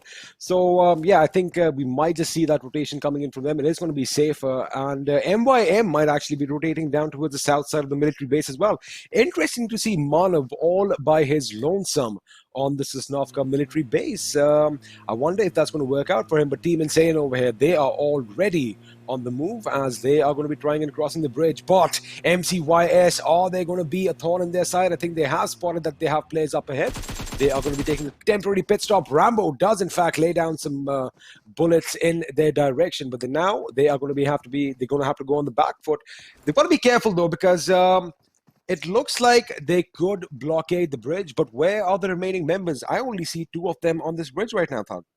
Right, and this is a very tricky situation. Insane must have been caught very much off guard, looking at the fact that MCYS was so quick. It's just 4 minutes into the game, MCYS already did the bridge. Same for Insane. Insane did a very good job, but MCYS did it better today. They did do it better, and looks like just 2 members are going to be putting Team Insane on the back foot, as they are not going to let them pass, from Lord of the Rings. You shall not pass is what MCYS is doing. And look at that, their teammates are coming in. Dave is coming in from behind Team Insane. That could be a little bit of a tricky situation, because the vehicle is definitely going to be spotted from a distance, and they're going to hear him from a distance. I would not be surprised if he goes down, because is he actually going to be hitting them up? He does go down. Spray God is the one who takes them down. I mean, what was that? Why would he come in from behind, especially when his teammates know that that particular compound has been overrun by the enemy?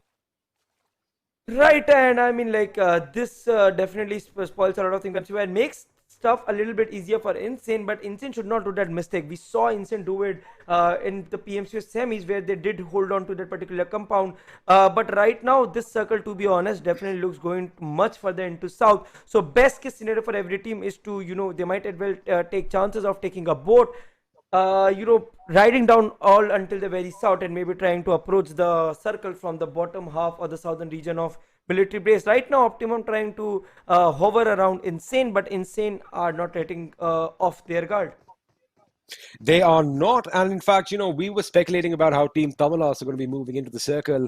Looks like they are not going by the water approach. They have actually taken their vehicles, and they're coming straight down south. And, they are going to be tangoing with a few teams. Looks like Optimum Critic 07. He has a few angles on Team Insane. He lets loose a few bullets. Spray God is going to be taken down, and it looks like Shockwave took a little bit of damage as well. But now, if he gets closer to that rock in front of us, I mean, the question is, how does he get there? But if he does, one good grenade could be devastating. But again, the biggest question is, where is the rest of Optimum Esports? Because I do not see anyone around Critic 07 right now.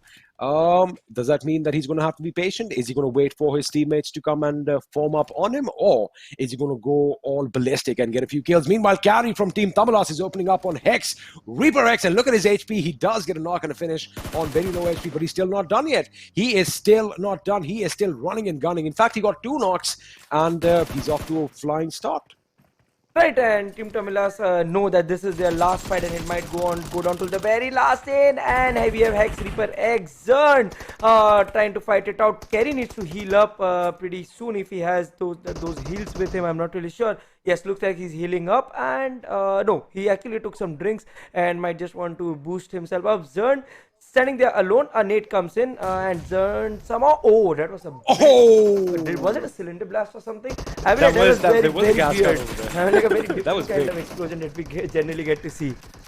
And Zern is on fire. He took down Striker, but he does get taken down. And with that, HEX ReaperX, I think, are going to be reduced to a one-man squad. Now, the question is, where is that last man? Wait a second. Forget one-man squad. They get taken out. I think they've been eliminated from this game. And Carry, he just blew himself up with a grenade. Hopefully, he doesn't come to regret that. Right, and we have Muiz, Critic, Bash, and Razor. They are trying to survive, and Insane Puali goes down. Now he's down to a 4v2 situation. Insane is getting hammered from all sides. This could be another, upset if Insane, supposedly, Insane did look safe. But getting knocked out at 16 spot, you definitely put a lot of things into a lot trouble. Also question the position that Insane decided to hold. This is a very tough spot. If they are holding this spot, it means they definitely wanted to go for kills. And this game was not for them to go for kills. They wanted to have that position point. But unfortunate, Insane crashing out. Now definitely a couple of teams must have had a sigh of relief. And let's see how things turn out for teams like Celtz, Tamilas, etc. Oh my goodness. The game is wide open. Team Insane have gone out in the 15th position, and Punk is still not done. He is still rattling off bullets in that direction. He did try to get a few knocks earlier, but now Optimum Esports are going to be in his crosshairs. Of course, Bash does spot him out, takes a few shots at him with his trusted Mini 14. In fact, even connecting a few shots, but it had, I mean, of course we had to see this, right? The last game, the final game in the PMCO, and the mighty AWM had to drop down from the heavens above.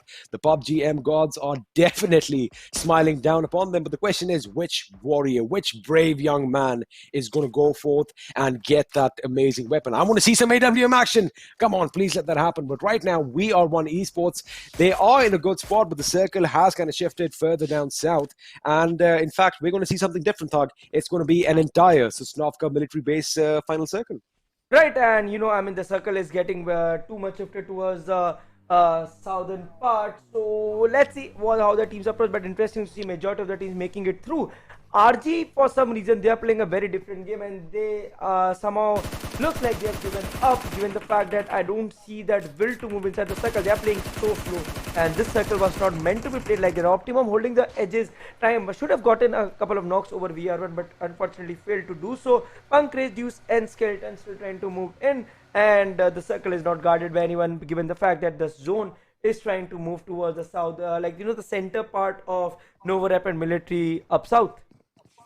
That's absolutely correct. And if you had a look when we had the map on our screens, BXP, BlitzkriegXP, they did a pretty, a weird rotation as well. They came from the water, pretty much from Milta Power all the way to the east of Novorepnoy, and now they've made it down towards the south of the island. And in fact, we might have a little bit of a congregation. Ooh, have a look at all the teams heading towards the military bases, ATC, or the air traffic control building, because MYM, Team X, MCYS, all seem to be heading in a little bit of a collision course, and we might just see some sparks fly, some bullets fly, and some bodies drop. I want to see that happening.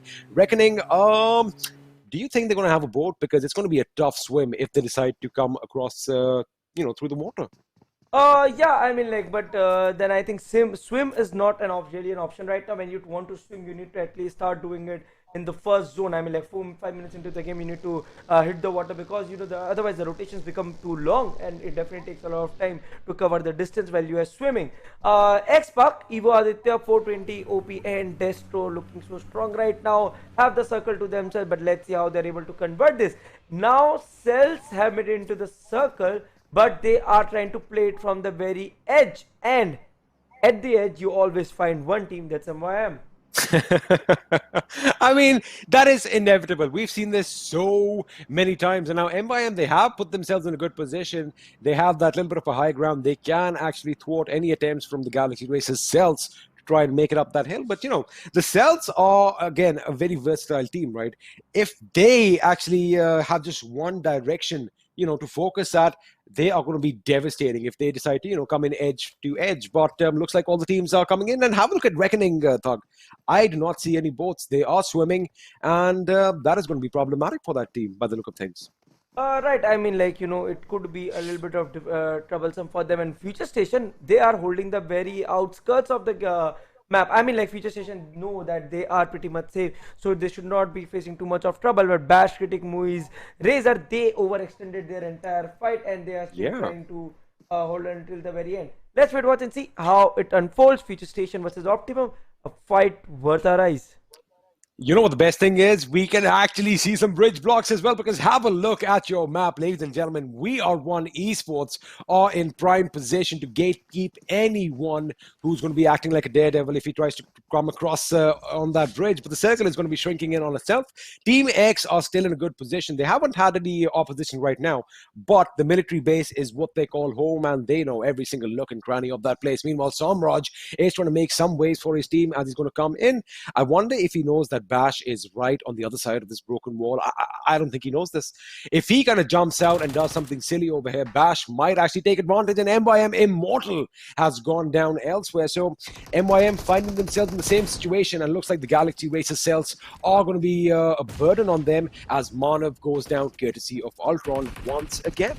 Right, and the way Celtz have rotated, they look so safe, and Sensei playing a very amateur game, but picks up MJ, but obviously the push is gonna come in, and Sensei is gonna one with his a car burst, easy enough to wipe out Mayhem, and Futurestation finally, pushes in, thinking that it's, it's too much of a long wait, and they move in, pick off MCYS, and I think Bash should be the last surviving guy. Mayhem gets eliminated finally, if I'm not wrong, Ultron picking them off. And here we have Muiz getting wiped up as well. Bash heals himself up, and it all comes down to Winterstorm versus Bash, with both trying to provide some cover towards the end, and Bash going down. Futurestation 1 kill to the enemy with 1 knock, but they need to move in really soon. They do, in fact, Rage is the last man standing for his team, but can he make it to the zone? He cannot. With that, Optimum Esports are going to be knocked out in the 14th position. And talking about Team Mayhem, they are still alive. One man is carrying their flag forward, and that man is shrouded or cloaked in mystery. It is, of course, MYM Cloak over here. VR1 Punk laying down some lead in Futurestation's direction. Frag OP goes down. Is Bob Dope going to go down as well, or is he going to make it behind cover in time? But now the question is, the damage from the blue zone is going to be astronomical. Do they have enough medkits? But we are a little bit of respite coming in for Futurestation, because these boys have to be on the move as well, as they want to make it towards the circle, which they should without any difficulty. But you know what? It might just give Futurestation ample of time to make their way in as well. Yeah, I mean, like, both the teams have decided that they need to move in, and I think with Cloak going down and STALWART Esports Sarang also getting falling to the prey of the blue zone, Team X looks so safe right now. I mean, like, they have the circle, they had the entire zone to themselves, but they are somewhat predicting the circle to form towards the left, and RG out of nowhere they somehow made it into the circle, but they will have a really tough time crossing over the coast. They will have an uphill battle, especially at those steep cliffs, and well, they have probably the biggest dogs in front of them. It is, of course, the Galaxy Racers Celtz, who are right now hot off the fact that, you know, they just wiped out Team MYM, and Futurestation's Winterstorm is in a race against the blue zone. Oh my goodness, this is a bit too close to call. Is he going to make it, or is he going to become a coffin by the edge of his vehicle? I think he is going to make it with a sliver of HP, 5 HP, that little bit of boost actually helping him out. And look at that. Would you have a look at that? Futurestation, against all odds, are still in this game, and they still have 3 players alive. Only Frag OP, who was shot at on that bridge, has gone down. But these boys, I mean, I love it. I love it. The play zone finally gets Tom Raj, but I think he is going to be crawling his way in, and he should be picked up. Bob Dope, however, could be in a world of trouble. Yes, and I mean, like, Futurestation should not also try to heal Bob Dope up, given the fact that they're at the very edge of the zone, and the circles would start coming in around 20 seconds. FINTOX has also given a very good rotation trying to make it inside the circle, but right now the center of the circle, that is the caves, the area with those caves, are pretty much open. Teams have resorted to holding the centers. I mean, I actually want to see some those bunkers that you're talking about, right? I mean, I want to see something happening over there, and it's funny that no one's actually taken place. In fact, I remember a fight with 8-Bit at those bunkers, so that place must really haunt you. I forgot which tournament it was, but I did see you guys in a big pick. I mean, I think it was PMCO Fall 2019. Thug. Airdrop number 3, another AWM. I'm done. Can I go home now? Yeah, I mean, what is this? 20 more minutes and you can actually go home in a very little sense. And Atanki went down. Meanwhile, I mean, like, Celtz still have a lot more to go in this game. And Ultron completely got picked up off guard, and this is not their fault. We know RG was sneaking in unknowingly, and Celtz are completely in confusion and in a dilemma as to how these players came in when they had their backs cleaned up.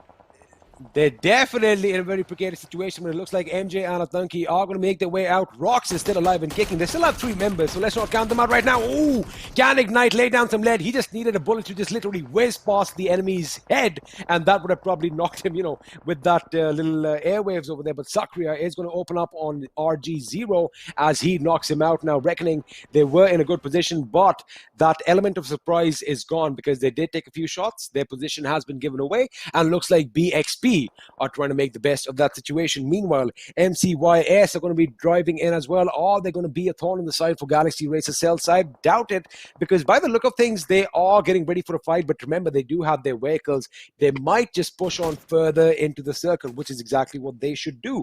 Well, we're going to have to wait and see whether that is going to happen, or whether they are going to be wiped out over here instead. Meanwhile, MCYS opening up on BXP. BXP retaliating with a few shots of their own. Right, and MCYS and BXP, both of the teams are somewhat in contention to a top 5, a distant dream, but then still, you know, we never know if they come up with some outstanding results, some, real performance with some huge number of kills, and we might get to see a very different situation altogether. But Celtz goes down, so does Atanki and VR1. I think they just put a nail in the coffin to the dreams of Celtz, and we might be witnessing an upset in front of our eyes.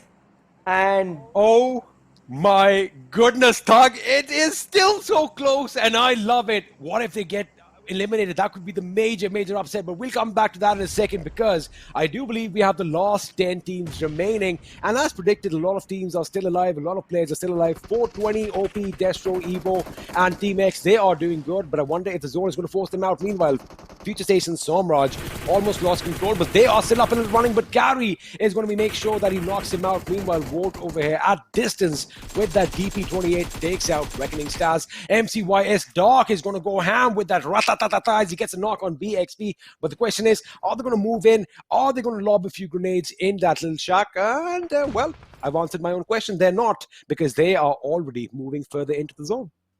Right, and let's wait, watch and see how these players are able to convert this game, because 10 teams, 37 players, 5th circle.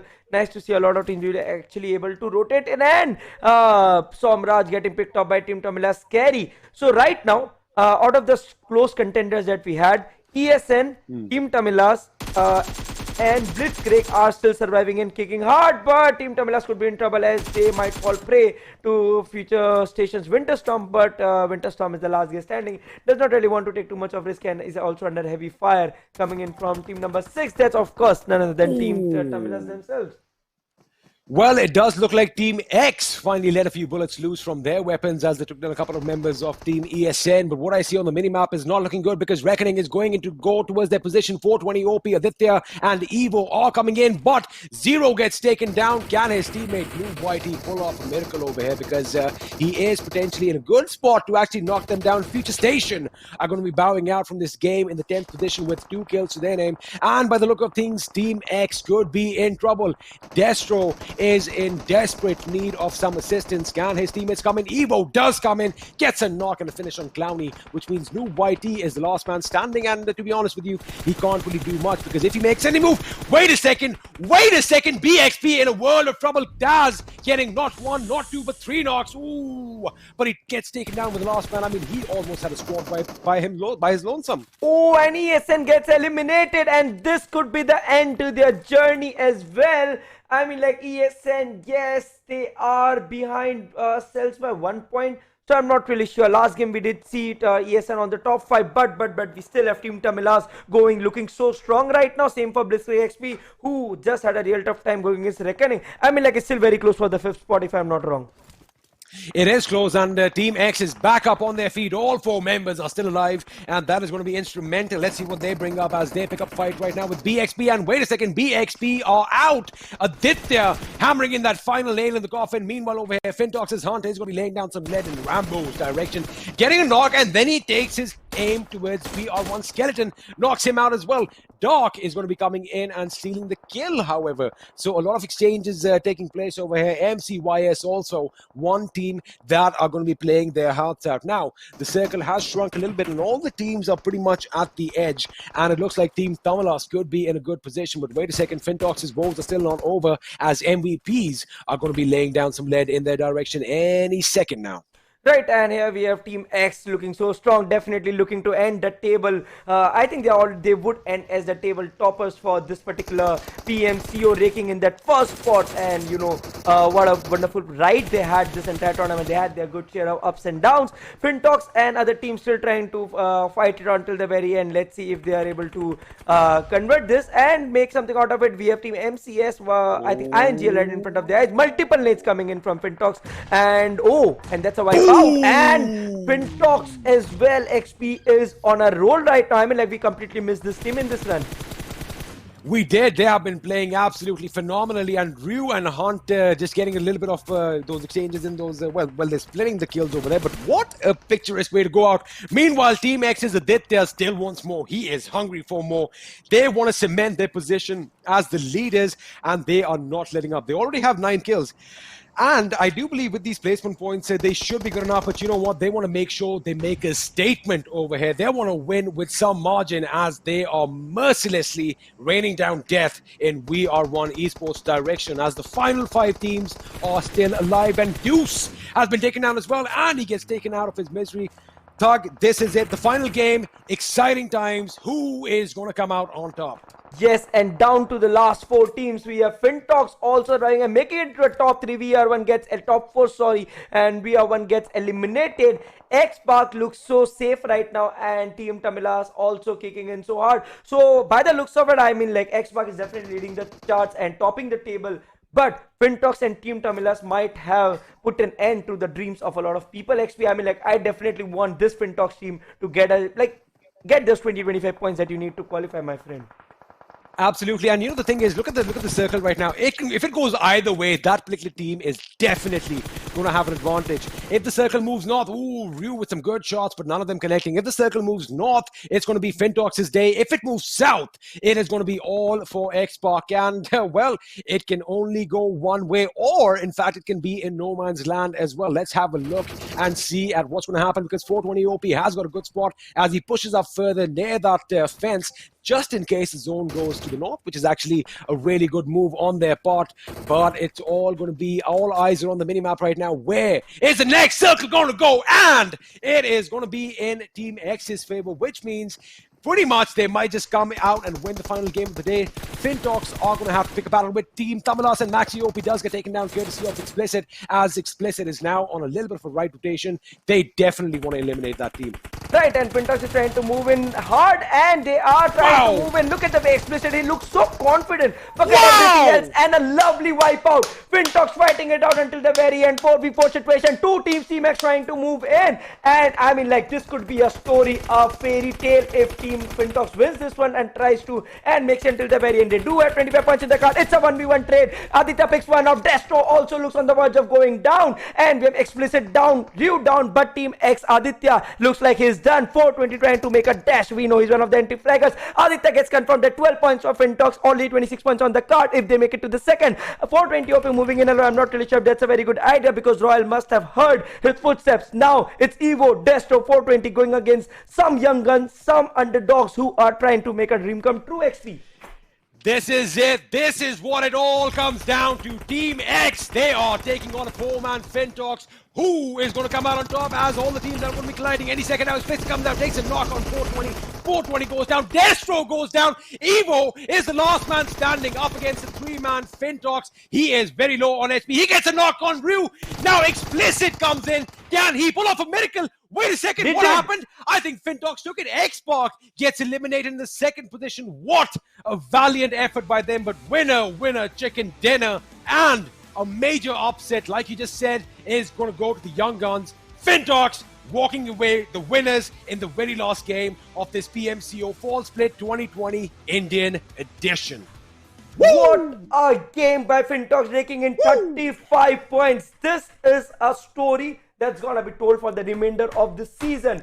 What a crazy show, lovely game, and what a cracker of an end to the PMCO 2020 Fall Split. We couldn't have asked for a better story happening in Indian edition. I mean, like, we do have the points table come up, so we need to see what exactly went there, but crazy show.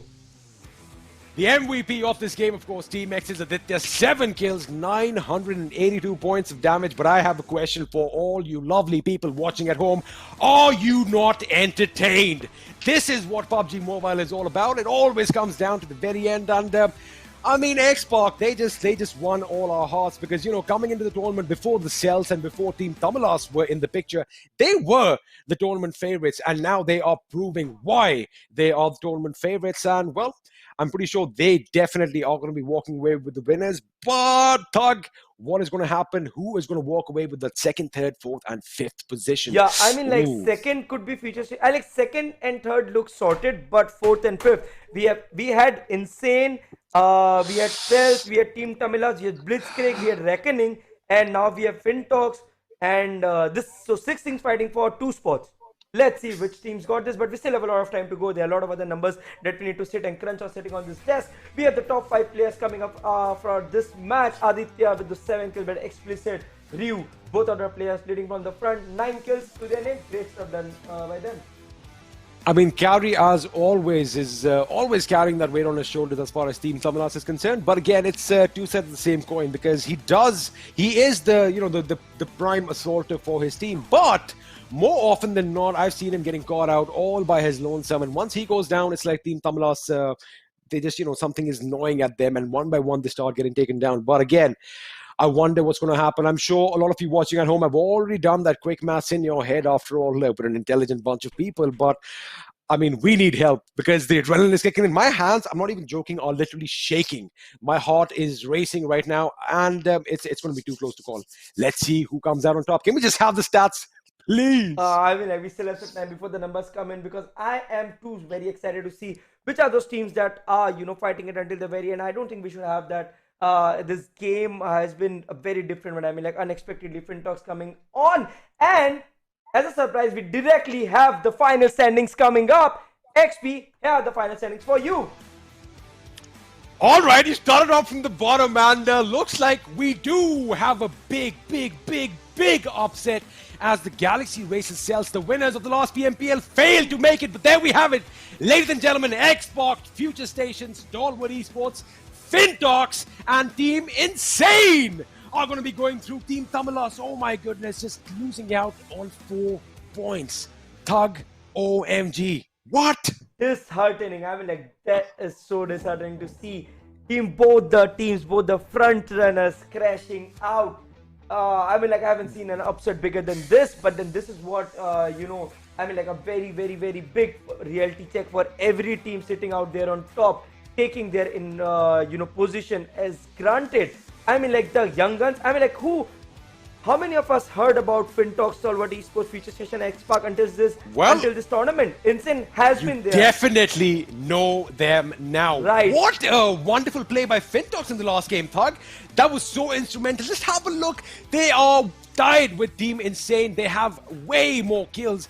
But then again, they're only 4 points ahead of Team Tamilas. Oh my goodness. You know, if Team Tamilas had, survived before FINTOX won the game, or had it been vice versa, they took them out, it could have been the opposite thing. But this is it. XSpark, of course, in the first position, good lead. Futurestation, STALWART Esports, FINTOX, and Team Insane. These are the 5 teams that are going to be heading towards the PMPL Season 2, and I guess we are going to have to say goodbye to some of the big names.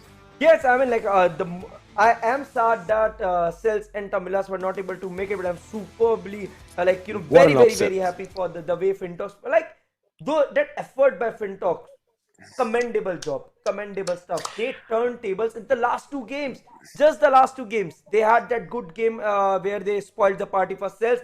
That was the last game, I guess, Vikendi, and this game, they scripted the perfect comeback. And it's not a comeback, they scripted the perfect victory. I mean, like, as happy as I am for Team XSpark making it to the top, Insane finally holding clutch until the very end after one bad game. I'm like, FINTOX did something that is unexpected. But yes, a lot of teams, Reckoning, Blitzkrieg, ESN, Team Tamilas, Celtz, huge round of applause for the way they played, especially Blitzkrieg. You guys played like champions. VR1 as well, PMCO semifinals, they were the tabletop. But unfortunately, it all went in favor of teams that actually had played it out until the very end. They held on to the last minute. They did hold on to the last, forget the last minute, they held on to the last second, especially as far as FINTOX is concerned. Oh my goodness, the mentality that is needed to, be so strong is amazing. But Team Insane, let's just quickly have a look at their stats. Of course, have a look at the stats while we are going to be yapping on about, what we think, and we're going to be putting our pointers in. But again, like you just said, applause to all the teams, kudos to all the teams for making PMCO such an interesting affair, and a big shout out to PUBG Mobile as well for making sure that they had a level playing field. Now, initially, as you do know, that we had a few bad elements, but they were taken out, and after that, it has been a cool breeze. In the wind, it's been cool sailing, so to speak. And with that, we have the emergence of young blood, of fresh blood. Of course, you know what they say: done out with the old guard, it's time for some new blood. That is exactly what's happening. Seems like the old guard is on its way out, and fresh blood is coming in and stealing the show. Definitely. But again, it's been amazing. It's more about the intent. When with XSpark moving in, I remember I had this conversation with Scott and he told me these boys want to win it, and like they're hungry. One intention. They were hungry right from day one. they had that. They need to. They're like, these boys have been some of them kicked out from their old team, some of them not getting their due attention that they wanted, and finally coming together, getting their #1 spot. They did a fantastic job. Super proud, super happy. But then obviously this guy's in front of us, View Hunt Explicit Royal. Spectacular run. I mean, like a dream run, like they say. I mean, like they replaced Celtz somewhat, and they're having a run similar to Celtz.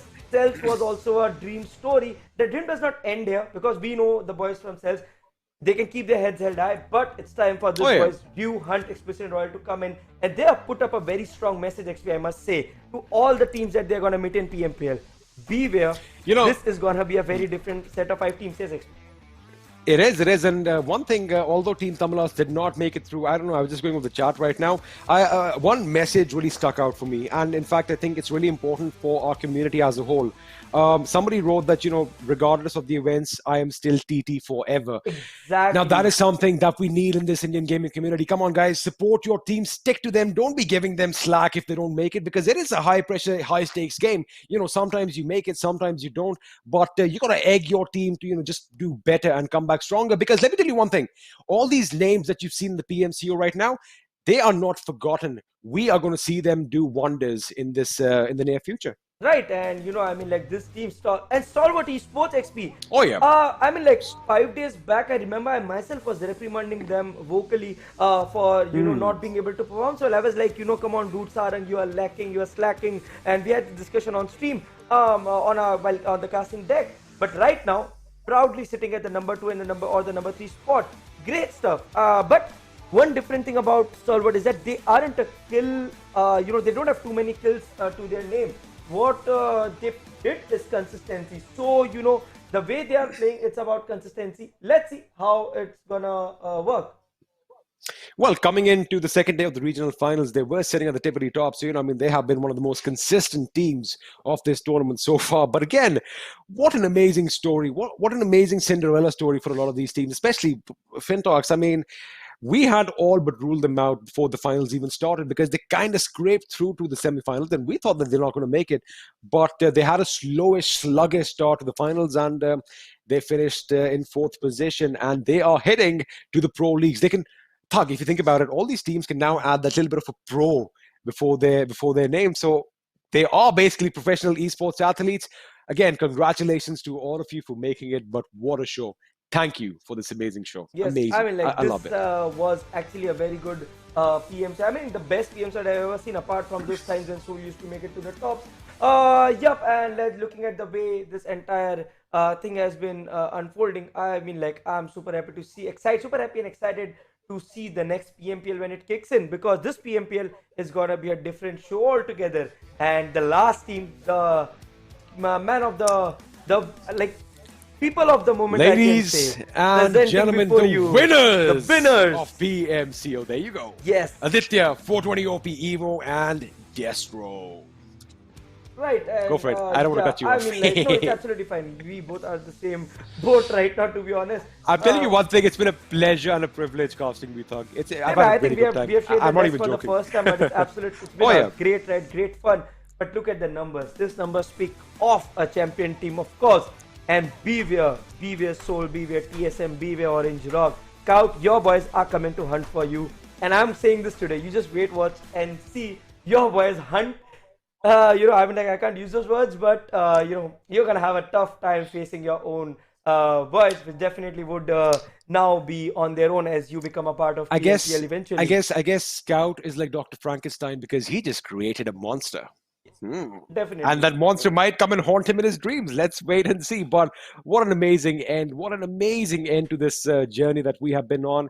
It's been almost 2 weeks of intense, PUBG Mobile action. We started off with so many teams. We came down to the last 14. And then, of course, Celtz and Team Tamilas joined us. They added that little extra spice, that little extra zest, that little extra masala us Indians love. But it is what it is. XSpark are your winners for the PMCO Fall Split 2020 Indian Edition. Right, and I mean, like, finally we also get to see the kill leaders, another interesting stat. Team X obviously leading us with 31 kills, but let's not forget the boys from Celtz, Ultron, Vang, OP from ESN, and we have Dark for MCYS. These boys gave it all they had for their team until the very end. Unfortunate that you did not qualify, but then we only had 5 slots to give out. So unfortunately, boys, better luck next time, because the show does not end here. It's just 2020-21. It's gonna be way bigger for every team that did not make it. Let me tell something to my audience. It's not a hidden fact that I own 8-bit and my boys have been slacking since the last 8-9 months.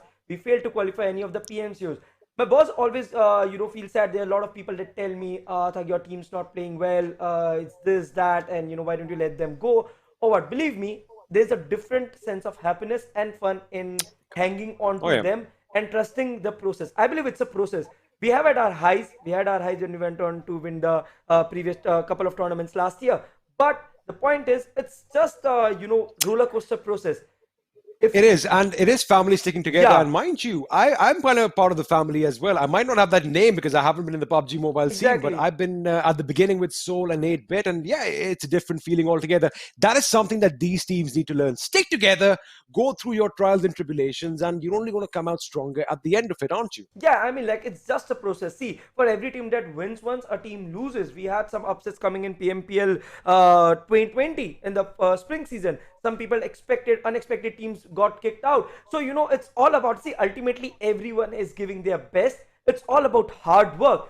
Someone worked a little more harder today, but tomorrow you can work hard even more and be back. I mean, like, this is a message that I have to give out because I'm not really sure if I'll be joining the desk in PMPL or not. But yes, guys, keep your chin up. All the teams, Celtz, Tamilas, ESN, each one of you boys played really well. It was an absolute pleasure casting you guys and keeping us entertained, XP. Yes, sir. I mean, well, that basically says it all. I couldn't have said it any better myself. Thank you all for this amazing journey that we have been on these last couple of weeks. Thank you to all the participants. Of course, this is just a stepping stone for a lot of you. We're going to see you back in action as well. Thank you to all of you guys watching who, well, I know that you guys are critical at times, but it is something that pushes us to do even better. So thank you for all that, and hope you had a good time. And I guess we're going to be seeing you in the PUBG Mobile Pro League Season 2 next time around. Definitely, it was an absolute pleasure hosting you guys. Hope you guys enjoyed. This is me, 8-bit Thug Animesh Agarwal at the rate 8B_Thug on all socials. With me, I have the Experiment Angad Singh Chahal. You can follow us on all our socials. We have the _experiment with the 1. That's it for today. That's it for PMCO Fall 2020. See you in the next season. Signing off. Take care. Stay safe. Stay home. And hopefully, you might see one of us in the PMPLs. Bye, guys.